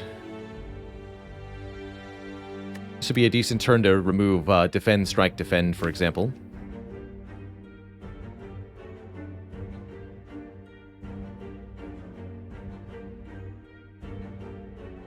Danny Shooter, thanks for the Prime sub. Welcome to the Cozy Sub Club.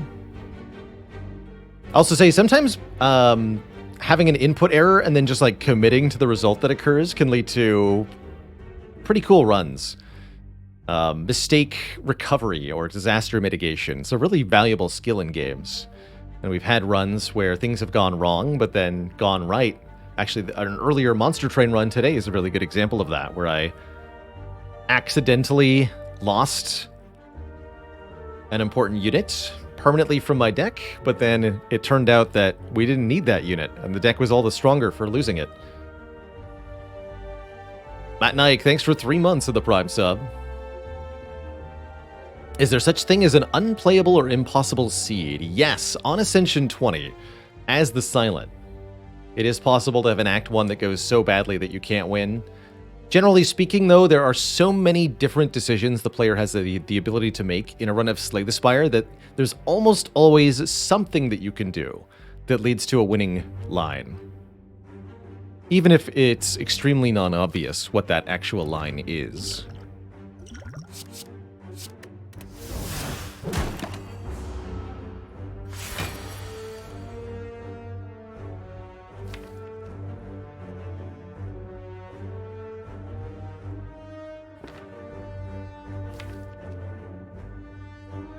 Instead of her uppercut offering, I think we just go uppercut anger strike next turn.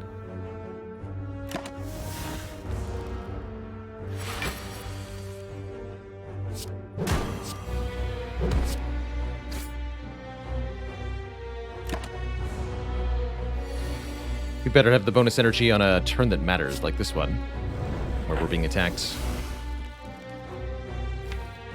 Cool. Let's go Flame Barrier True Grit here. Get rid of another basic card. I don't even mind losing Whirlwind in this fight.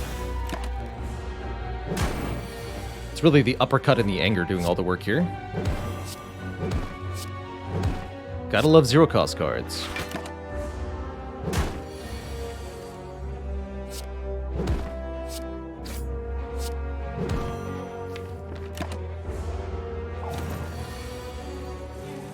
Might not be immediately obvious, but this fight went extremely well because of that elixir that I used at the start of the fight.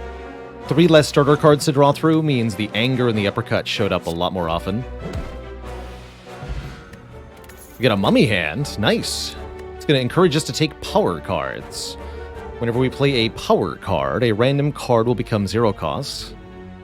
Also, here's an Immolate, a gigantic AoE card that makes Whirlwind look pale and weak in comparison.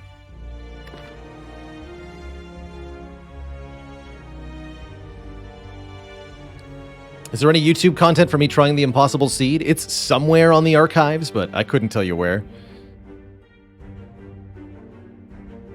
Everything I've ever streamed, for the most part, is on the Archives YouTube channel, which I gotta shout out more often. Most people don't even know the archives exist.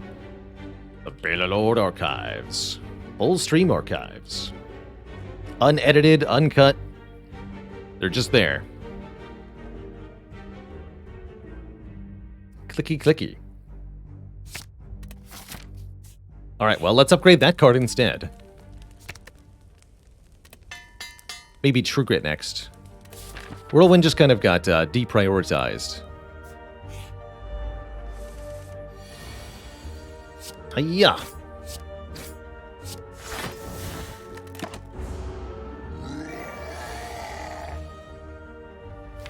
Okay then, well I can't accept drawing all of these cards at the same time, so it's offering happening.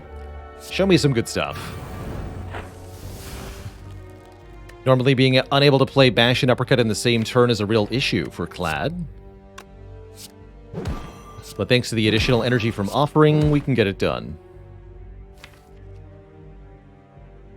28 times 1.5 is what, 42? So that's already a kill.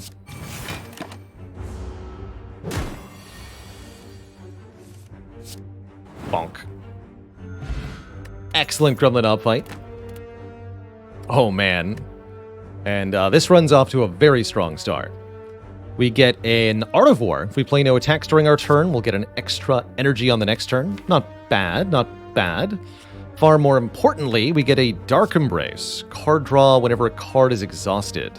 Normally, Dark Embrace can be a little bit difficult to take in the early game owing to its high energy cost. It does draw you a lot of cards, but paying for it up front can be difficult. Mummified Hand says, just take it, Forehead. It's going to be great long-term and great short-term. And an early Ceramic Fish isn't bad either. Normally, Ceramic Fish is definitely a skip contender. But this early in the run, this will easily be enough money to buy at least another common relic of our choosing, if not more. Sure. I'll take the fish. Go fish. Also gives us money at a steady trickle, which could matter for this shop, for example. Let's take some events here. An upgrade. Good. I will upgrade True Grit, such that we can choose the card it exhausts. And a fight. Pretty basic fight. You're both the same. We kill this thing, we become vulnerable and take 9 damage. Blocking takes 5. 5 is less than 9. 28. Good stuff. Another power, Feel No Pain, also interacts with Exhaust. To get both Feel No Pain and Dark Embrace this early is pretty nuts. With a Mummified Hand is extra nuts. Truly absurd, actually. Could consider a Fire Breathing, because we have the Immolate, but it's really not that impactful, not compared to a Feel No Pain here. Any other powers you want to give me? Barricade, Corruption? Anything like that? Because I'll take him.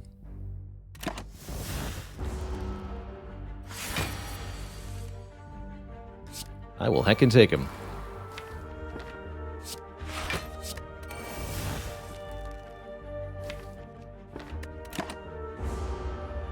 Get him, Art of War. Yeah. So we go Bash. Strike. Feel No Pain makes Uppercut free. Uppercut, Anger. We get to Offering on this turn. That's amazing. I don't even have to. I'm not even going to. Just gonna Flame Barrier defend. We could deal 9 with Anger, or I can take 1 energy next turn from Art of War. Still gonna be vulnerable. I'm gonna take the energy here.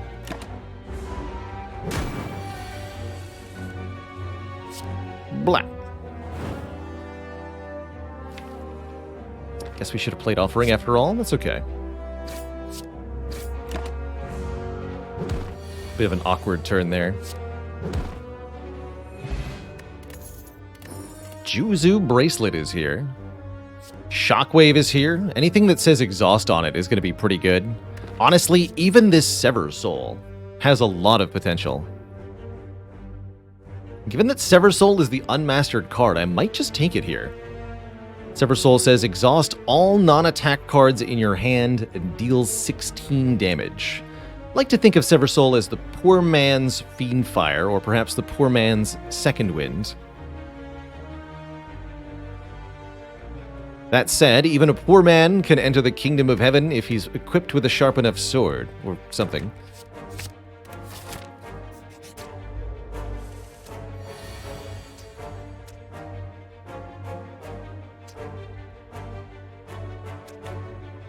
When he feels no pain.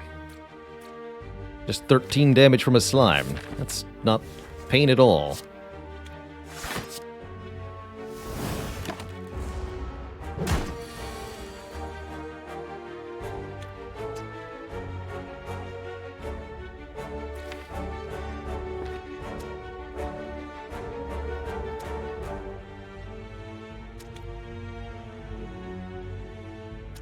Just Immolate Strike. All we have to do is redraw the Immolate. That's not so hard.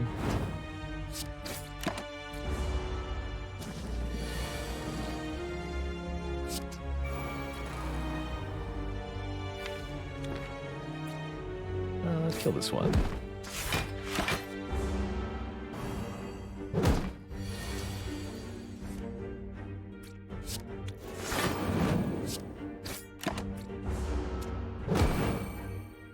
Hoping we can keep this regen potion for the next act. I think that's reasonable.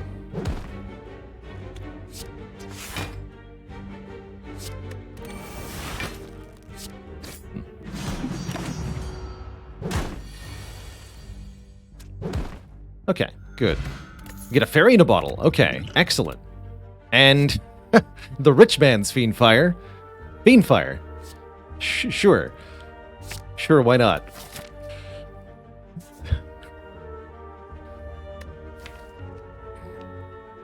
I'll take them both. We can use the Fiendfire to get rid of the Sever Soul. And we have enough money for this shop to be worthwhile. We've already gotten 27 from Ceramic Fish. We're over the threshold to buy a shop relic, so let's see what there is.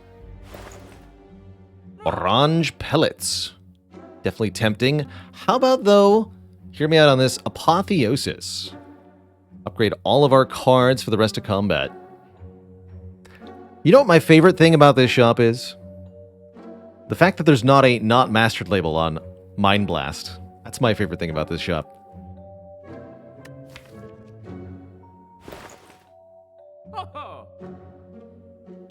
Just keep adding 2-cost cards.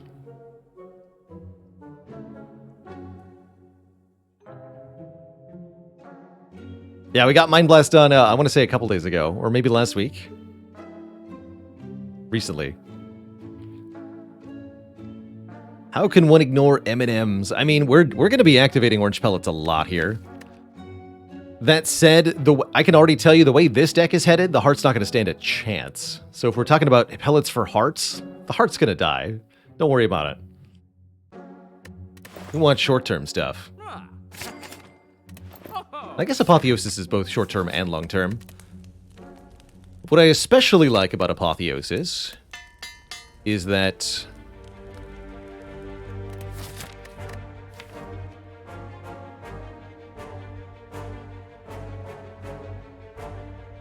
Wait, what is it? I'm not sure. It's going to be good. Is that it exhausts. Is that it makes Offering draw 1,000,000 cards.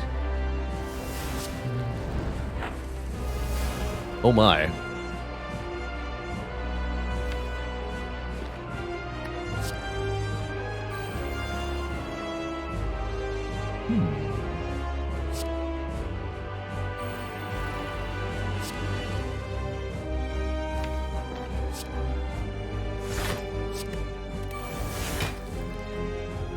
To shreds, you say?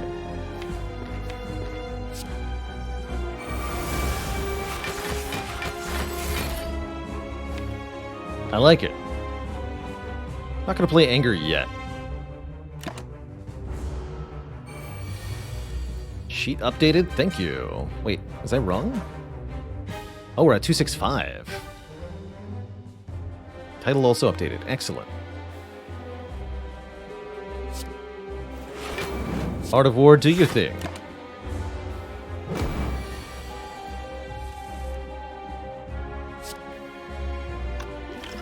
Do I dare destroy Anger entirely? I think that's a bad idea. I need a card that makes new cards. Let's get rid of Immolate.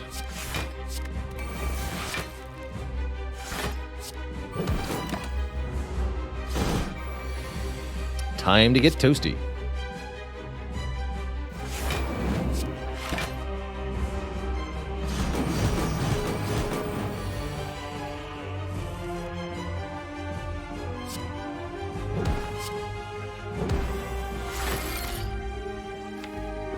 Time to get debuffed.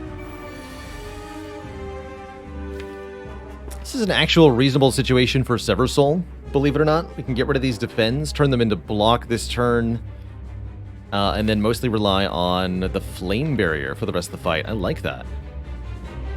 Show them, Sever Soul. Show them your power.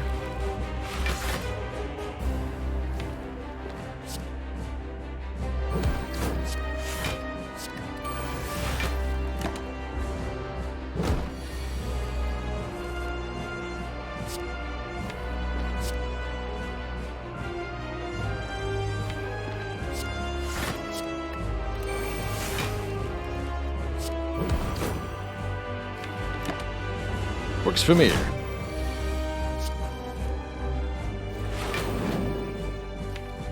Don't destroy the cards in hand. What are the dimensions of the desk pad? Asks Kokiak. Let me get that to you. I want to say I measured it at 36 inches wide, 91 centimeters wide. I think it's half that from top to bottom. I don't remember measuring that though. Let me see if... I know that's available on Epic Desk. Their website tells you. Let me just double check here.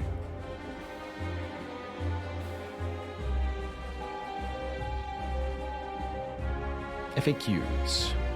Guaranteed it's there. What size are the desk pads?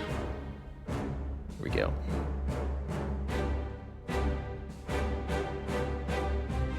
Yeah, and here it is in chat as well. 930 by 400 millimeters, or 36.5 by 15.75. So 36 by 16. Cool. Very cool. They are big, yes. And again, as I've said, I'm sure there are many, many people who are like, this looks cool, but I don't have a space that is large enough for this ridiculous thing. So I will not be buying one, sir, today or ever. And I totally get it. I'm glad it's available for those who want one. But yeah, if like 50% plus of those who might be interested are just off-put by the size, I totally get it. Epic Desk only makes one size, so what we see is what we get.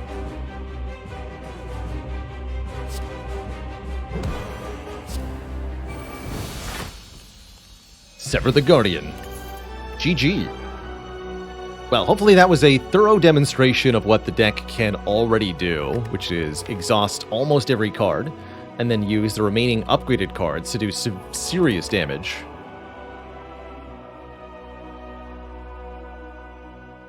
One size fits some. Mm-hmm.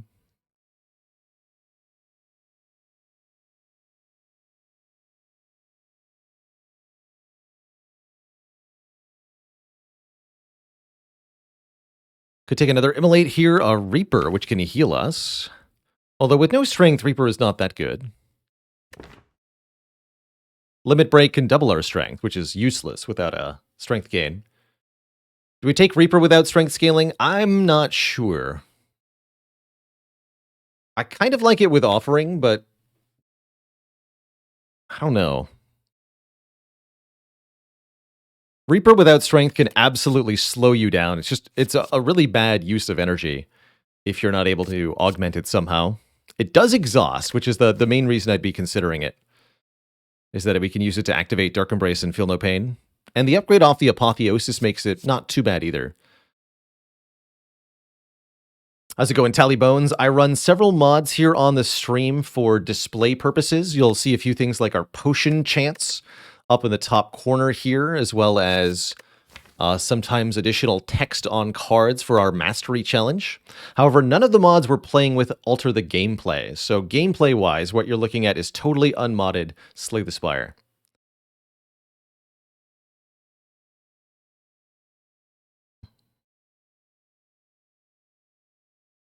All our runs go on the Archives Cabal Crow. If you want to note the date, you can always find this one on the YouTube to show your friend later, whether and that's true whether it wins or loses. A lot of successful winning runs end up on the main YouTube. I don't know if this one will, but we're off to a pretty good start, so maybe. How's it going, Auto GG? I use a Shure MV7 microphone. Pretty high-end product from Shure. They run like $250 at retail, so it's on the higher end of amateur and the lower end of professional, I would call it. It is quite good.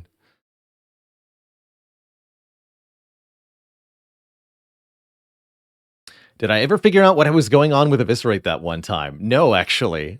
I have no idea what Eviscerate was on. I'm gonna skip these cards. We do get the Snecko Eye. Interesting. Very interesting.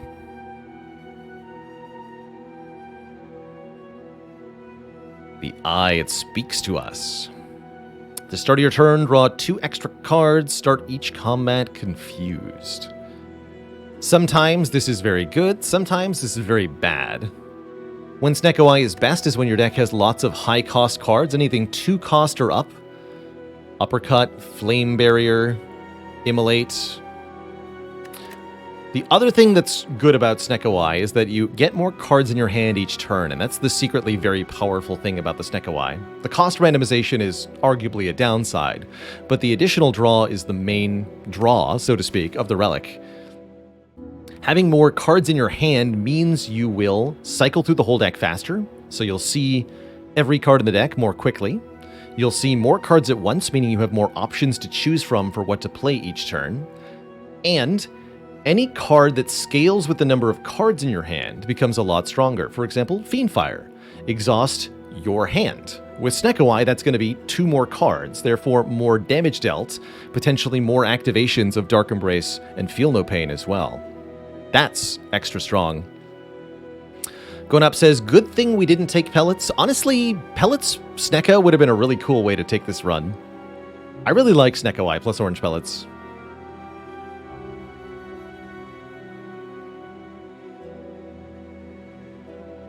And that's right, the random cost for Snecko Eye means equal odds of 0, 1, 2, or 3, regardless of what the card cost originally.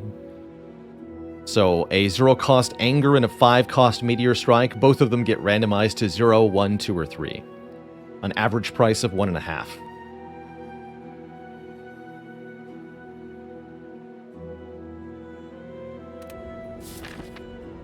That's right, GamerCat. If you remove the confusion effect of Snecko Eye, you still keep the 2 card draw per turn.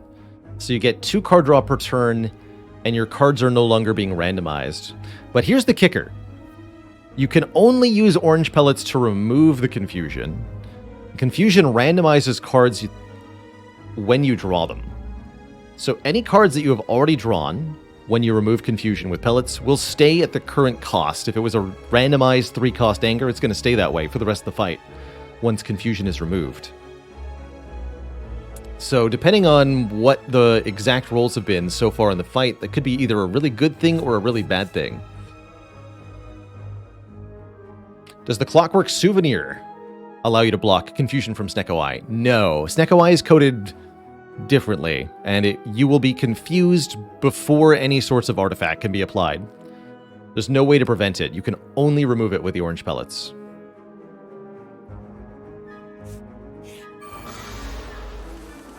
Greetings, thieves. Already a pretty good Snecko turn here. Sure, Fiendfire is 3 cost, but Feel No Pain at 0. Dark Embrace at 0. Now I'll play in Fiendfire. Exhaust 5 cards, draw 5 cards. What do you got?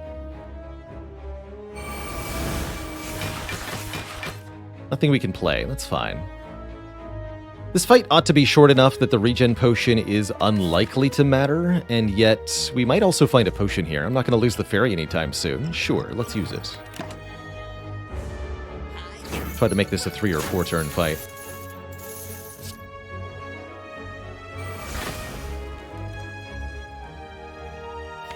Get him, Immolate.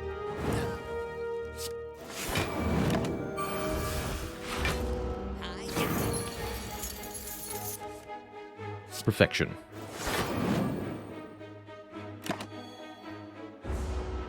I really like the Art of War with Snecko Eye.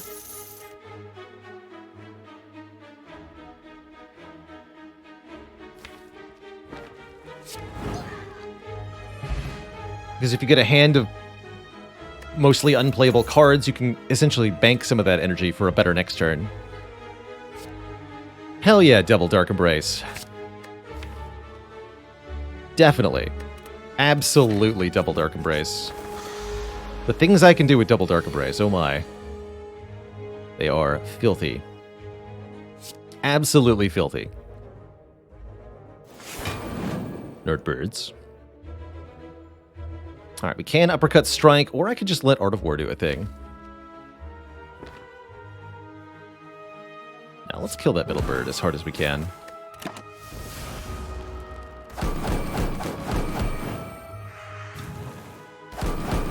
Toasty. Art of War would have let me whirlwind them. Just saying.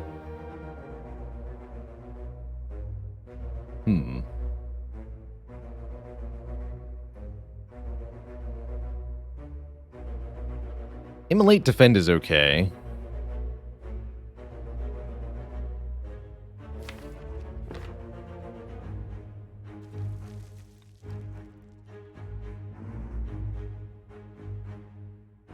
Yeah, I think that's my best line. Take 7, heal 6, no problem.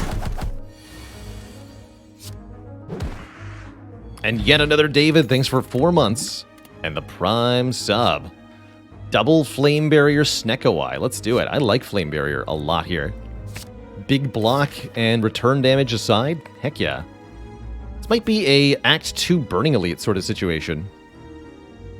Not something I like to do all that often, but this certainly feels like a really good situation for it. Take one event here.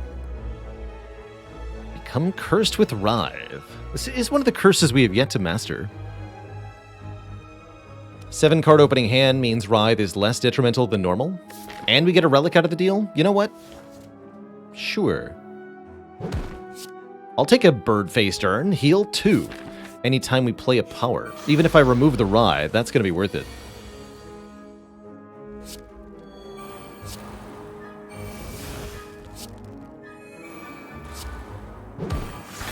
Caca. Well, about your face.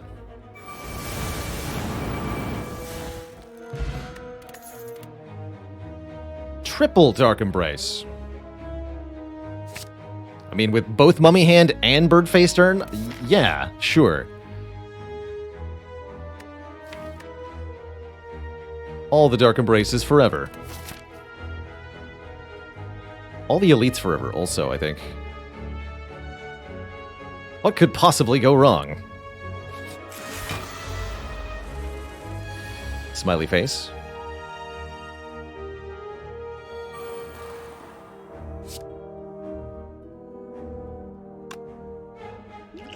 Use this attack potion. Yeah, it seemed like a good idea. Just had a hunch. Had a hunch the attack potion would be good.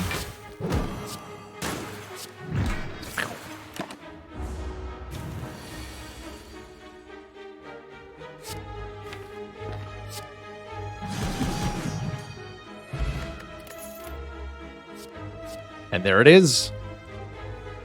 Exodia is pretty much here. We've got Corruption. Skills are free, regardless of confusion. Whenever we play a skill, exhaust that skill. Oh yeah, I think there's pretty good odds it's gonna end up on the YouTube now. Oh yeah. The stupidness has begun. I extra love Snecko-Eye with Mummified Hand because there's some really fun guaranteed interactions here. When you play Corruption, skills become free first, and then Mummy Hand targets something. So if I play Corruption right now, all the skills become free, and the only target for the Mummy Hand becomes the Feel No Pain. So this guaranteed makes Feel No Pain free. Also, we are getting Sneaky Gremlins next turn. It's kind of bad.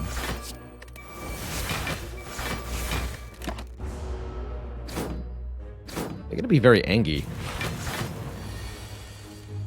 But so will we.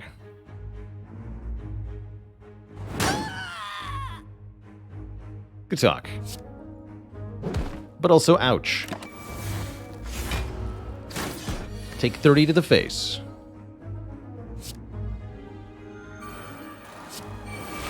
Heal it all back, because powers are awesome.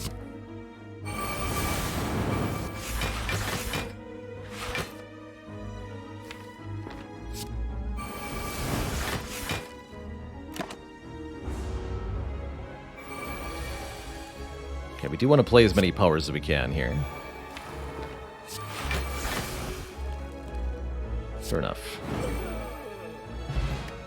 Bronze Scales. Now we get that extra satisfying sound effect when enemies hit us after playing Flame Barrier. Intimidate Plus or Infernal Blade. I don't totally dislike Intimidate. We don't have a Shockwave. With Corruption, it's going to be free despite the Snecko-Eye. Sure, I'll just add one. Skills are more or less completely free additions to the deck. In an abandoned temple, we find a giant book open and riddled with cryptic writings. If we read this book for 21 hit points, we'll get one of 3 book relics, which could change things quite a bit. Could this be the run? No, not that run. But it is a run with a Nilri's Codex now, and that's pretty dang good. Nilri's Codex and Bird-Faced Urn is a potential source of infinite healing. Pretty strong.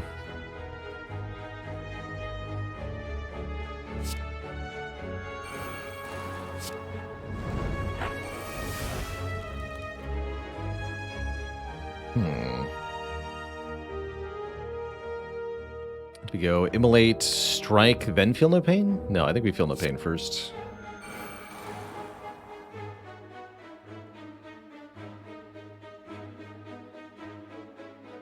Good.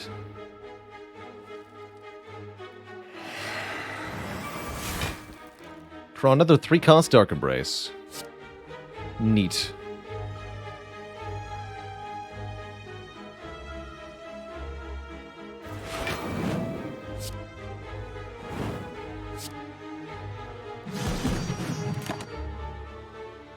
Get dual wield here.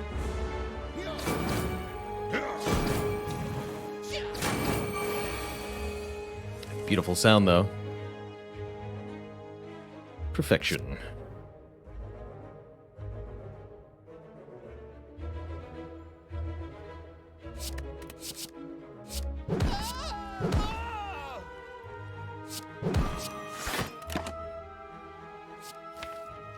One more flame barrier for the road.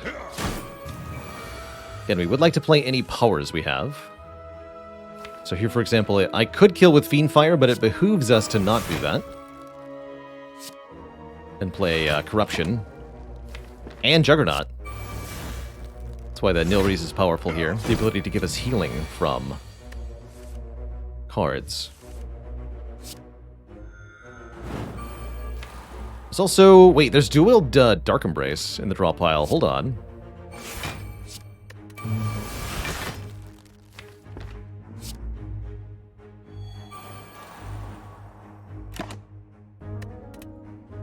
Don't play that Juggernaut.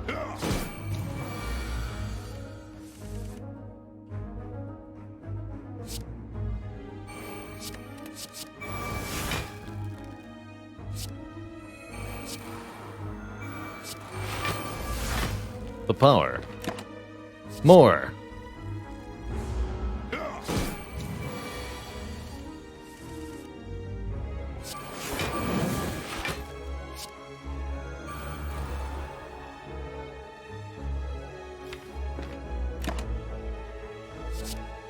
He's getting strength and adding wounds, so we cannot do this forever, obviously. But we can do it for a while. Yeah, what is this, a Papa stream? No, I think we're done here.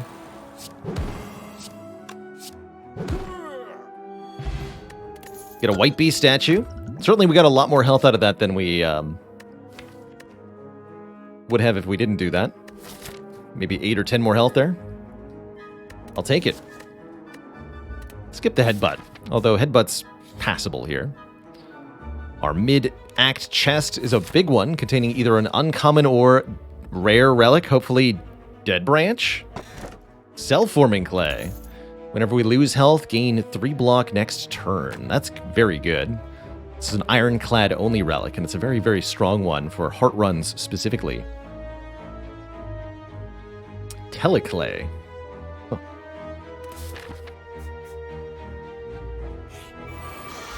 I don't think I've ever read that text here. Most curious, it appears to form itself loosely on my thoughts. The wisdom of Ranwid.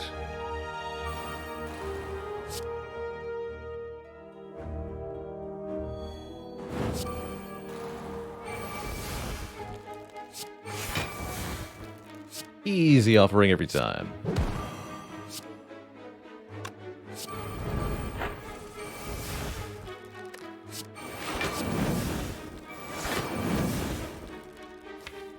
You may now get toasty.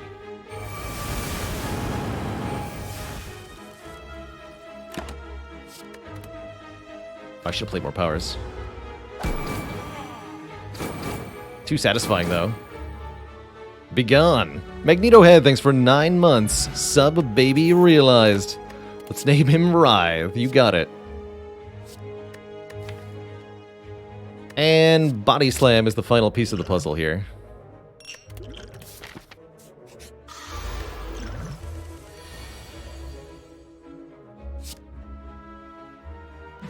Yeah, we can heal for 5 each fight with this Toy Ornithopter combo now. That's pretty good. In addition to all the other healing we were doing, of course.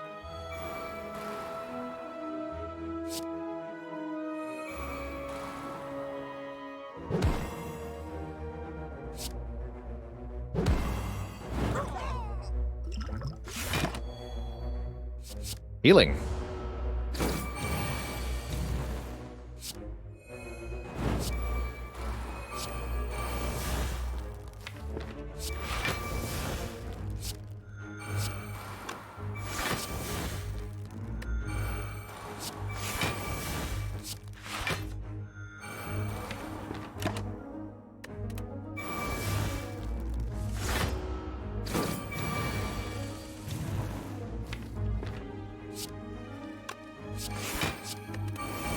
Have some spikes.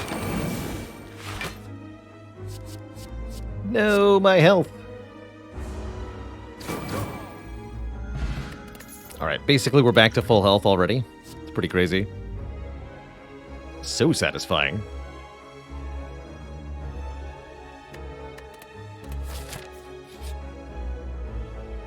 Remove our strikes, replace them with bites, which notably would give us money from ceramic fish. We're already down 2 strikes, so I don't think so. We already have lots and lots of healing, too, so giving up max health seems like quite a bad thing, actually. Very well. Take one more event. How do I feel about upgrades? Not very good because of Apotheosis. Alright, forget rest sites. Uh-oh, Snecko. Are we sure we can do okay while confused?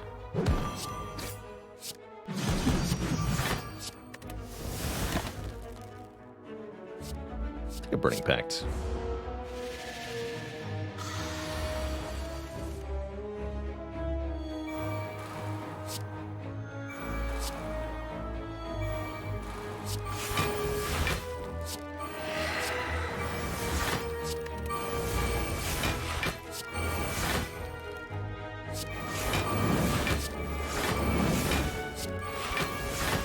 Prepare your body to get slammed.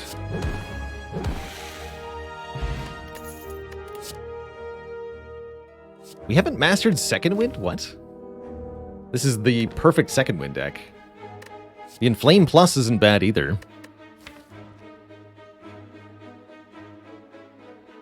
How's it going, Newtown Nugget? Been watching YouTube for nearly 8 months. Well, you're heckin' welcome. Thanks for dropping by. Clicky, clicky.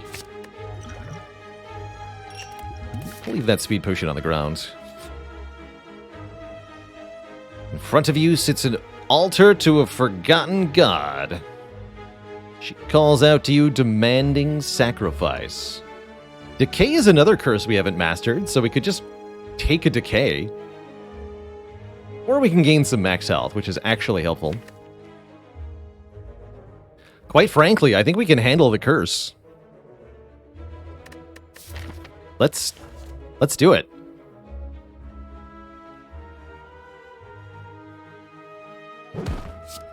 Let's do it. How likely am I to get both? Not very likely.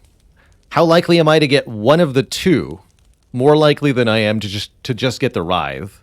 So by taking the Decay, we improve our options here of getting one. Small odds of getting both, but that's not really what it's about. It's about getting one or the other. Yeah, we could even transform one curse to try to get the other one. That's kind of funny. Let's upgrade Feel No Pain.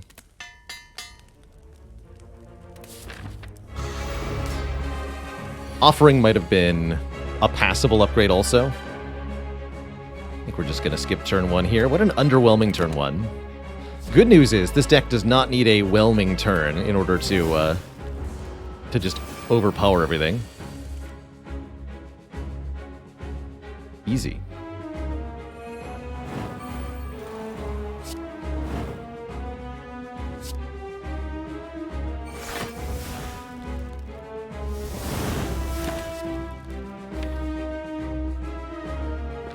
Skip all that.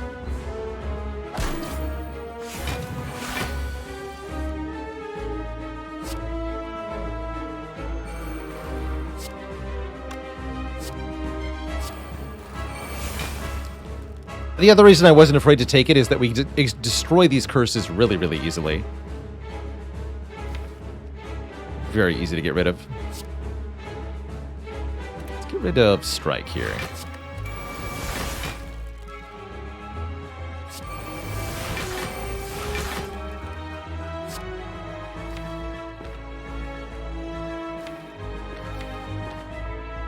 Alright. Should stop here. Double corruption. I'll take a Carnage. Why did I play the Dark Embrace before Apotheosis? Upgrading the Dark Embrace would not have made it better. It's a cost reduction upgrade. And playing the Dark Embrace first lets me draw a card off the Apotheosis exhausting. That would be why.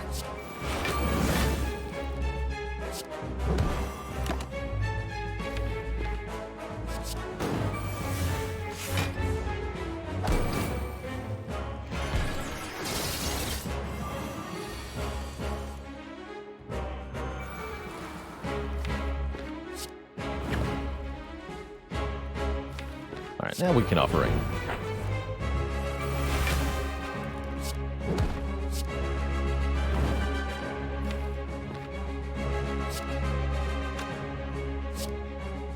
Yeah, you're not gonna get to do anything.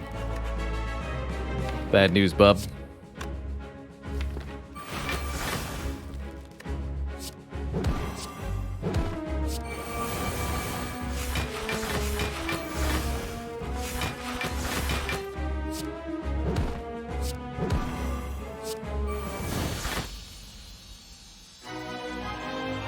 GG. Laid low by Sever Soul. There's the barricade. Allowing us to retain all that crazy block we're generating. Making the body slam all the stronger. Impervious not too bad either, but it's no barricade. King Smurf, thanks for 29 months in the Prime sub. The so-called Exodia. Properly assembled. The fact that it says 3 cost on it, not a problem for us at all. Because it's going to be a random cost instead. Easy. Easy peasy.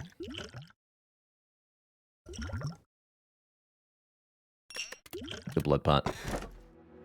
Runic Cube. Whenever we lose health, draw a card. Mark of Pain adds 2 wounds to the draw pile. Wounds we can deal with. Or Velvet Choker limits us to 6 cards per turn. With the Dark Embrace nonsense, I don't want Velvet Choker. I think Mark of Pain is okay, especially with Self-Forming Clay. I also think... I think the Runic Cube is okay with the Self-Forming Clay, and I think the Mark of Pain is a totally acceptable way to get energy also. Probably just Mark of Pain. And we have a whole bunch of nonsense cards in the deck, but we really don't care about any of it.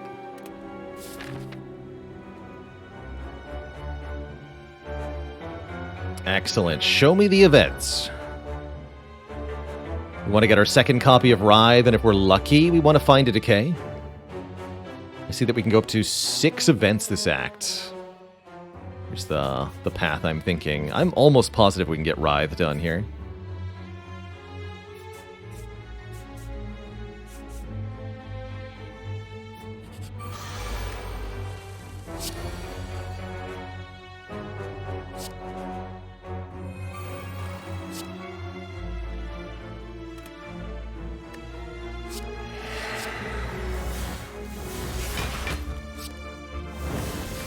Goodbye, cards.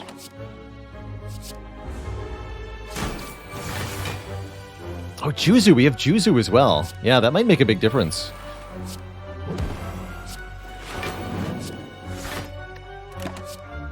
Yoink.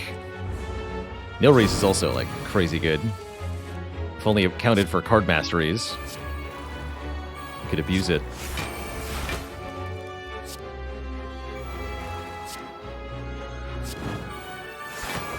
Exodia Online.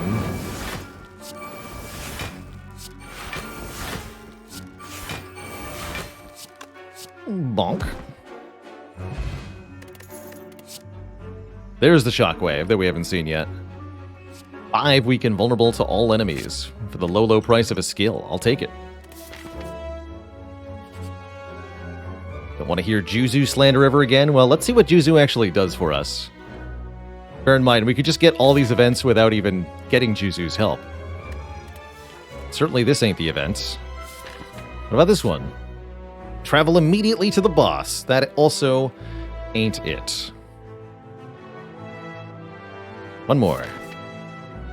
Could actually get another event this way, huh? Double Orb Walkers. At least this is a good event. No curses yet. But we'll get perhaps a dead branch. You never know. All right, this time I am going to play Apotheosis first and then Dark Embrace, because the Apotheosis makes the Dark Embrace cheaper. And that could matter.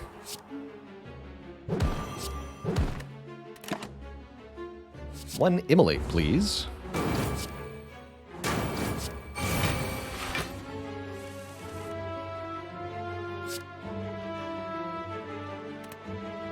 It doesn't matter what order these are in.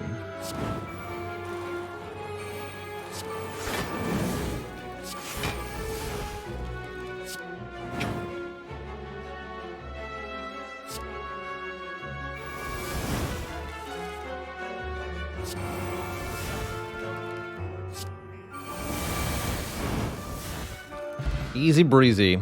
No dark Dead Branch, just a Pocket Watch, which is still pretty good. If we play 3 or less cards on our turn, we'll get 3 more draws on the next turn.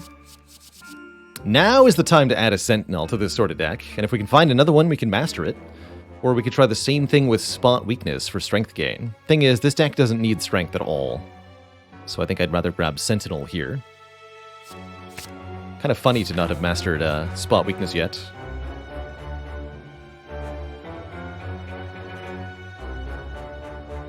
We have enough money that going to the shop seems worth it. I mean, we could take 4 more events here. We're at 12% for shop, apparently.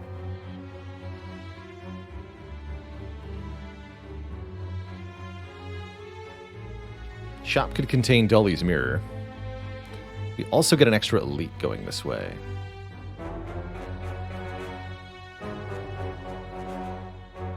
What are we looking for at the events? We're actually looking for the Winding Halls event, which allows us to take another Writhe Curse to master that.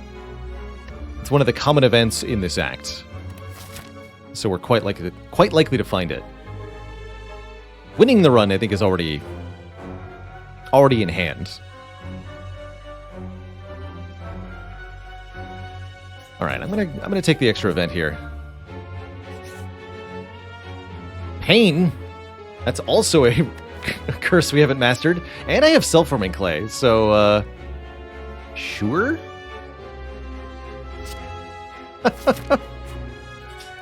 Wrong curse.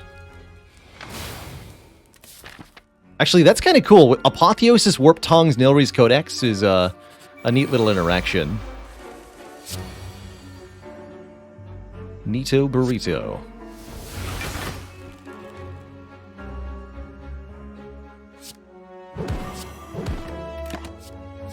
Draw 10, please.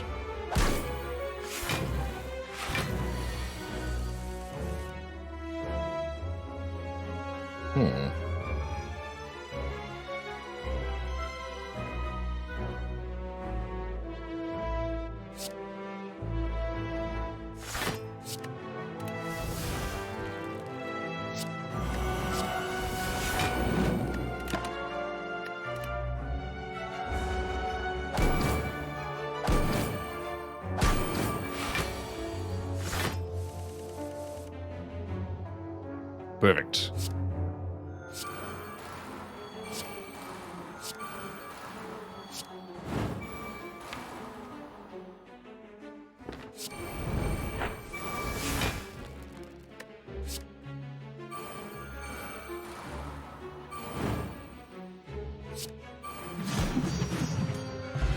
Any health we lose is easy enough to get back. Purple Fire Spirits. Okay, which curse do we get rid of? A strike, of course. We've already won with the Spirit Poo, so we don't need that. Juzu popping off. Unlike the Stone Calendar. Shall be doing no such thing.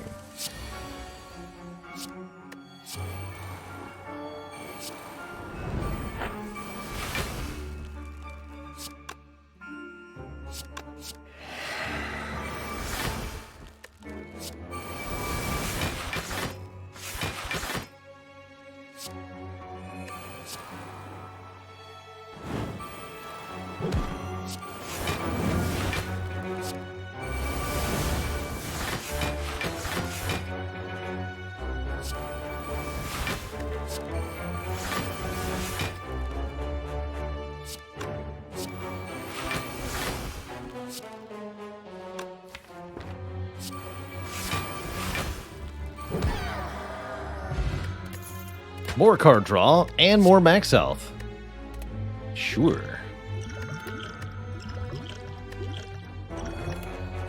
Healing. We can get a parasite curse. That's yet another different kind of curse. Also, pain just helped me quite a bit. It's kind of cool.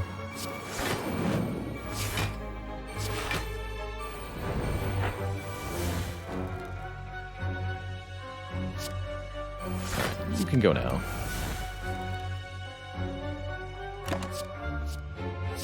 More Dark Embraces, please. 24 block at the start of my turn, please.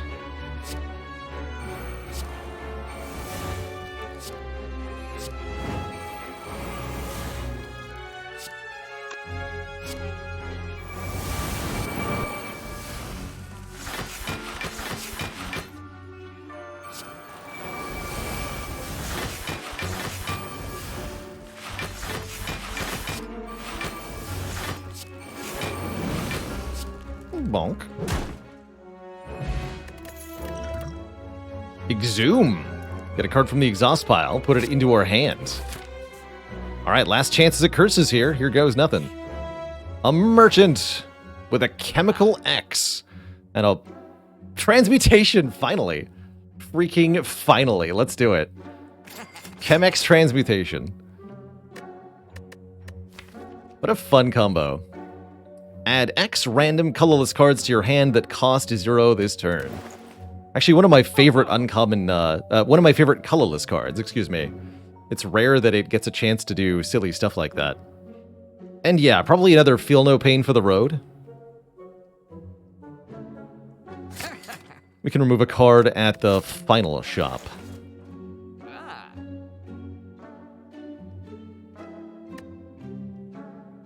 Alright, one last event.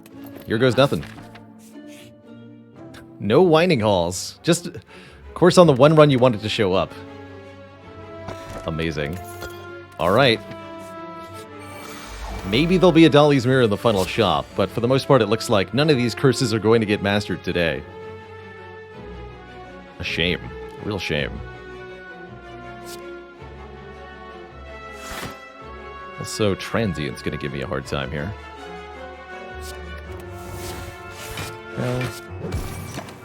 No, all's well.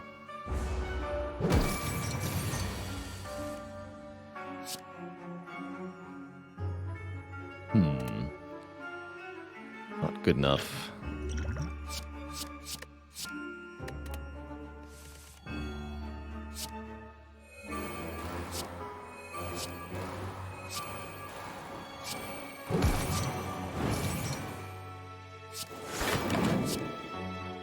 We're gonna kill this enemy.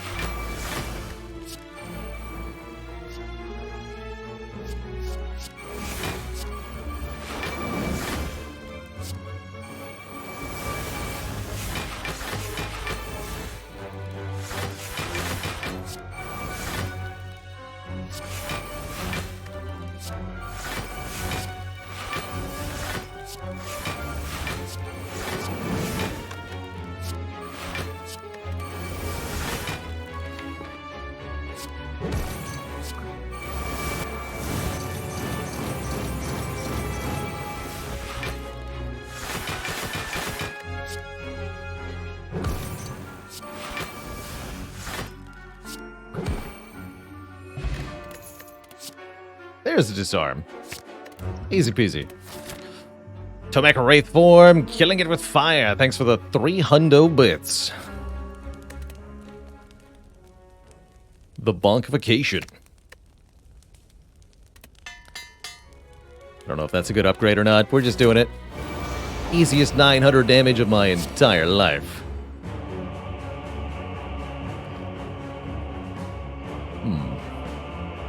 Looks like we're going to get bonked. Suppose I'm okay with that.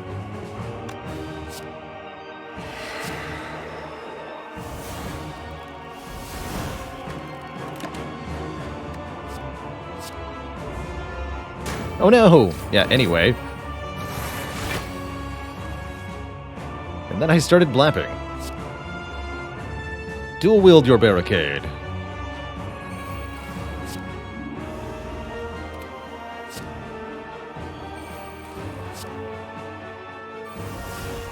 Oh. I think we win.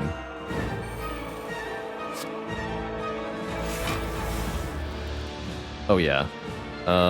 Do I dual wield the Feel No Pain or the Body Slam? Let's do it on the Feel No Pain. Feel No Pain. Feel No Pain. Exhume, dual wield.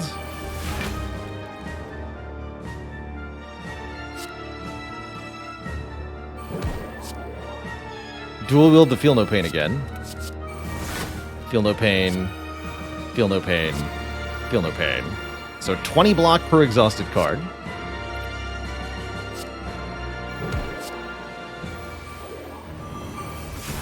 Excessive. I'll show you excessive.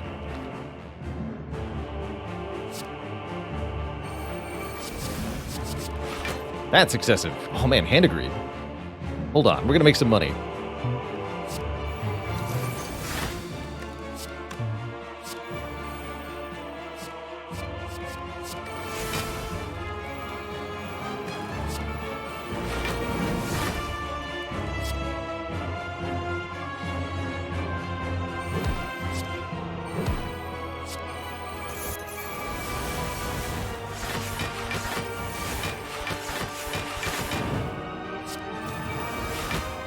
They are already dead, they just don't know it yet.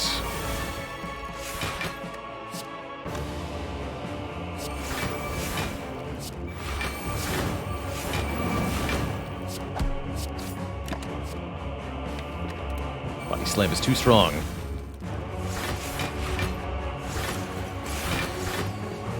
Too strong, I tell you.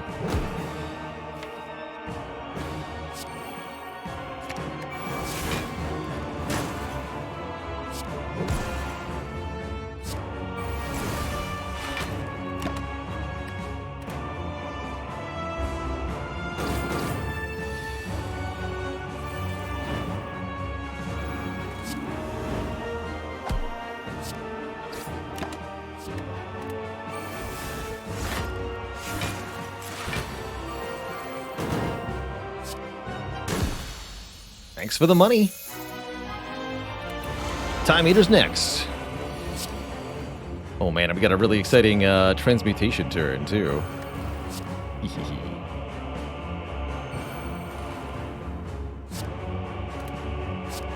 Draw 4 cards first.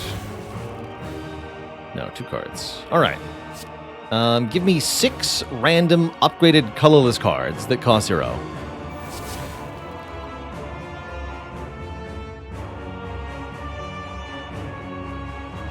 Okay. Panache seems kind of cool. We can secret weapon something and madness it. Kind of cool. Madness uppercut. Although madness won't stick around, right?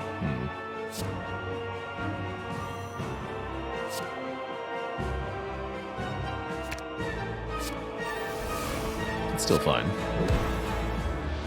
I'm gonna put the Feel No Pain. Actually, no. Put this back on top.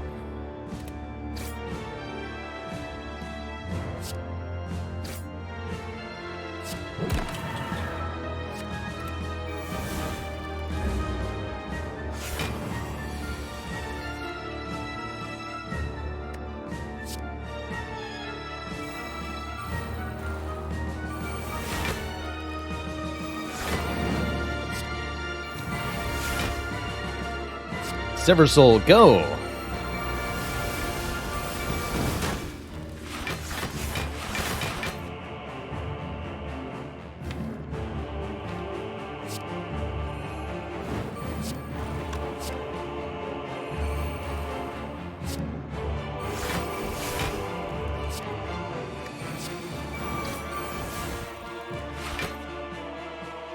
Easy full health every time.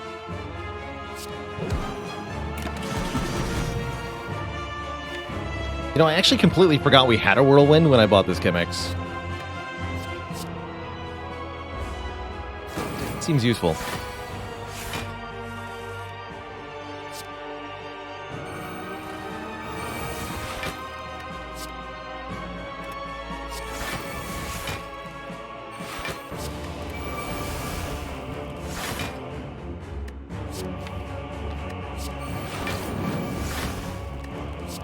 Bonk.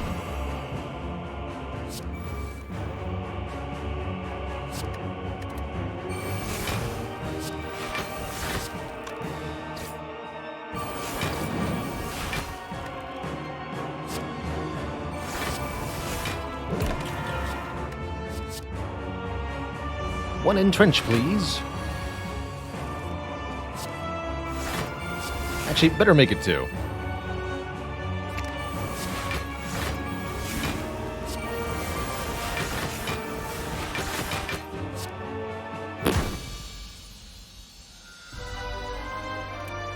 Two thump, a deep pulsing dread could be felt throughout the room. Is this the heart of the Spire, the source of all these wacky powers? Blippity blappity. Yeah, it's such a shame to have so many cards that we could be crossing off the Mastery Challenge, and yet seems like none of them are going to happen. Unless...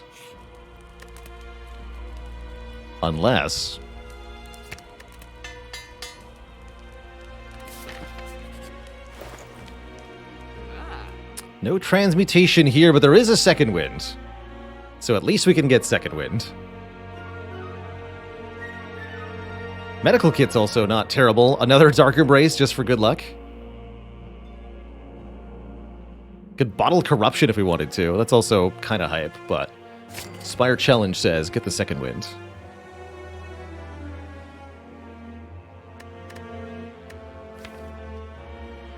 Curses for fun, I guess. I mean, hey, why not, right?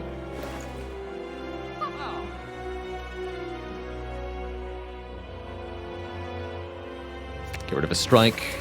And I can still buy either Medkit or Dark Embrace. Let's have the fourth Dark Embrace. Why not? And another Flame Barrier. I like it. Why remove a strike over Curse? The genuine, true reason to do that in this deck, Adam Ben, is because with cards like Second Wind and Sever Soul, we can exhaust the curses, but we cannot do the same thing to our strikes. That's the real answer there. So I'm just going to Second Wind and draw a couple here. Could yellow the top 3 cards off the top of the deck right now. Let's do that before we draw, sure.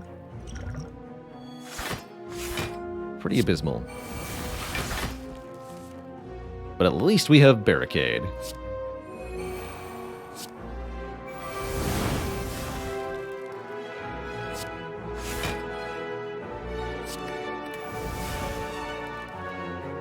Alright, bit of an underwhelming turn 1. Not going to take a Demon Form. This is where Medical Kit would have been nice, just saying.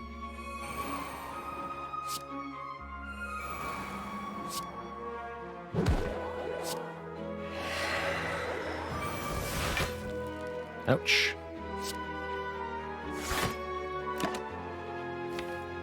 Guess I'll just have to heal off our powers.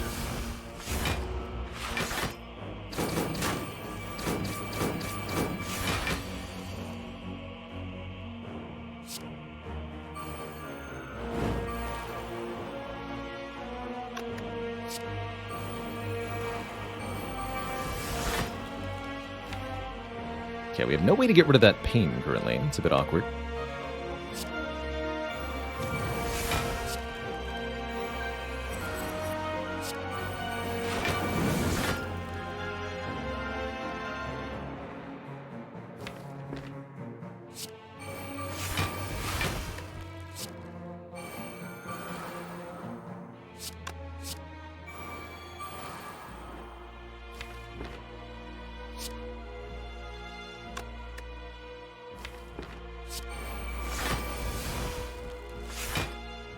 Okay, there we go.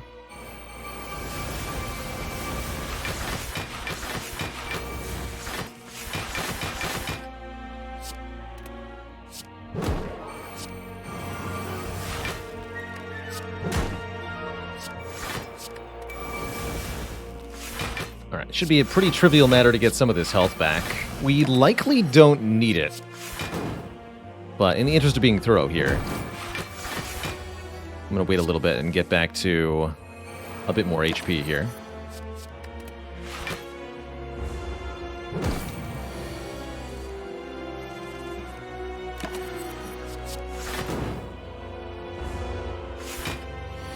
Nothing particularly greedy about it, as we're quite safe.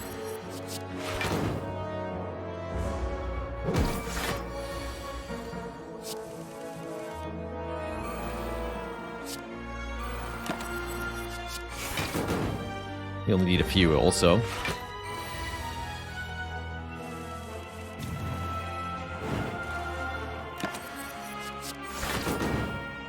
One more.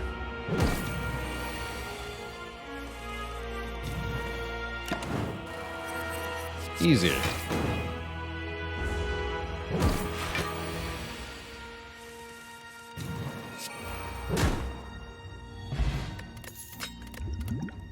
No prob. Unfortunately, that's all we get. No more cards here, so all these candidates are going to be candidates only. Except for Second Wind. That said, it's still an amazing run of Slay the Spire here. So a truly good time winning by flexing on the Spire with extra curses. Who cares?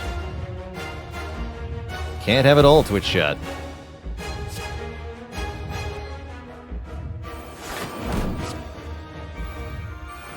Actually, gaining block next turn sounds kind of nice, but I think we want to pocket watch here.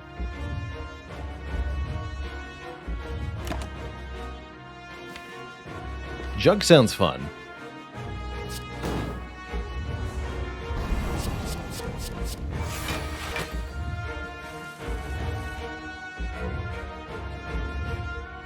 Is one Dark Embrace in play? Okay.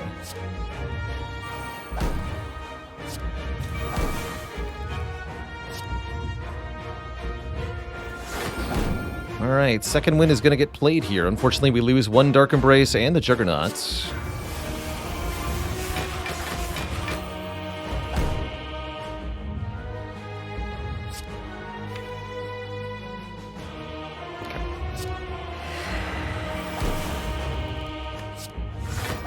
Full blocked it. Sure. Could have also Energy Potion somewhere in there. Perhaps that was correct. No feel no pain yet, huh? Maybe that's a good thing. Taking damage means the self-forming clay will be active. What you got?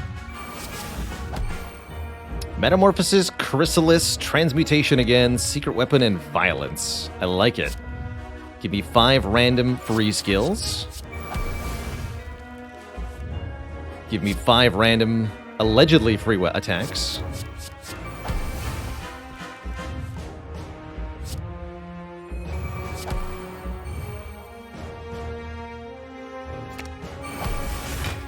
They're not actually free.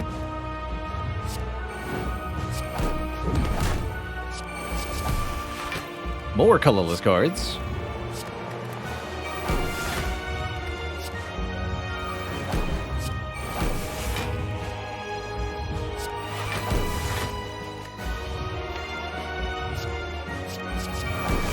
Their Secret Weapon. Mirror Clash. Big Gone Body Slam? Yeah, I can lose Body Slam.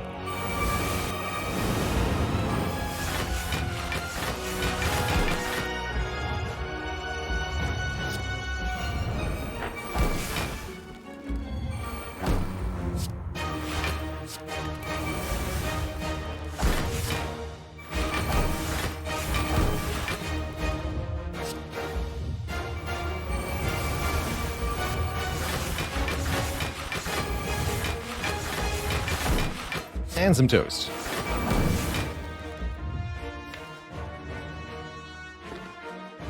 There are a lot more flame barriers in the draw pile, and I want all of them. Please and thank you. Dang it.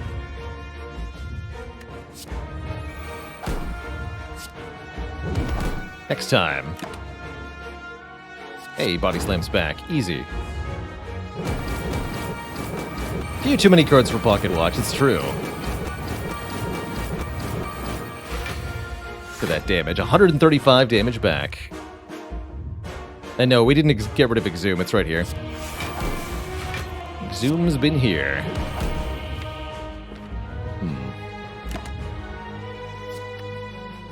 Sure.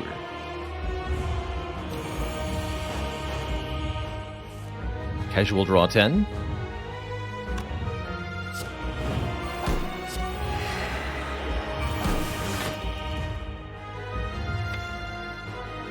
Perfect. Ish.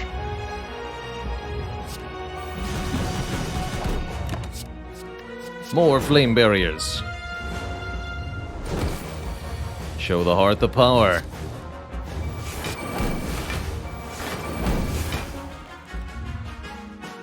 Eat 15 by 15 return damage, Mr. Hart. Get hacked.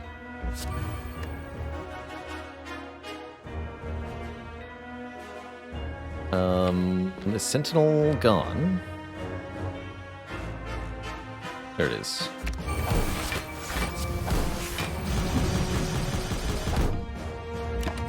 GG. It's one serious case of heartburn.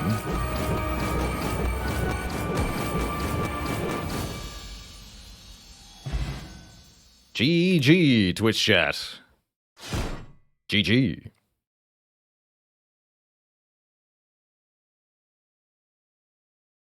Only one card crossed off, but a fantastic, fantastic run, truly showcasing the strength of the so-called Ironclad Exodia. Getting all those powers in play, easy peasy like. Just, 193 energy discount from Mummy Hand. No biggie. No biggie. It was about 2 energy per turn, so double boss relic from our first relic. At what floor do I think we could have beaten Heart? I think midway through Act 2. Once we got the Corruption. Corruption and Body Slam were the 2 pieces we required. GG. $29.99. What a cool score.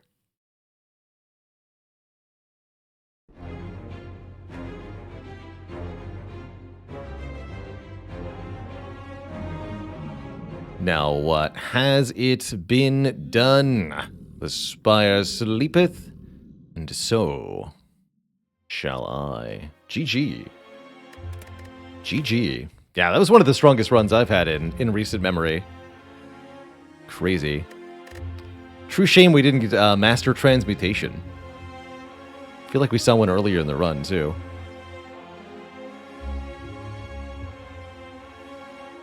Maybe not. Keem BG, thanks for the Prime sub. Someone in chat was asking about the Snecko Eye stats. So the way to look at it is it shows you the number of cards of each cost that you've drawn, and then creates an average discount number. The discount being the actual difference on average between what the card normally cost and what Snecko Eye made it cost.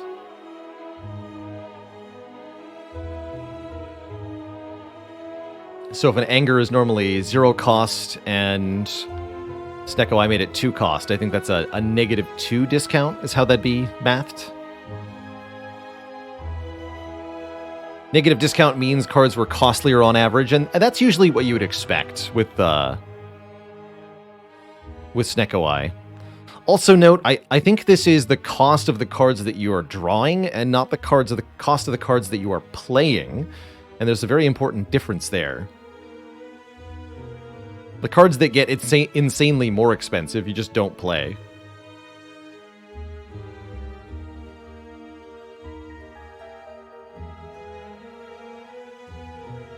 And yes, the important part very much is the draw, too, on Snecko Eye. That's the whole strength of it. Another way to think of it, Black Lava the Cat, if there was a relic that said you draw additional cards as a boss relic, it would just be draw 1 card per turn as a boss relic. And that'd be pretty good. An unconditional draw 1 more per turn. That would be very good as a boss relic. The Silent gets something like that, but it has to give up her starter relic to get it, so it's worse than 1 draw per turn as a real boss relic.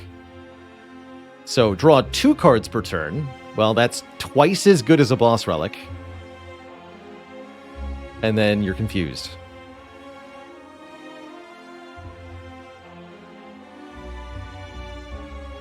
Pretty crazy. Pretty crazy.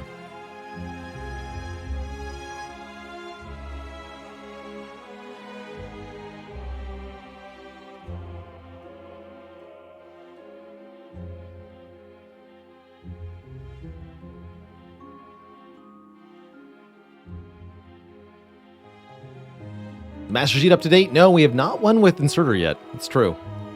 He's accurate there. All right, Twitch chat. I've got 1 more break in me. I'm going to take a break, refill the leg, stretch the water, and then come back to a silent run to end our stream today. So we'll be back in a couple of minutes. I'll let you look at the delightful art of our fiendish forest from Epic Desk here.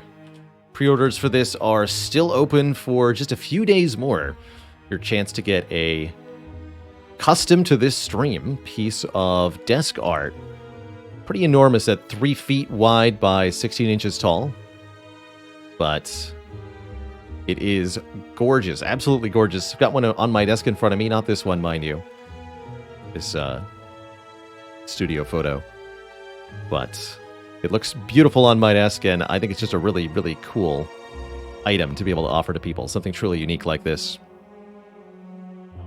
So again, pre-orders are open till the end of the week. Only a few days left to grab one of these. Once they're gone, they're gone. And free shipping to anywhere within the US as well through Epic Desk. Back at a couple, folks.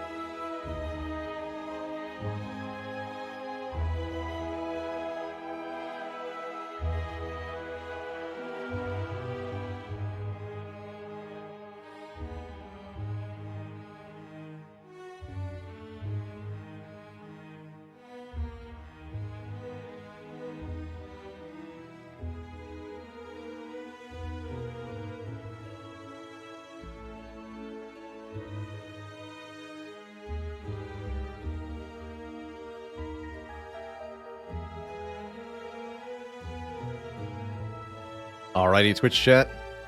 Thanks for hanging out. Indeed, there was a silly as heck Ironclad run. Certainly one for the YouTube. 3 completely unnecessary curses, and yet nothing could stop us. How about the Silent? Will she have an easy time or an incredibly difficult time?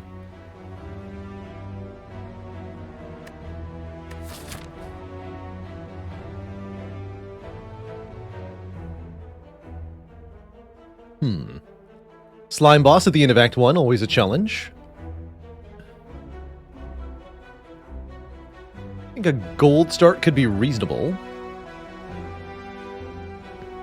Could maybe even go 3 elites with a gold start if we were ambitious here. I think trading our max health for a rare colorless card could also pay off really well. Certain colorless cards, like the Bomb, can work especially well in this fight. But there are some broadly useful ones like Apotheosis that would just give us an easy time overall. And max health is pretty easy to surrender in the early game. It'd be maybe 50-50 on these two. Let's choose a rare colorless. This is some of my favorite runs, and there indeed is Apotheosis Floor 1. There's also Master of Strategy or Secret Technique, both of which are pretty good on Silent, giving us different ways to draw cards. But I think with Slime Boss here at the end of Act 1, Apotheosis is the no-brainer. Apotheosis is particularly good for the Silent because of her larger starting deck. That means more cards are getting upgraded than the other characters would. It's kind of interesting. Do I then go for the Burning Elite? in Act 1? Or do we make it a 3 lead Act 1? I think we should make it a 3 lead Act 1. Something like this. Yeah, let's do that.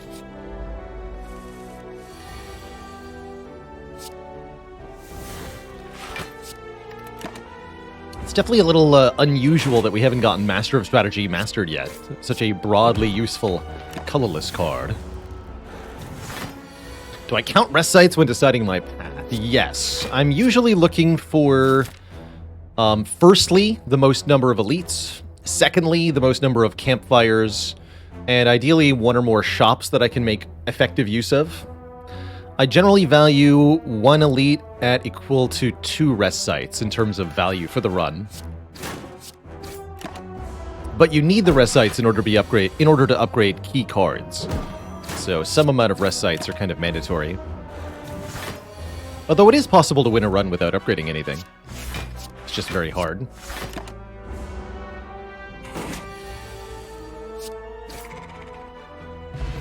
How do I rank question marks?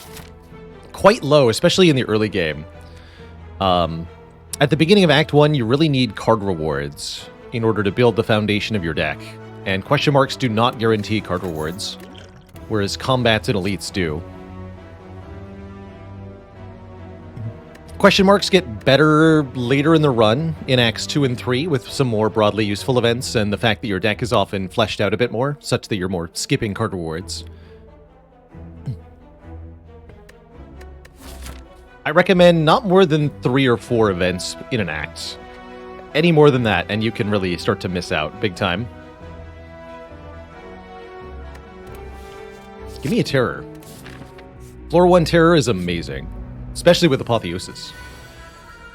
99 turns of vulnerable. It's not really about lasting 99 turns, it's just about making the enemy take 50% more attack damage for the rest of the fight. And that's great. Might actually skip this Apotheosis here. Indeed. Well, actually, no. Hold on.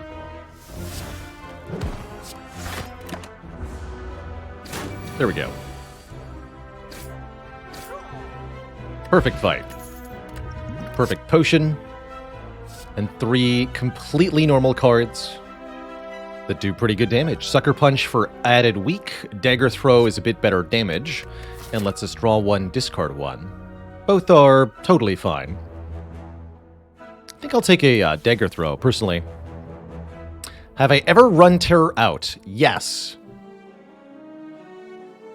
I don't remember why we did it, but I'm quite sure I have run Terror out before, just for fun.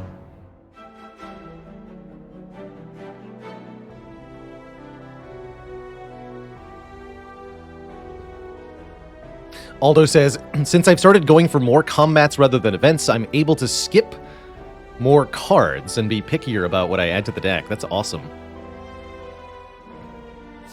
Yeah, the more cards you see, the more of a combo-centric deck you can create.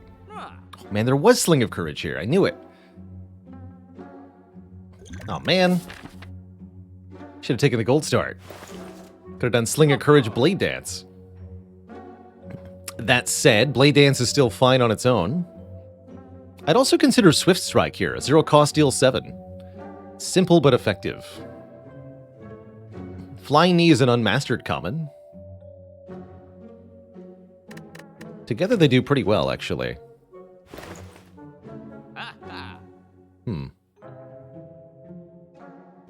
Sure. I'll take both the unmastered cards, just 'cause. And I'm actually quite happy to see Face Trader here. We do need to master all the different faces this gentleman provides. Including this one. In-Loss Hungry Face. The next non-boss chest we open is empty. That's the last one. That's the one we need. It's quite bad for us. We're not happy about it, but we're happy about it. You know? The final mask.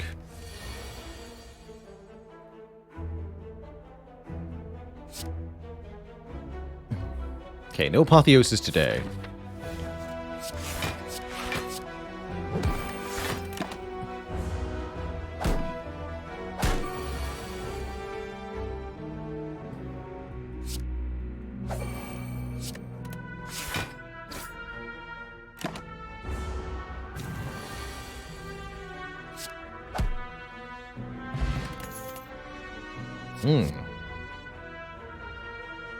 Gamble's good stuff.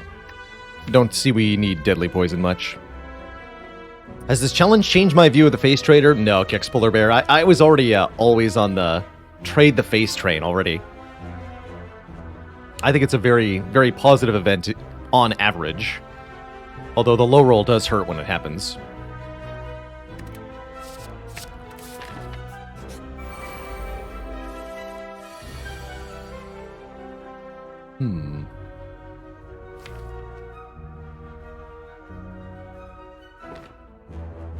Definitely one of the tougher fights, although Apotheosis will make this not too bad. I think Gremlin Nob's probably our worst elite at the moment. Let's just do this. Maybe that was Survivor Strike twice.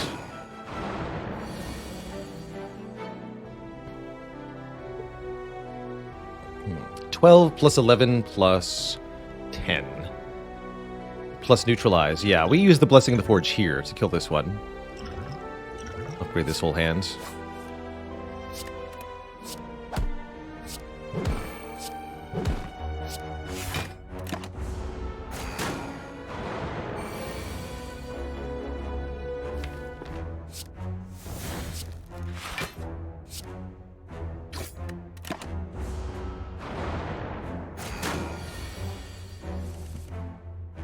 Ouch. Could use the block potion here. Seems likely to be 12 health in one of these fights, though.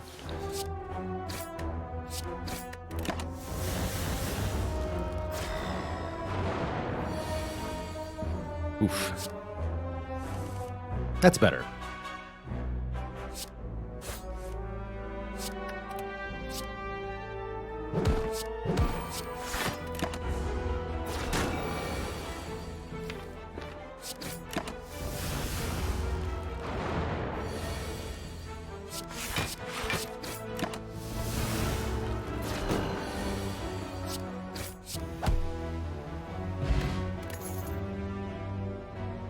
Pretty happy with Happy Flower, generally speaking. Get it? Happy. It's energy. Sucker Punch is basic, yet not unreasonable, especially going into the next elite fights. Takeable, but also skippable. I think we'll just skip. I don't see the need to add any more cards right now. We're going to upgrade the Apotheosis to make it easier to play initially. And we'll go into our second elite fight, which may or may not go well. Got Apotheosis Terror turn 1 versus Gremlin Nob. That's got to count for something. Although the lack of other damage here is currently a bit worrisome.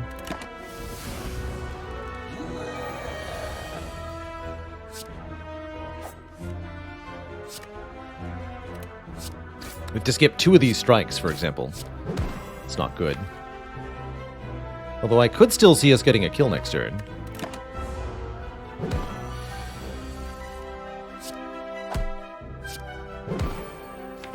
Easy peasy.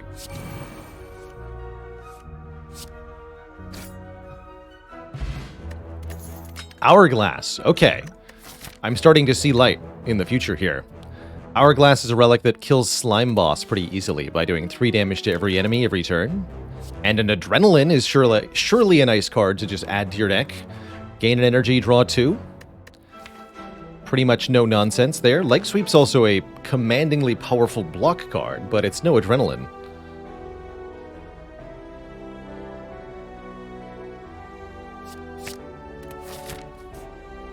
Things are looking up. Are we in a win streak right now? I think we are. Let's see. Exclamation point streak will tell you. Survey says, yes, we're at 5 in a row currently. Rotating style. Haven't lost with Watcher in a while either. Pretty cool to be able to do that while trying to pick every card in the game, which is normally not how you win streak.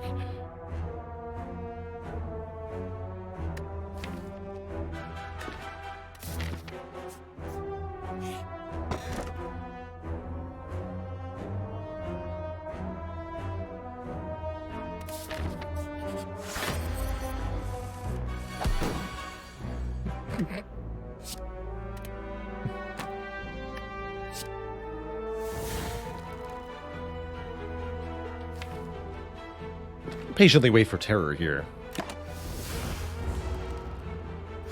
But where's the boot when you need it? That's right. Where is the boot?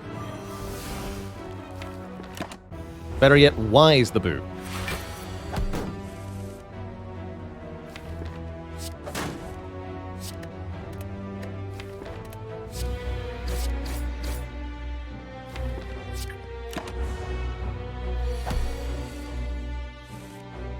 Good.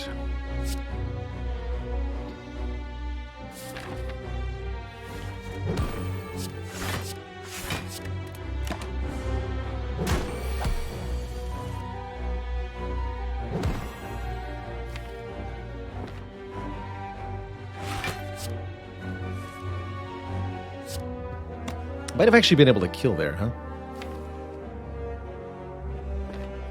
Let's just use the block pot. I think I should have dagger throwed though instead of gambling.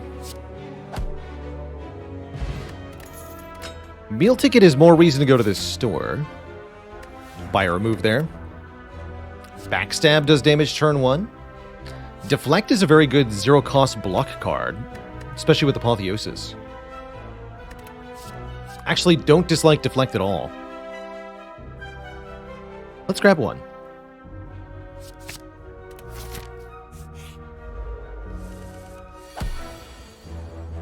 Simple yet effective.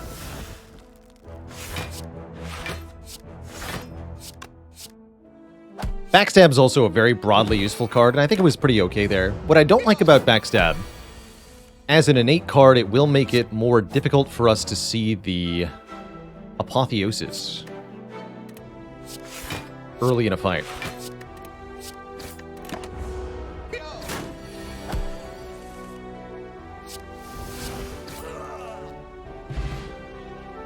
Could have maybe set up the Happy Flower there, but I don't think it matters too much.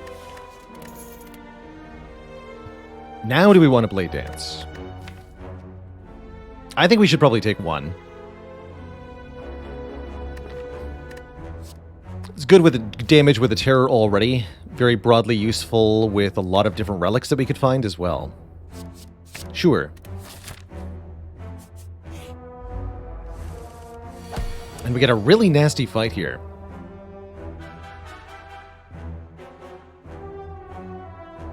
Really nasty, these two. Might be a Distilled Chaos situation here. I can KO the slime and take 14, or we can double defend and take 10.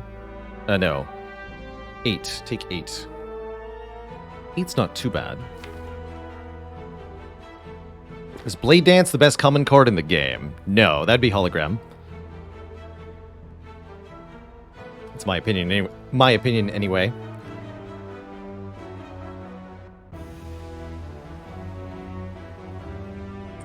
Turbo's a pretty good contender, too. Stop, you would argue it's not even the best silent common. Acrobatics might be. Backflip might be.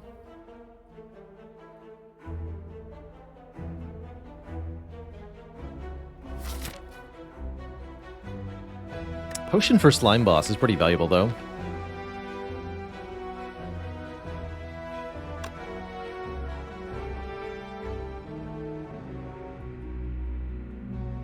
Take 8.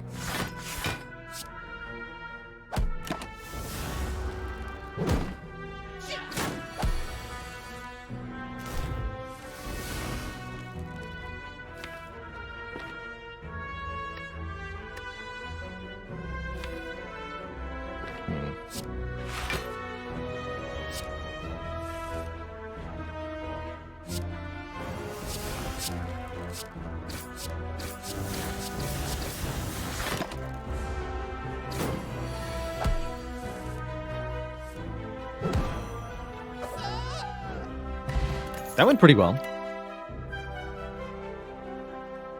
Dodge and roll is a could take, but not a should take. Same for Deadly Poison.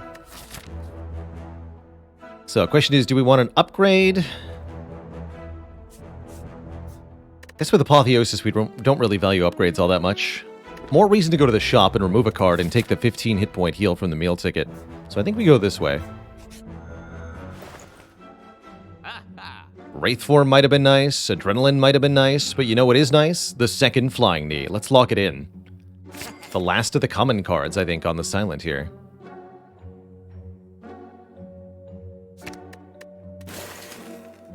The Strength Potions are amazing.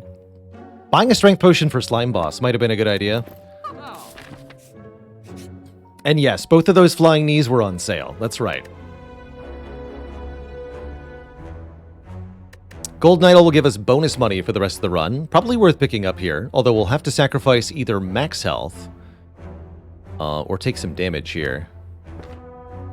Let's do it. 21 damage or 6 max health. We'll lose 6 max health.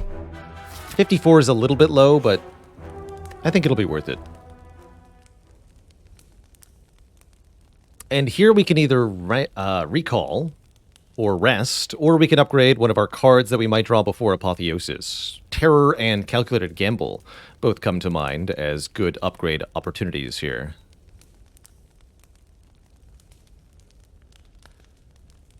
Upgrade Calculated Gamble first. That way we can use it to draw towards the Apotheosis without losing it.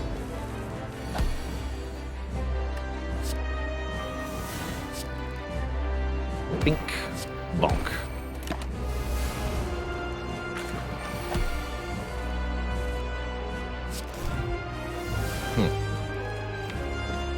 Apotheosis, hello?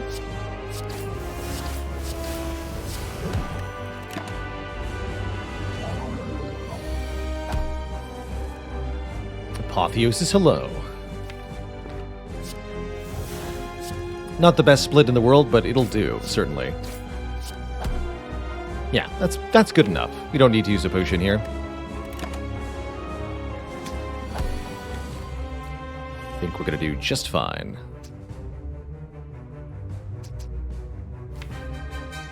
Go aggro on the one making me frail. This one will attack us next turn, and it'd be nice to be able to split it. Block and draw 1 here.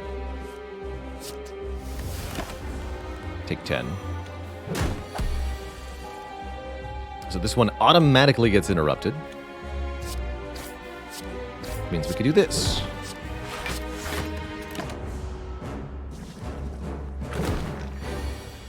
Good work, Hourglass.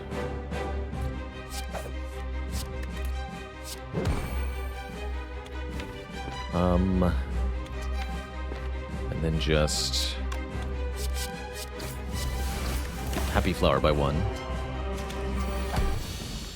GG. Ultimately, a pretty easy slime boss fight, and overall a pretty delightful Act 1. We picked up Apotheosis, Terror, a bevy of reasonable damage cards to go with that Terror, as well as some other broadly useful relics. Now we're being offered Corpse Explosion, Unload, Envenom. Gotta say, my chief concern now is winning this run. I really don't feel the need to try to master too many cards. It's much more important that we win the run now that we have the In-Loss Hungry face, because we're not going to get another opportunity to do this for a very long time, potentially. So each card reward will be evaluated primarily with its ability to get us further into the run, which I think for us means taking Corpse Explosion here. Going into Act 2, we'd really like ways to deal with multi-enemy fights. Currently, we don't have any AoE other than the Hourglass, which will not be enough. Envenom does have some utility alongside, say, the Blade Dance, allowing us to apply poison multiple times with our attacks, but it's relatively slow in most fights.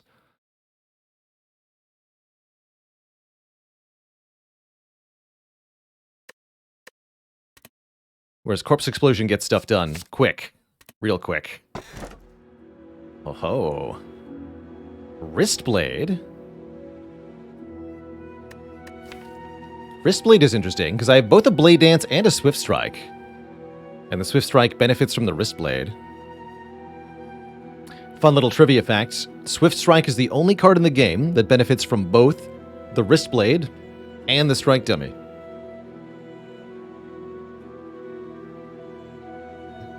Actually, Pandora's Box seems doubly useful here. So we'll transform all of our Strike and Defend cards, and what I really like about Pandora's Box is that we have an Apotheosis. Random cards are well and good, but random upgraded cards are very good.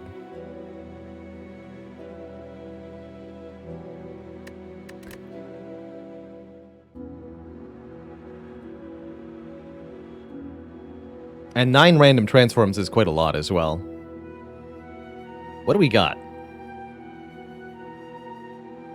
No block, but we get another Adrenaline, a Malaise, 2 all-out attacks, a Finisher. That looks pretty good. Hey there, Duty. Any advice for Defect A20? You're tackling some of the toughest content the Spire could throw at you on Defect A20. You have to strike a delicate balance between what we call front load, cards that do stuff immediately. For Defect, that's upgraded Charge Battery, upgraded Equilibrium, Streamline, Sunder, big attacks and blocks. Mix those with some amount of orb cards and scaling, powers that'll give you focus and orb slots and loops and such. But actually putting that together into a winning run on Ascension 20, it's really, really tough. Best advice I can give is tune into the stream, watch my Defect runs, and try to learn as best you can. There's not exactly an easy route to winning A20 Defect. It's really hard.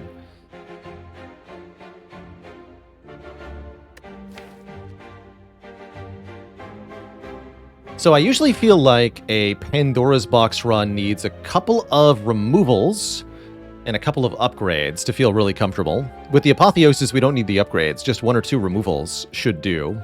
Deadly Poison, for example, can go. We have to beat Champ this act. That could be difficult. All the shops are early on. We can't afford a card remove. We'll also get a 15 hit point heal.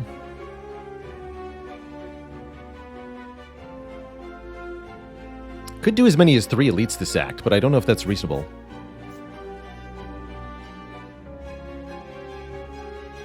I've ever played with custom characters. We do modded runs on stream sometimes. In fact, we'll be doing a modded runs tomorrow for our regular-ish community day. So we'll probably be playing some Downfall or Packmaster tomorrow.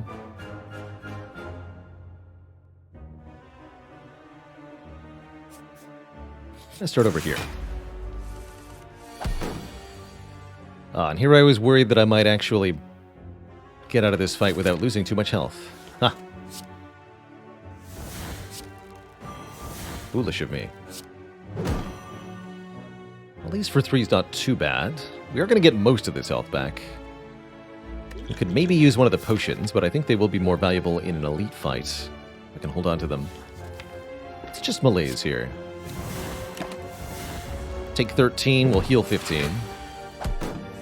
It's a net gain in my book. Oh, that energy, though. Show them the power.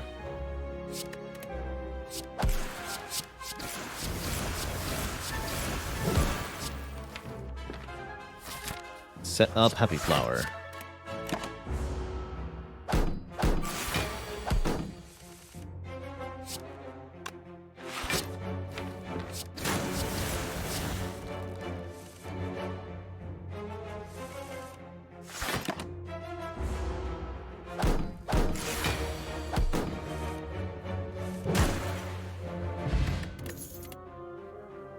Another Blade Dance, another Deflect, or an Endless Agony. Given the current lack of block, actually Deflect seems pretty important. Let's grab another Deflect. Replace the block that we've lost. Oh, bummer, we can't afford a membership card. That is a true tragedy. But we can't afford a card remove.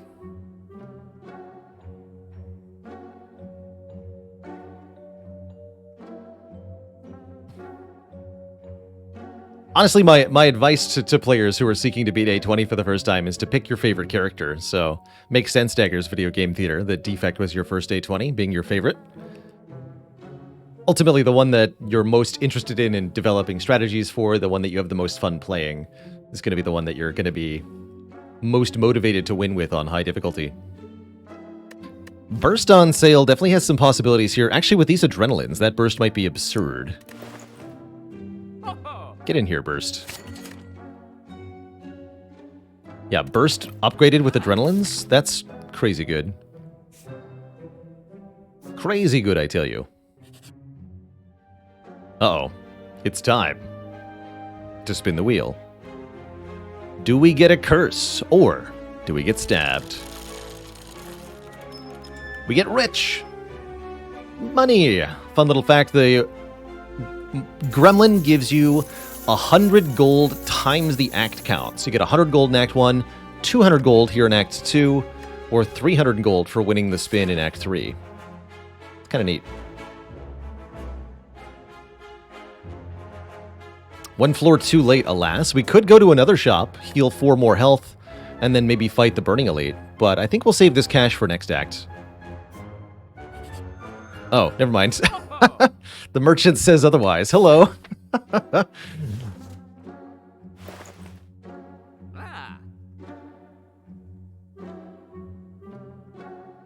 And now we can get a full heal. I said second shop. Great shop, though. Well-laid plans and acrobatics look excellent here. I'm more than willing to pay for acrobatics. Vajra for plus strength, also very nice here. Making all these physical attacks do just a little bit more damage can go a really long way. How is setup with Apotheosis? Not very good with these cards, I don't think.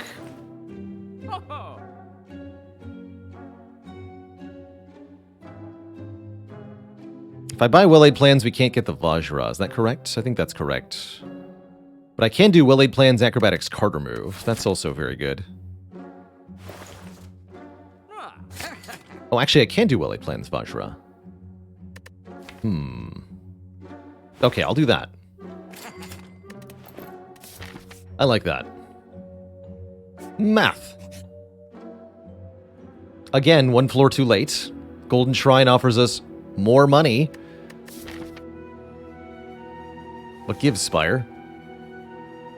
What gives? And I actually don't even need to go to this rest site, right? We can just go straight to the elite. If I want to do 3 elites, we can. Really don't value rest sites that much currently. I'll take the elite.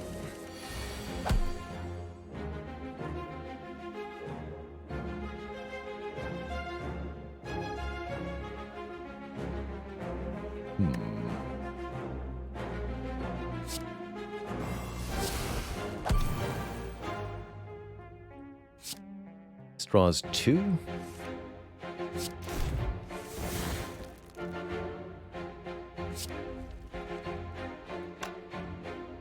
Quite a few things I could do here. Corpse Explosion on the Angry Gremlin's pretty effective. You can also just neutralize all-out attack.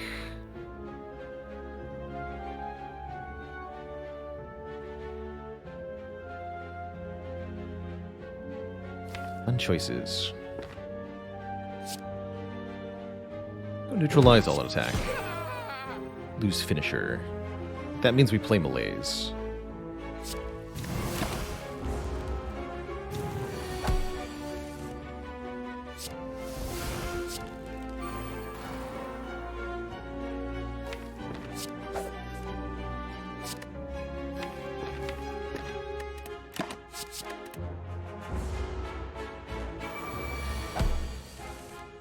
Alright, here's where things start to get really nonsensical. First, Adrenaline twice. And then the next skill we play is also played twice. I think it's going to be Cloak and Dagger.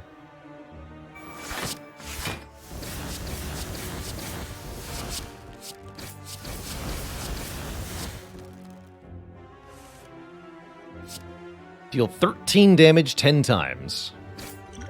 Or, I guess, just one time. Sure. Good fight. Get a blood vial. Healing. Heal 2 per combat. It's not too bad. Second calculated gamble. Or a sneaky strike with a plus on it. I'll take another calculated gamble to let us draw through the deck more easily. Really hoping we find a backflip and or a footwork kind of soonish.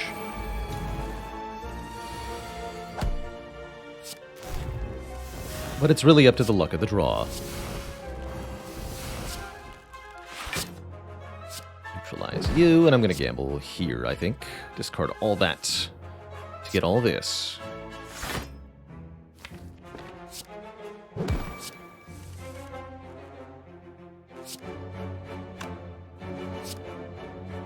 Not quite enough. Alright, let's just full block it.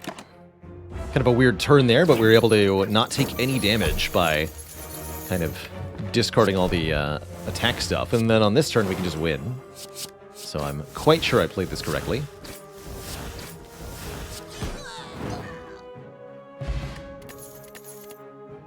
Choke. Whenever you play a card, the enemy loses 3 health.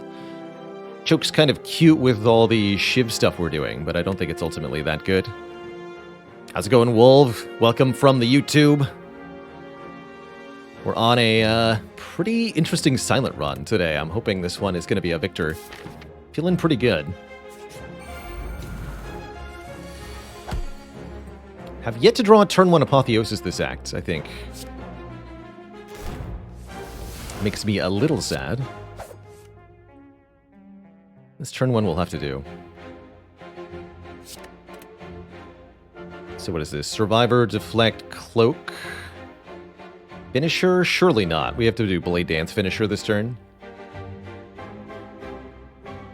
Maybe this is the time for the Distilled Chaos. Although that might hit the Calculated Gamble. That wouldn't be terrible. Okay, what do you got, Distilled Chaos? Yes, we did hit Calc Gamble, but it was a good Calc Gamble, because now we can Apotheosis, Adrenaline, and Malaise. So I'd say that's pretty good. Heck, we could burst Malaise next turn, but no, this'll do for now. 1 times 2. You got it.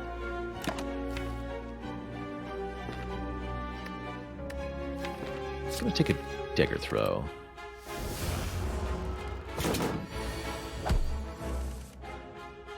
Does Malaise eat energy if you hit it with the Distilled Chaos? No. X-cost cards and play the top card of your deck effects actually work really well together. In that you get the magnitude of the effect is equal to your energy, but you don't actually spend any of the energy.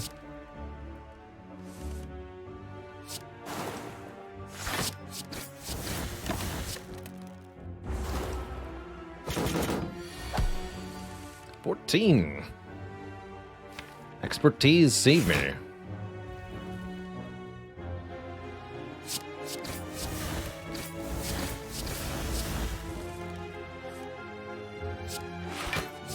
Yeah.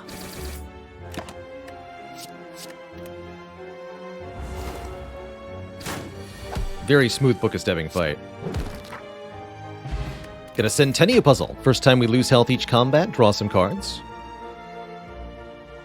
Could take a Bouncing Flask, Masterful Stab, or Dodge and Roll. None of them really appeal to me. I guess Dodge and Roll is okay if we're looking for more ways to block. Okay, let's take a Dodge and Roll. We're still hoping we can find some dexterity. Kunai or Footwork would be great. The Specimen. When an enemy dies, transfer any poison it had to a random enemy. Not terrible with Corpse Explosion. Not helpful against Champ. I think we take the blue key here. I don't very much value the Specimen. And honestly, if Corpse Explosion is happening, then usually the fight is over anyway. It's a rare relic that only appears on the Silent, the Specimen is, and I think it's one of the less useful rares, unfortunately.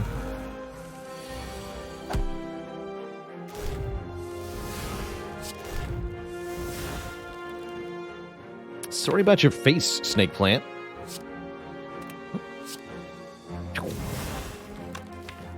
Sorry about your face.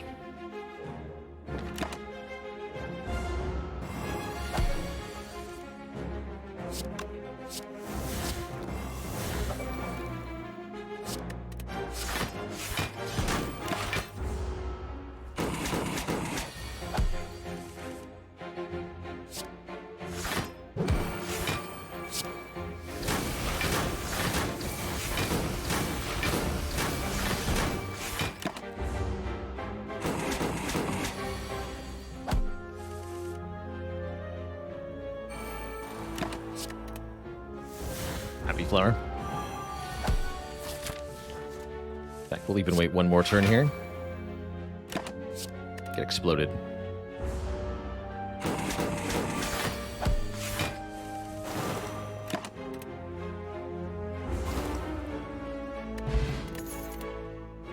Fumes Plus. Start of your turn, apply 3 poison to all enemies. Don't mind Caltrops either, dealing damage back when we're attacked. Fumes are nice for removing artifacts, for stacking poison in long-term fights that need it. Champ says we should maybe consider taking Noxious Fumes here. I think I'm gonna do it. Although hopefully we can beat Champ with one decisive finisher. That would also help a lot.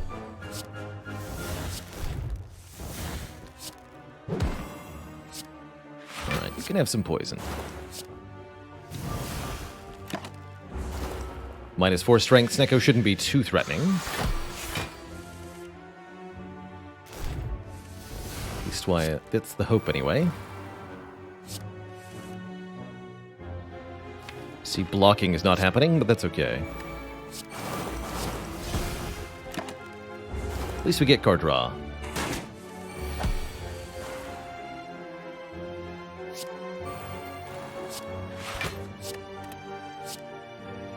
Cancel that. Oof. Keep this, I guess.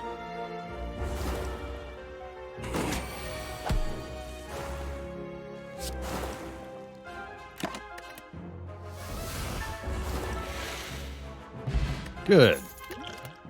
There's the footwork. Gain 2 dexterity. Here we go. Now we have a solid block plan. Now we're a lot better against Champ and many other things besides. Very happy with the footwork. Question is, can we deal with these 3 nerds? And the answer is, I'm not sure. How's it going, It Dash? Congrats on that first 820 win. Yes, Alex Helmar. Artifact stack will block poison when transferred by Specimen, yes. Yes, indeed. Alright, I think we attack potion first here. Finisher. You got it. Finisher, Dagger Throw, Blade Dance. Main thing in this fight is being able to kill the Backslaver on turn 1. If you can do that, things are good. Things are quite good.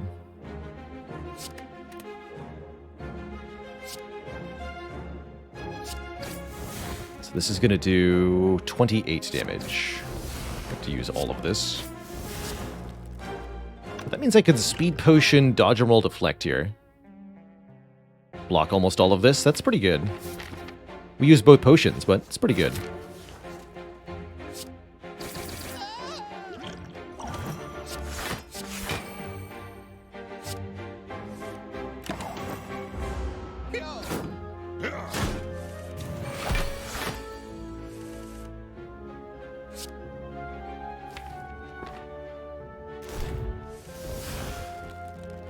Apotheosis, hello? No? Alright. If you say so. There you are.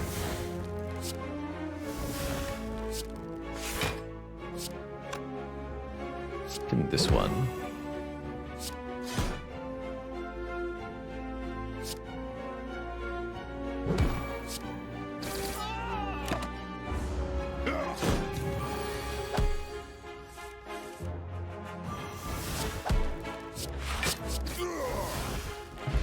Dreamcatcher. Gives us a card reward when resting. Not a particularly big deal, but it's fine. I think another Cloak and Dagger is fine. Block and Shivs. We've got the footwork to make the blocking portion better. We've got a lot of reason to want Shivs to be better too, so sure. But I take a Catalyst here. I would think about it. I don't think it's necessarily good with relatively little poison in the deck, but it definitely could be a boss solution for this sort of deck if we cannot find a relic to augment the Shivs, or even just an accuracy.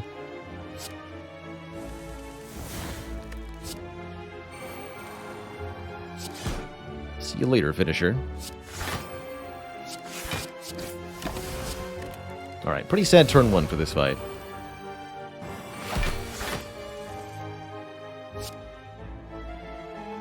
At least corpse explosions here.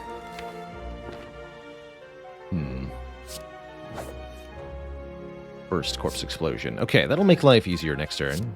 Although I can't keep both, right?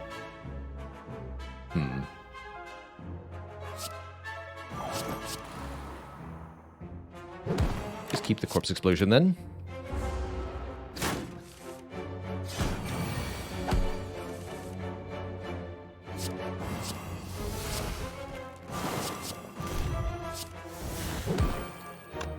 Hiya! We're through. Could take a third Cloak and Dagger, but I think that one actually is excessive. Less cards is more. How about an event? I think we're okay versus Champ with the Duke Pot. The event is Knowing Skull. What is it you seek? What is it you offer? Well, I guess I seek Dreamcatcher value, and I offer my health. Here we're allowed to ask repeatedly for potions, money, colorless cards. I think I'm going to click once on Pick Me Up and once on Riches. We got another potion for Champ. We'll get 90 gold. And we leave. Actually, maybe I can click gold 2 times. I think I can do gold 2 times. Give me a potion. A Shiv potion. Give me money. And more money. And then I leave. We'll heal from resting. 16 health, bringing us to 32. 34 from the blood vial. And by the way, we get an adrenaline from Dreamcatcher. That's pretty sweet.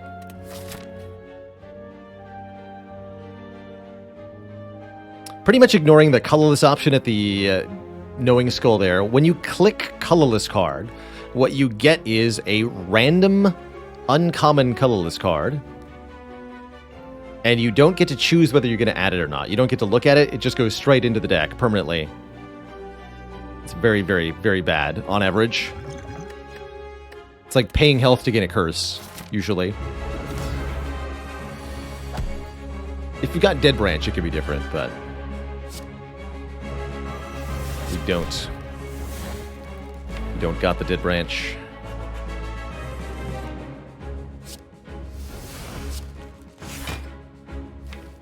Would like to will aid plans, please.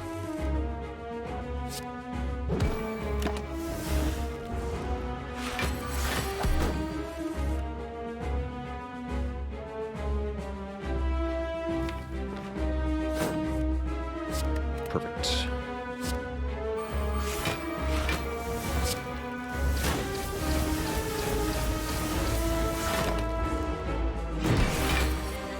I think all we need to win the champ fight is this Duke Pot. Should make life pretty easy.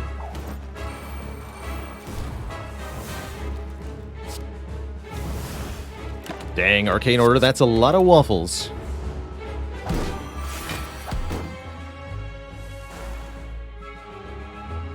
Have some poison, friend.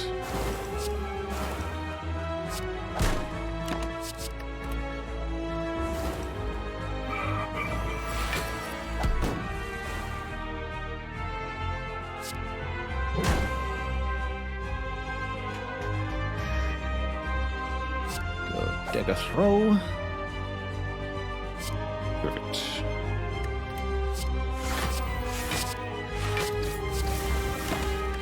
Honestly, maybe I don't even need the duplication version, if this draw lines up correctly.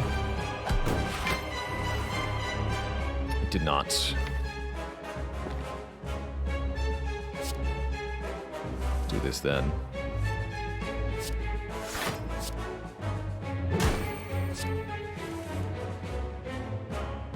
Alright, now we go. First, double adrenaline.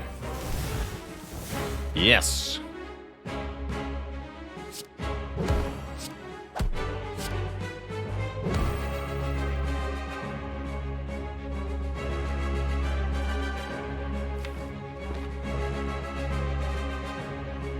Blade Dance gets doubled, but it's like kind of a weird doubled.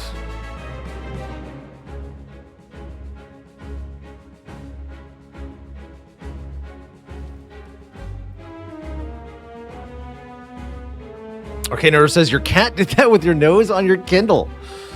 Uh-oh. Well, that's one way to lose 100k waffles. Here, tell you what.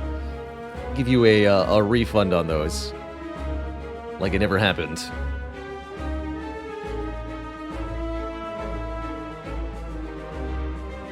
There's the cube. Free waffles.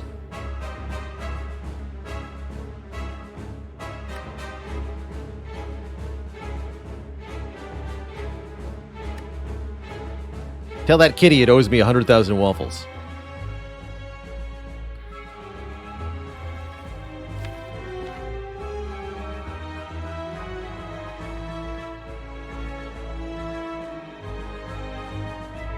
Trying to find out if figure out if I'm allowed to all-out attack here. If we discard Finisher, it's pretty sad. If we discard Blade Dance, it's pretty sad. I guess we'll just Blade Dance like this. And this does 10 times 9. Yeah, this is where the dupe pot comes in.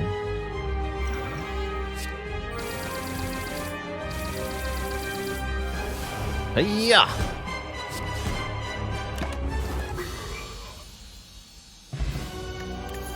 GG. Doppelganger's interesting. Tools the trade, not bad either. Don't really like Glass Knife much here. No refunds. That's right, no refunds is one of our follower emotes. That means you can use it just by following here in the channel, but you can only use it here on this channel. So I tried to make our follower emotes the ones that are most specific to us here. And that one sure is one. Yeah, I'm going to take a Doppelganger. Next turn, draw X cards and gain X energy. Good for setting up super powerful big turns. And speaking of energy, I like having more energy. With Slaver's Collar, we'll get more energy, at least during boss and elite fights, the fights where we're going to need it most. Definitely don't take a choker in this situation. Sacred Bark would double the effectiveness of potions. That's pretty strong, but without more than 3 energy per turn, I think we're going to struggle. So, Collar it is here.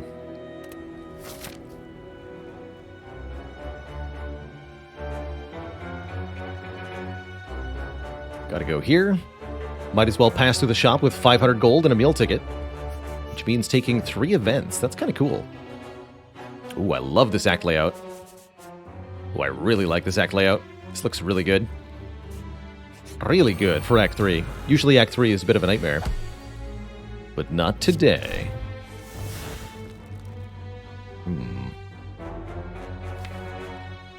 But yesterday.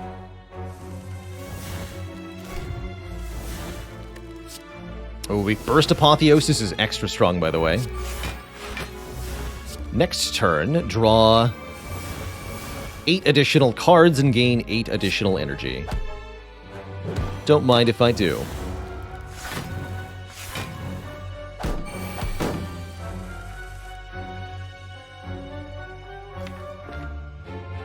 You will perish.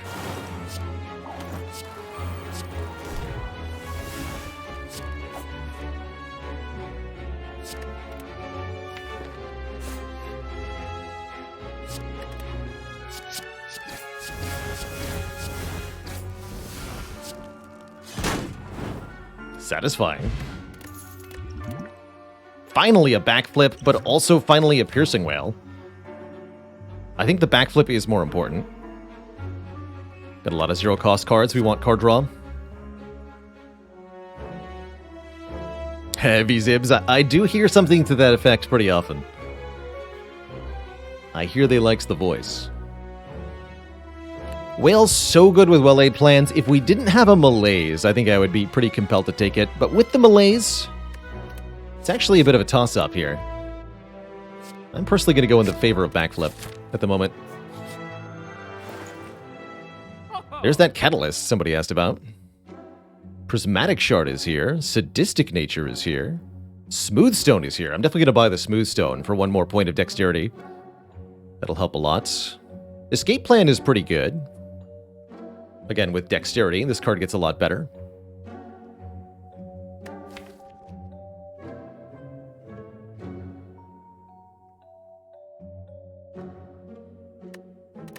Zap Brannigan. Now there's a sexy, sexy individual to be compared to.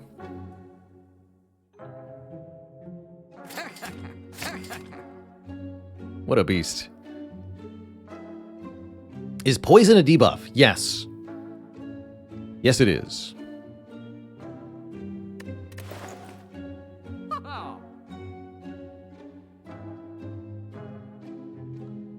Which means sadistic nature would be damage every turn with fumes, for example.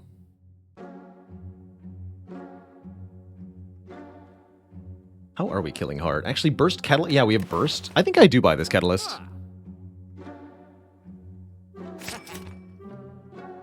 We keep the poison cards. Let's lose one of these all-out attacks. Is mayonnaise a debuff? Delicious. Delicious debuff.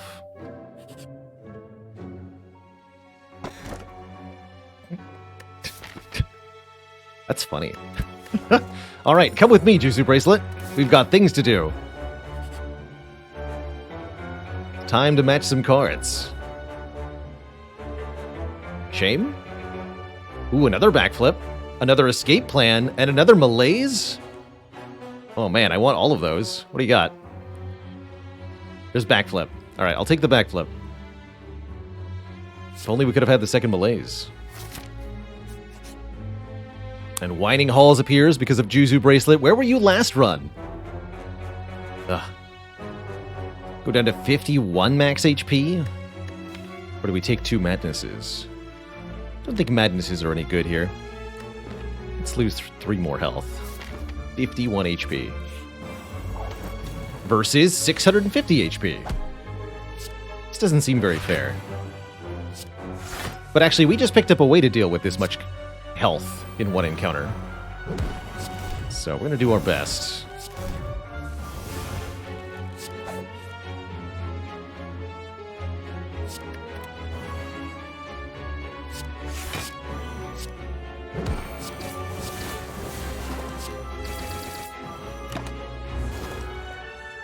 That wasn't quite the right order, but it's not the important bits for killing this fool anyway.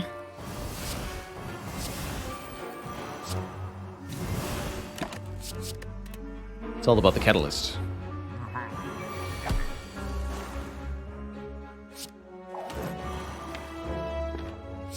One super powerful turn, please.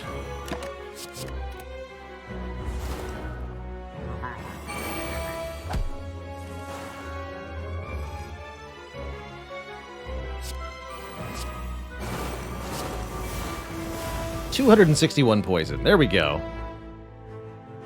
I think that's what we're talking about. I could play more attacks, but I have no need to. This fight's already over.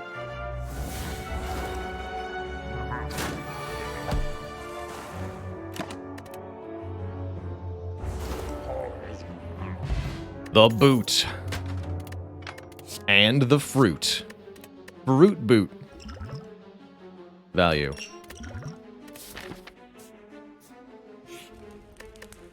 A recall here. This is definitely the point at which Envenom is starting to look kind of appealing. Certainly. Certainly that's true. Get rid of the other all-out attack. Boot by the foot.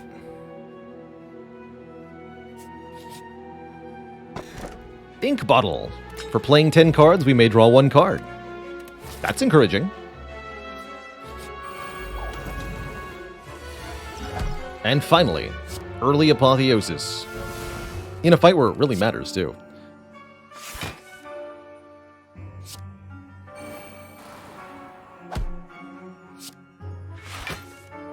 Ooh, keep going.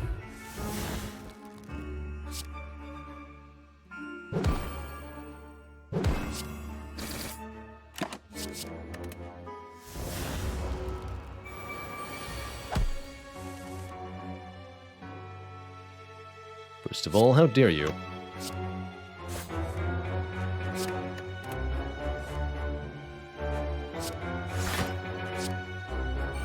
we're going to use Doppelganger here. Give me a nice turn next turn.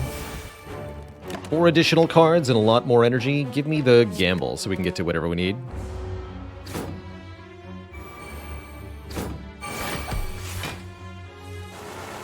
Whatever I need being...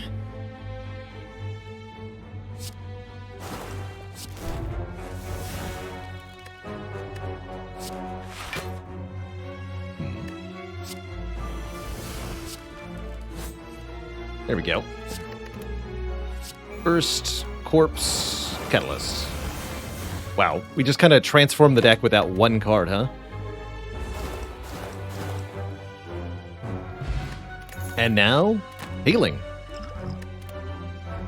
And another backflip. Excellent. The purpose of the deck is finally understood. But which shot? They finally understand what I've been trying to accomplish all these years.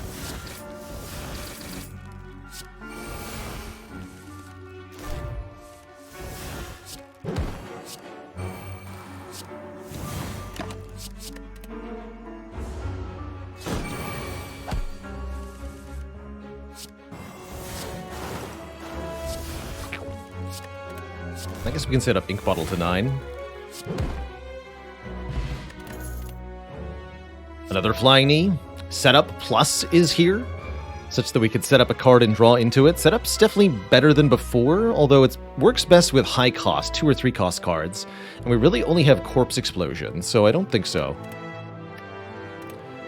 Just waiting to take damage to Fruit Juice. I was just seeing, yeah, maybe something better pops up. There's really not a lot of opportunity for betterness to occur with it, right? So there's not much reason not to just drink it right now.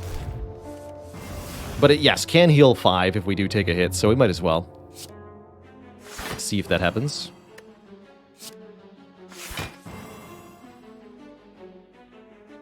Alright, we know how to win this fight. Let's just...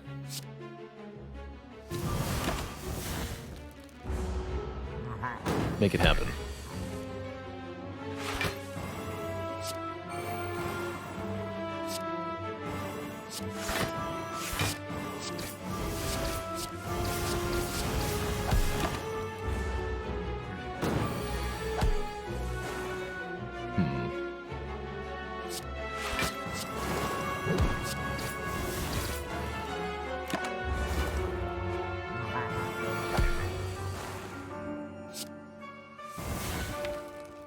Four skills mean this is a 100% chance to give me 9 block. That's pretty sweet.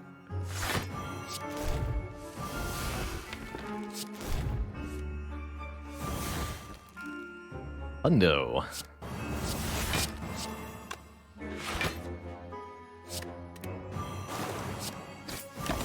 Alright, I don't have well-laid plans yet. Excuse me. Oh dear.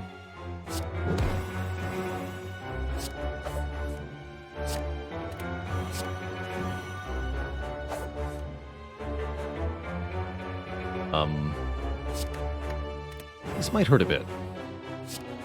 I think with the Shiv Potion we might have a kill, though. Try it.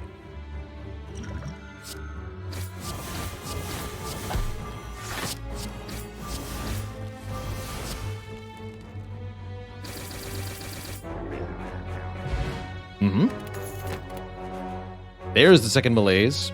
Or an Acrobatics Plus.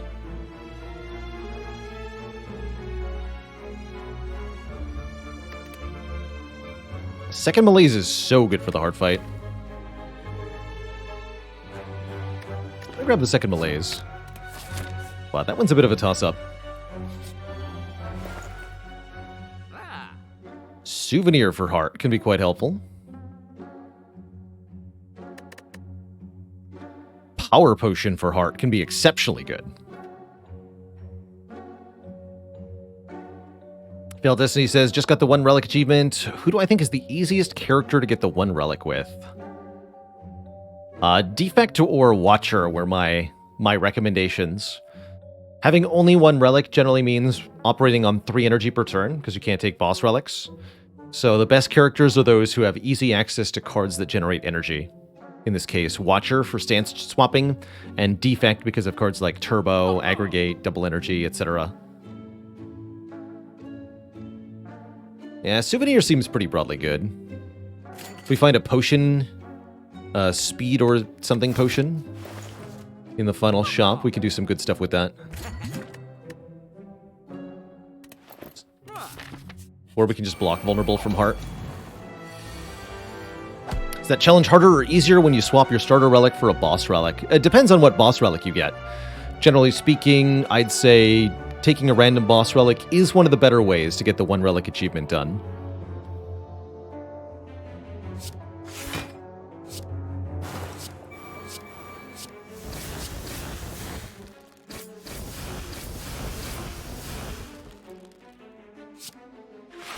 Backflap.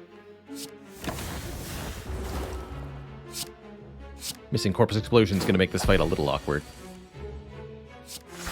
Only a little bit, though.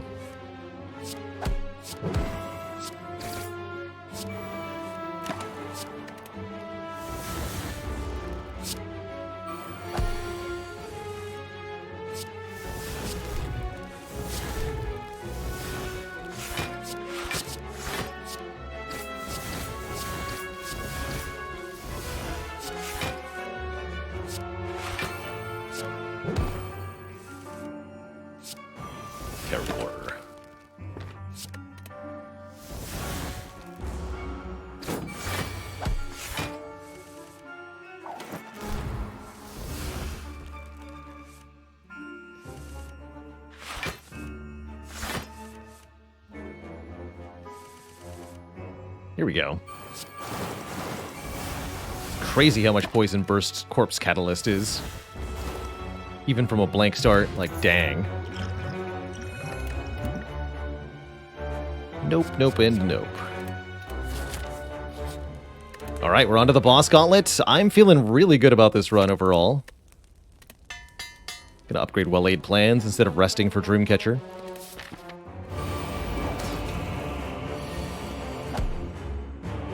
The last second heel hook mastery. The power. Alright, I'll play this for 2. This fight's not too bad. This fight's mostly play Corpse Explosion on one of them and then win. It's the intended order of events here. Let's keep this and this. Of course, we have to remove artifact layers before we can apply the Corpse Explosion effect. That's what Fumes is ostensibly for.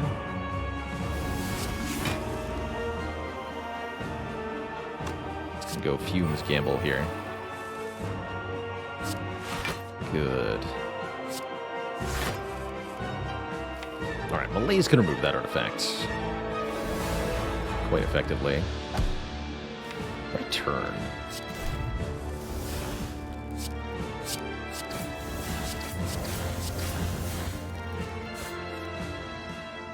Alright, fine, I'll play the other Adrenaline too. It's gonna be like that.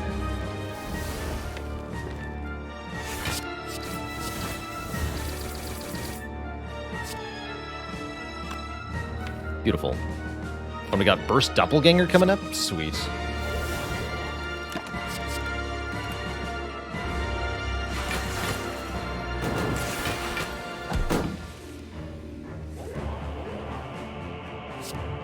So let's just go Burst, double dodge and roll, double Doppelganger. Give me 8 additional energy next turn.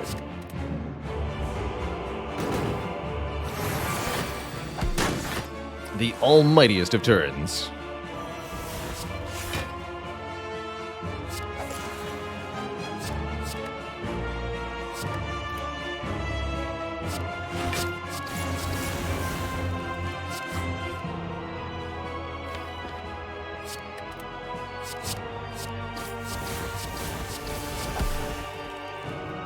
By 9. Draw more cards. Go!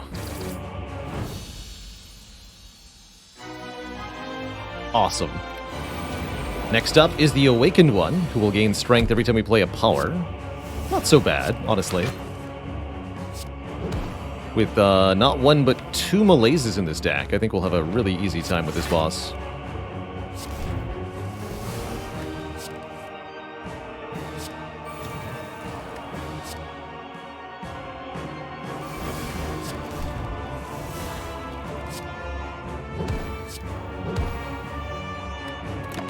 A really easy time with this boss.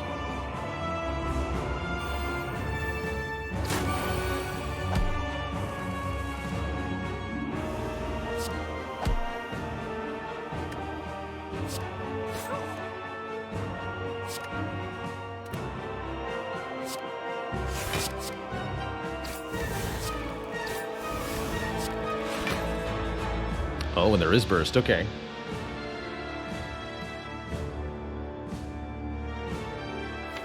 We should probably take advantage of the really good turn we have.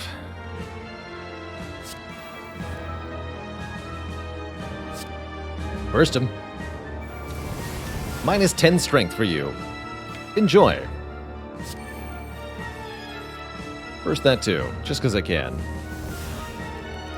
Then retain burst, even though I just used it.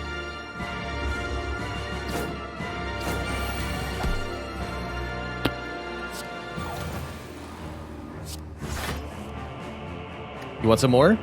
I can give you more.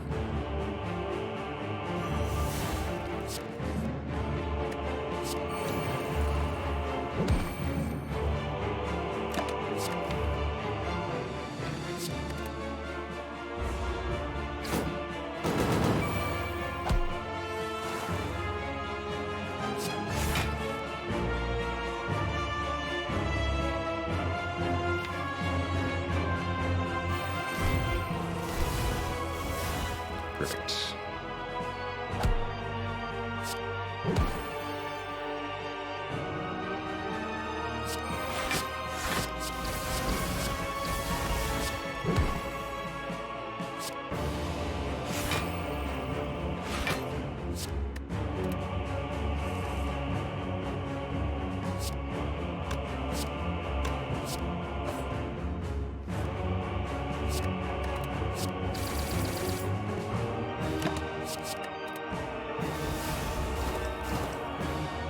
Who even cares about this bird, really? Simple nerd bird. It's not a threat.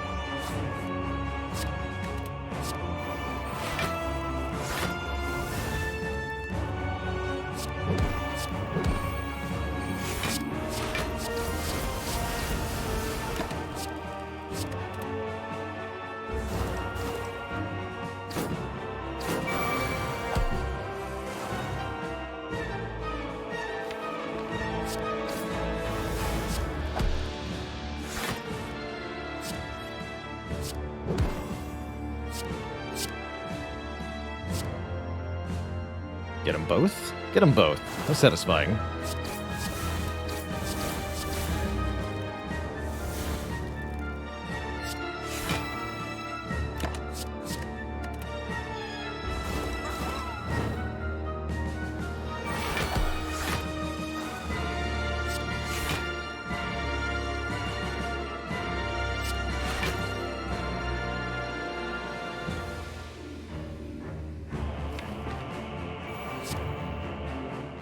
Can't quite do everything I want to here, so I'm going to do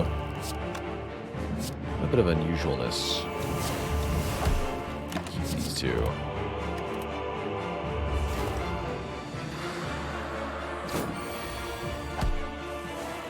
Sufficiently non-threatening. I like it.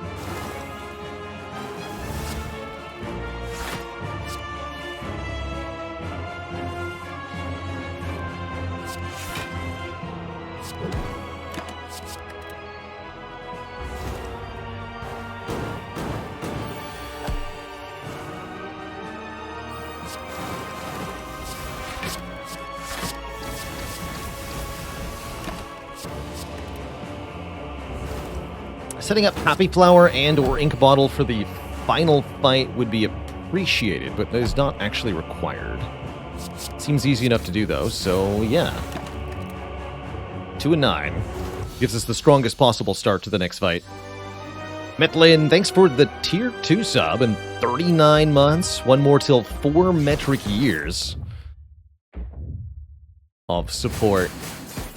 Two thump, a deep pulsing dread can be felt throughout the room. Is this the heart of the Spire, the source of this last-minute pivot to poison damage? Alright, let's upgrade footwork, or we could rest for a card reward.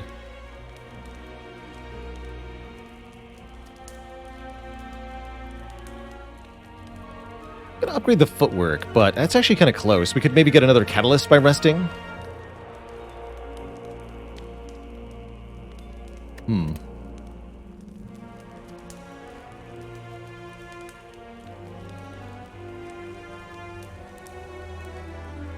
Okay, sure. Just a Bane plus.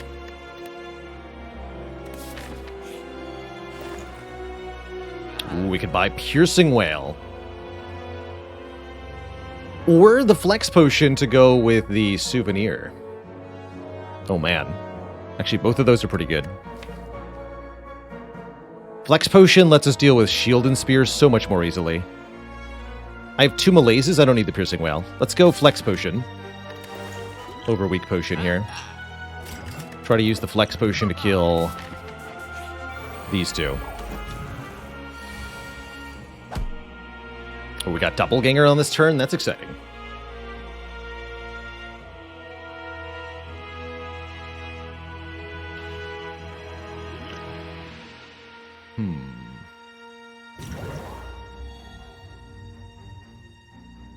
Interesting.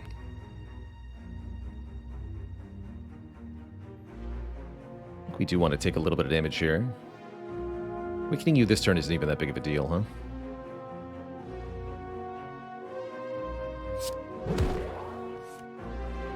Cloak.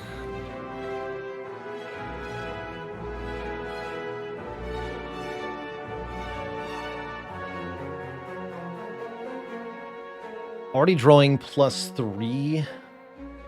So there's no point in putting more than 2 energy into double, not really. You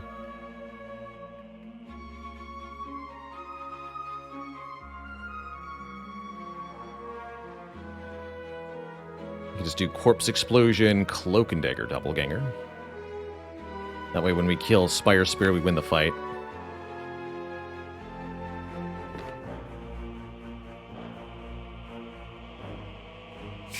Sure.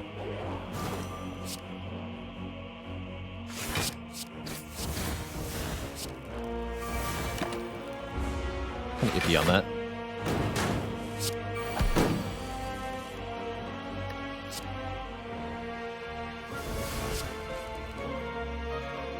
Seems like a pretty good calc gamble to me. You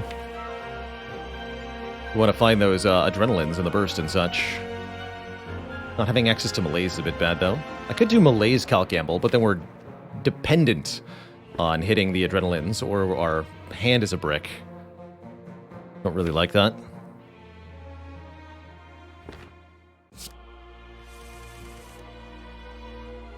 That worked out.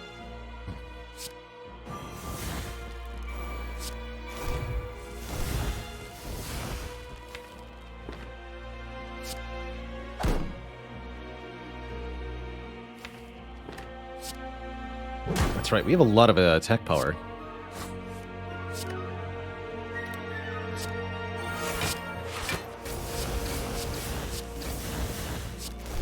Well, that's one way to do it.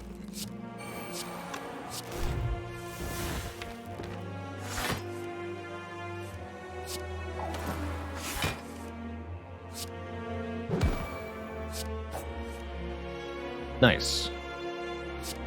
Very easy, actually. Oh, wow, that scared me. Right, Corpse Explosion. Good job.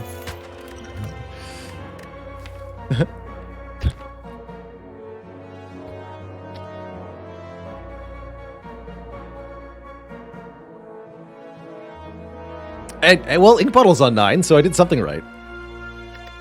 And the Tungsten Rod's actually quite useful here, too. If we're doing Catalyst things against Heart, it actually behooves us to have another Deadly Poison. Normally, I'd say Blur is okay here, but if Burst Catalyst is the win con for Heart, then we're super taking Deadly Poison as the final card, and I think it is. When you win so hard that it scares you. We even got another potion for 5 more HP. I'd say that was a really good outcome overall. And better yet, we got Apotheosis turn 1. That's extra good because it means we can upgrade the card inside the power potion. Get another Footwork Plus. Let's do that. Love it. Yeah, that's a good one to clip. Blah.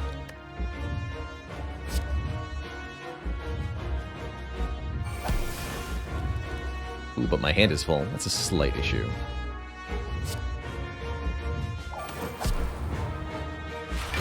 Looks like an exceedingly good turn 1 overall.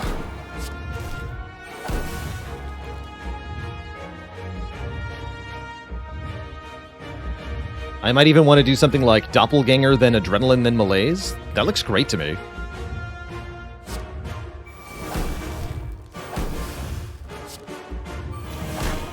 Perfect. Do your worst, Heart. We draw 10 cards, of which all of them are pretty bad, actually. It's an impressively bad draw. Spooky. In that case, we should take Beat of Death first here.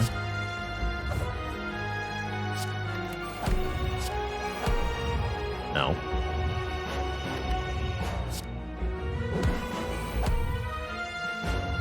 Still pretty bad.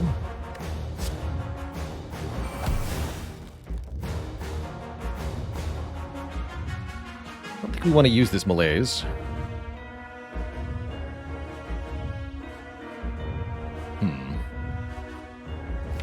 It's quite a bummer, actually. We play these. Don't think we play the Blade Dance. Although it could get me an extra card draw.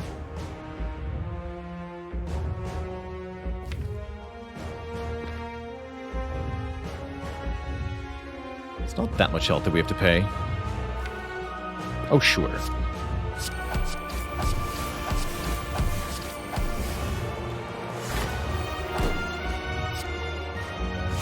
That's fine.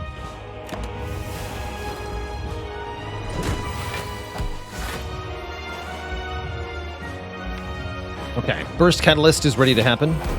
There it is. Burst Corpse Explosion Catalyst. I think that should be all we need. 200 damage per turn to Heart. All we need to do now is survive.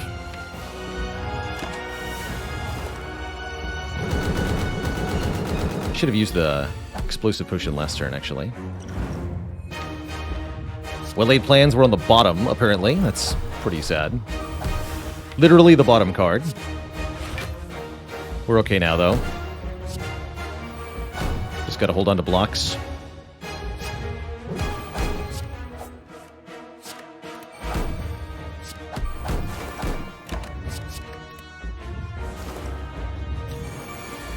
And then this is the last attack that matters.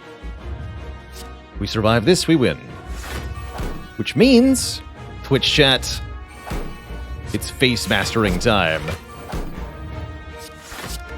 Beautiful. Absolutely beautiful.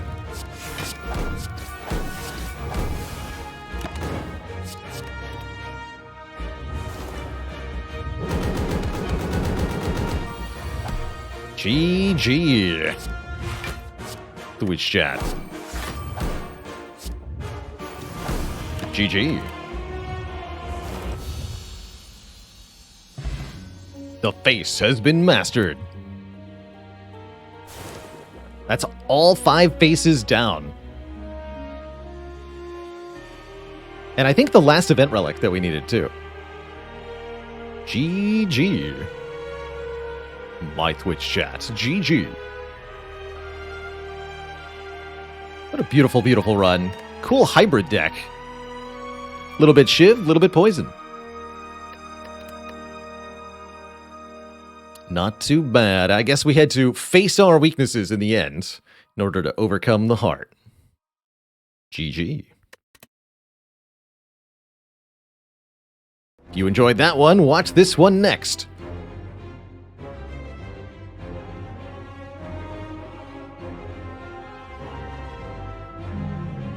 Now what has it been done? The Spire sleepeth, Twitch chat, and so shall I. GG.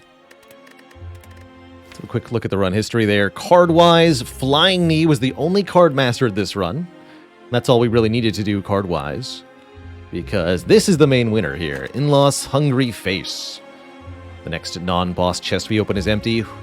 Sure, it's a bad face, but who cares? You can still win the run. So looking at the relic collection here. We won with Paper Frog? Yes. So any unmastered relic will appear outlined in red. Problem is, Ironclad specific relics are also outlined in red. So we can see that Champ Belt is a relic we have not won with. We got Black Blood done recently. Runic Cube is done. Inserter hasn't been won with. And I think that's it. Just Champ's Belt and the Inserter, apparently. Defect and Clad runs.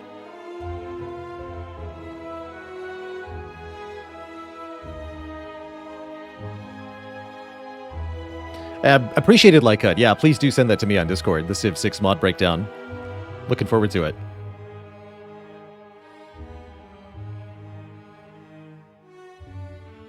Very cool. Very, very cool.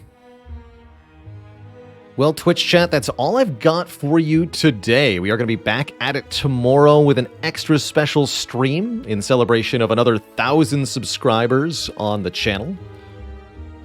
We'll be doing a community day, playing some modded Spire, perhaps some races in Spire with friends, maybe some Slay the Streamer, where Twitch chat tries to kill me, or maybe some Downfall, where we play as the Hermit.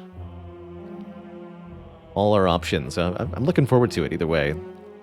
Not quite 100% sure what the content plan will be, but I think it'll be a good time. Kiyakos, thanks for the Prime sub. Do I think this challenge is maybe better at Slay the Streamer? I think it's made me better at dealing with the pain curse of the deck, that's for sure. See you later, Just Blake. Indignant Possum, Gokika, Arcane Order, Ingenal, Darewaldy, and everybody else. Thank you so much for watching. See y'all next time. Till then, my friends, toodaloo. Give one last shout out to our desk pad from Epic Desk as we go home as well. This beautiful full color artwork here. Hold on, we're not BRBing. I'm here. Like so. Here we are. This beautiful full color desk pad is available for pre-orders until the end of the week. Only a few days left to grab yours if you want one. It's essentially an extra wide mouse pad that's to cover the whole top of your desk. At 36 inches or 90 centimeters wide, it's pretty enormous. But it's an absolutely gorgeous desk decoration or game playmat if you want one. Yeah, it can work as well as a playmat. Actually, a couple people in chat earlier were saying it's bigger than a standard MTG playmat. So it may in fact be too big to use as a playmat, depending on your purposes, which is kind of hilarious. Slightly wider than an average single-person computer desk, too. So unless you have a wide desk surface, it won't quite fit. But nevertheless, beautiful, and for those who are interested, I hope they're able to pick one up. It's been my delight to be able to share this thing with the community for the last month. Truly something that's one of a kind, I feel like. All right, folks.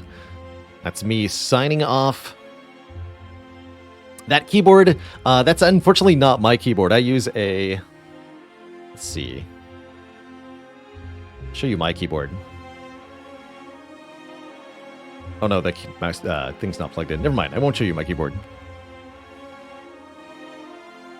I use a Corsair K63 wireless keyboard, but that's not what's being depicted there. You're seeing a studio photo from Epic Desk with their copy that they printed off, not the one that I've got in front of me at the moment.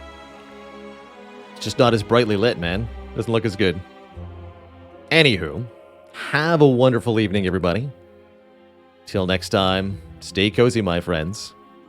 Night-night.